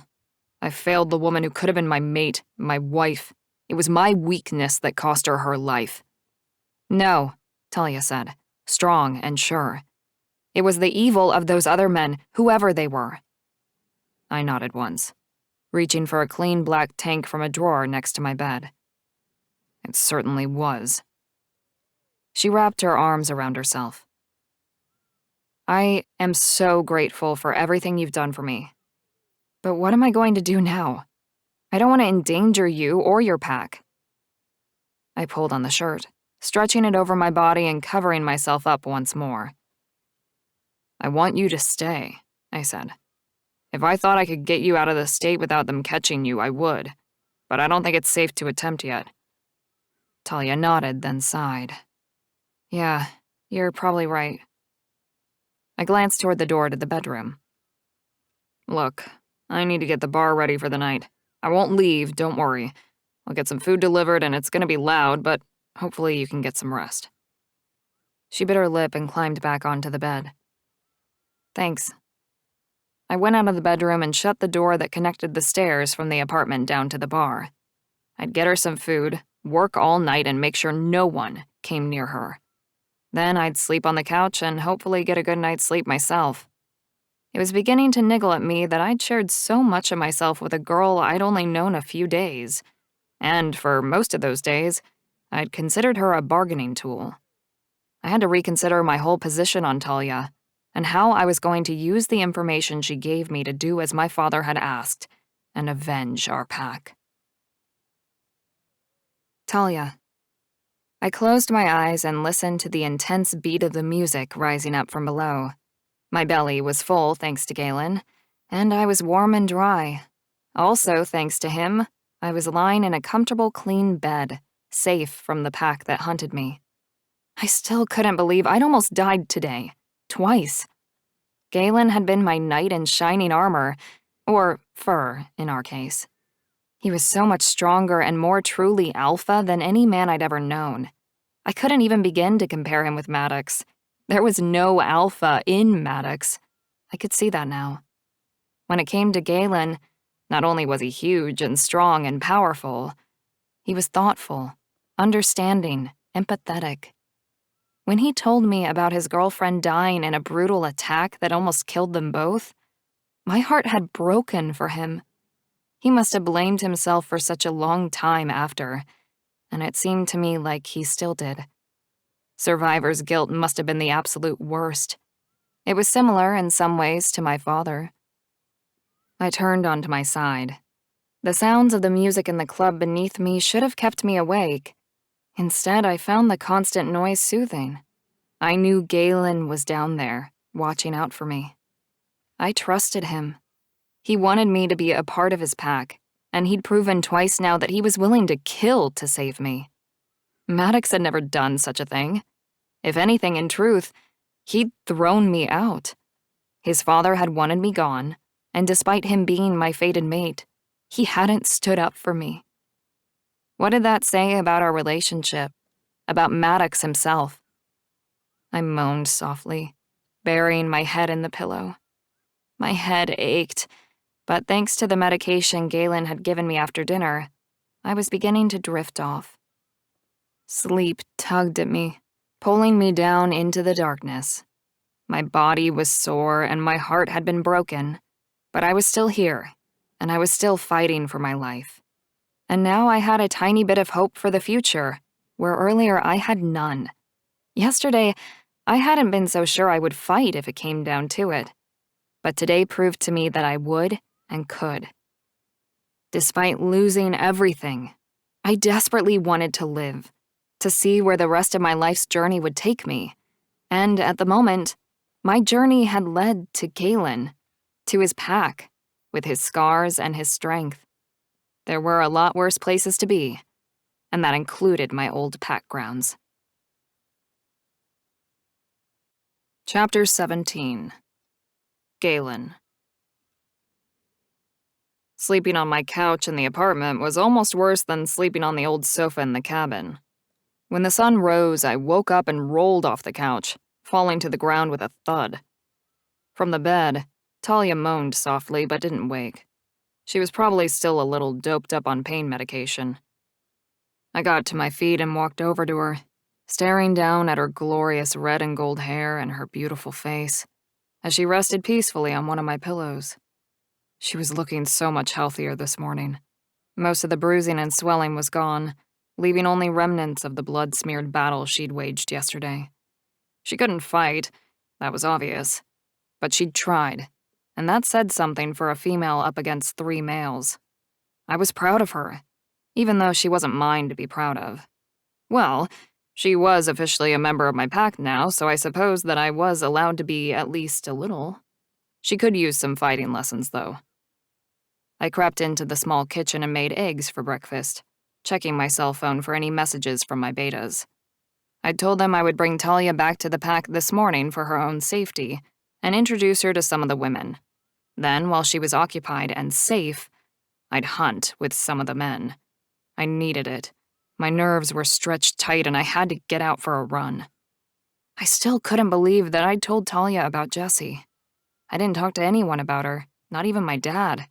It was a gruesome and dark part of my past that I never liked to look back on, let alone speak about.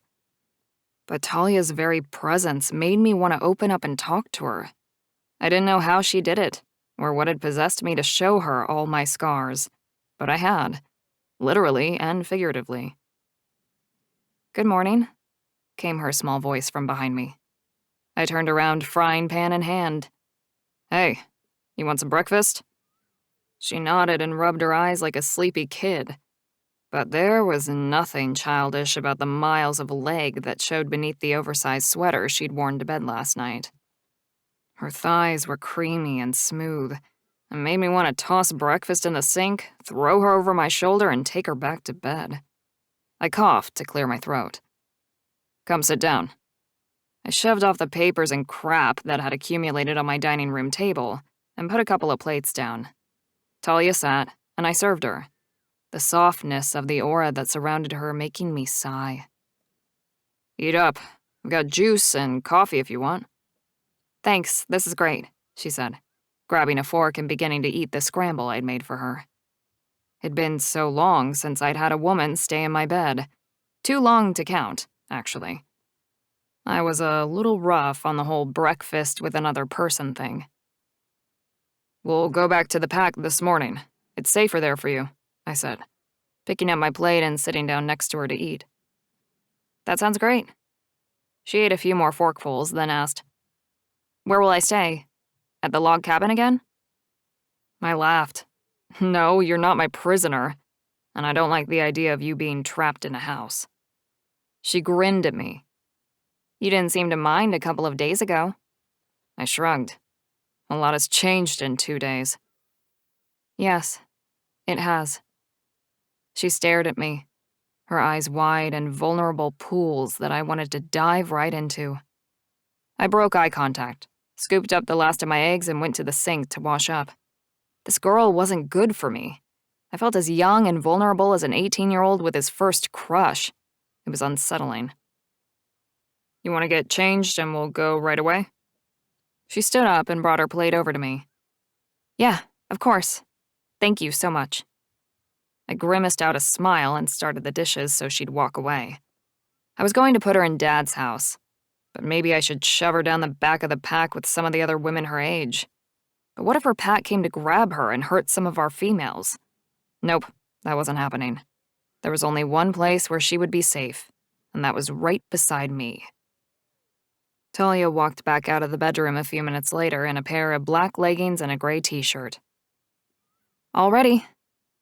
"Great," I said, though my mouth was dry. "Give me 5 minutes and we'll go." I went and changed quickly, my hands shaking while I did. I was filled with nervous adrenaline. Damn, I really needed that run. I grabbed the keys, locked up, and escorted my new pack member to my truck.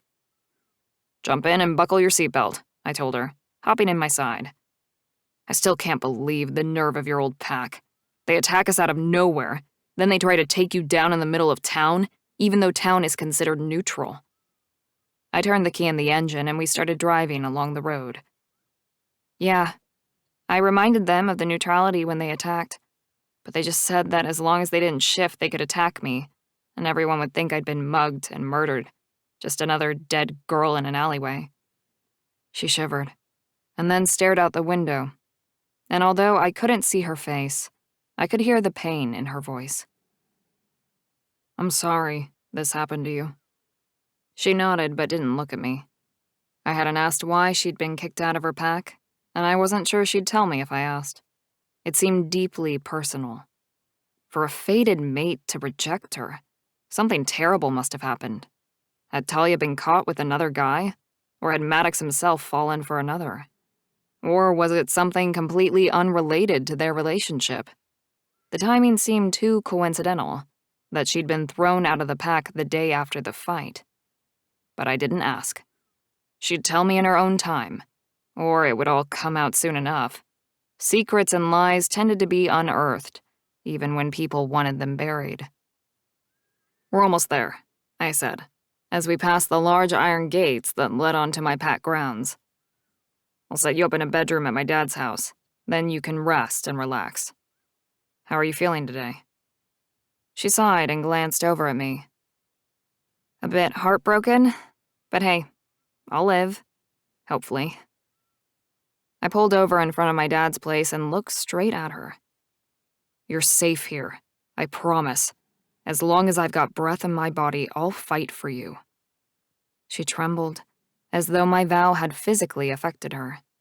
I reached out and squeezed her hand, wanting the connection for some unfathomable reason. She glanced down at my hand and smiled. "Thank you, Galen." I nodded, then pulled my hand away, my palm tingling from the contact. "Great. Let's go."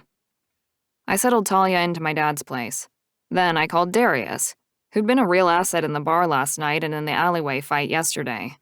I was beginning to trust him, even after this short time, and at least I knew he could hold his ground. "Come over to my dad's place and stay outside until I get back. Have a smoke, whatever. Just keep an eye on her and don't leave her alone." "Yeah, not a problem." Within 5 minutes, he was on my doorstep. "I won't be long," I told him. "I'll be back as soon as I can." Marcus waved at me from the front step of his place, and I jogged after him. My shifter was aching for a run. "Let's go, man. What are we looking for today? Rabbits? Foxes?" Marcus shrugged. "Whatever. Food is food, right?" I nodded. I wasn't hungry, and I never ate a live animal while in wolf form, but it was good for the pack to bring home game, and good for the local pest problem, too. Not to mention the fact that us guys got to run and fight and kill stuff. It was basic, but our wolves needed it. I was gone long enough to fulfill that need in me, but as soon as I started to feel anxious about being away from Talia, I turned tail and raced home. When I got there, Darius was nowhere to be seen. "Hello," I called out, and Marianne, one of my dad's neighbors, popped her head over the fence. "Galen," she said, smiling at me. "Have you seen Darius or Talia?" I asked her, worry making my skin itch. "The new beta and the girl?" she asked. "Yeah, they said Talia needed to get something from her car and you left it in town." "Shit, I did. We'd driven it in yesterday and she'd been too unwell to drive it back. I hated having to change the plan all the time, but the goalposts kept shifting and the endgame was still unknown." "Thanks, Marianne." "They said they wouldn't be long." I grimaced out a smile and headed into the house for clothes. I'd begun to trust Darius, but not 100% yet. I didn't know him well enough to believe that Talia would be fine with him outside of these pack grounds. And I certainly didn't trust Talia's pack not to attack her again if they had the chance. I'd been there to save her the past 2 times, and I needed to make sure I was there again. I threw on some clothes, grabbed the keys, and jumped in my dad's truck, since they'd taken mine to the bar. My teeth were clenched tight as I pulled onto the main road and headed back into town. They were probably fine. I would see them driving on the other side of the street and they'd call me a fool for worrying. But I didn't turn back. I was a fool. This girl wasn't mine. I barely knew her, and yet I was determined to keep her safe. My truck was still parked out in front of the bar. The hairs on the back of my neck stood on end. Where the hell were they? I barged into the bar. "Talia! Darius!" "Just out the back," Talia called. My heart leapt in my chest and tension eased from my body. I unclenched my fists and strode through the bar, grabbing a beer from the fridge on my way through. My nerves were shot.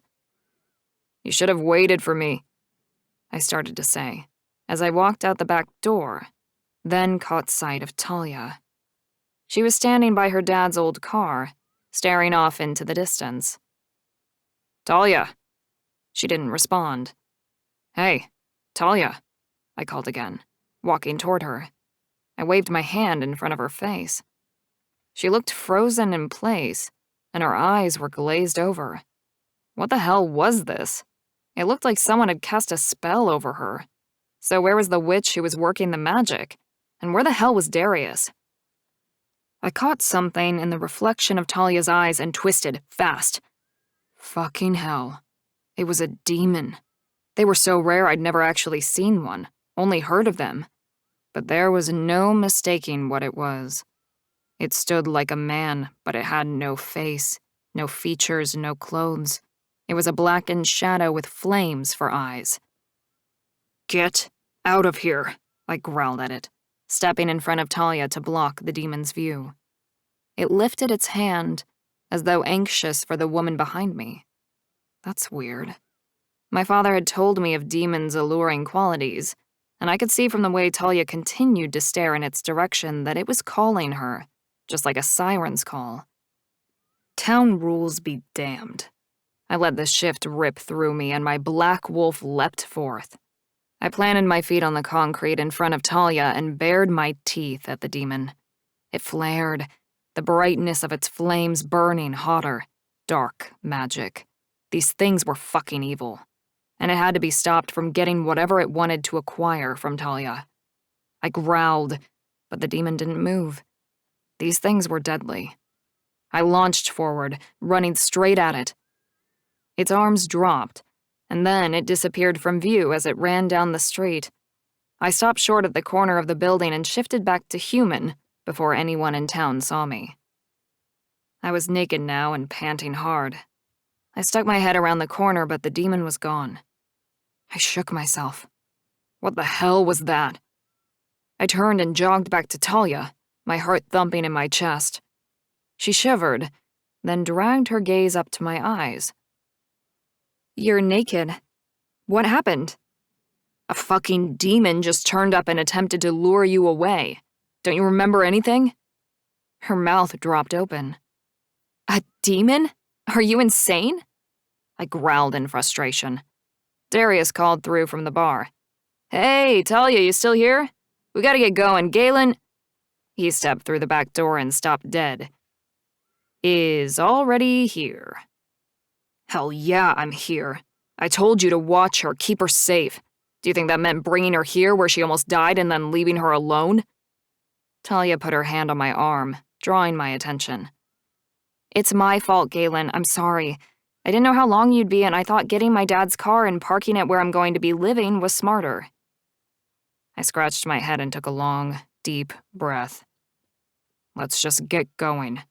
You both get back in your respective cars and head off. I'll be 2 minutes behind you. I've got to go grab some more clothes."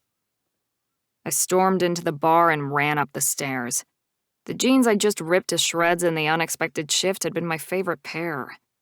I tugged on sweatpants and a t-shirt, irritated and angry. What the hell was a demon doing in town? And what did it want from Talia? Maybe time would tell, but one thing was for sure.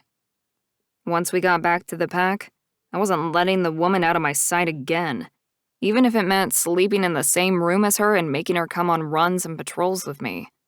I couldn't trust anyone else to look after her. And after failing to protect Jessie, I wasn't losing Talia too.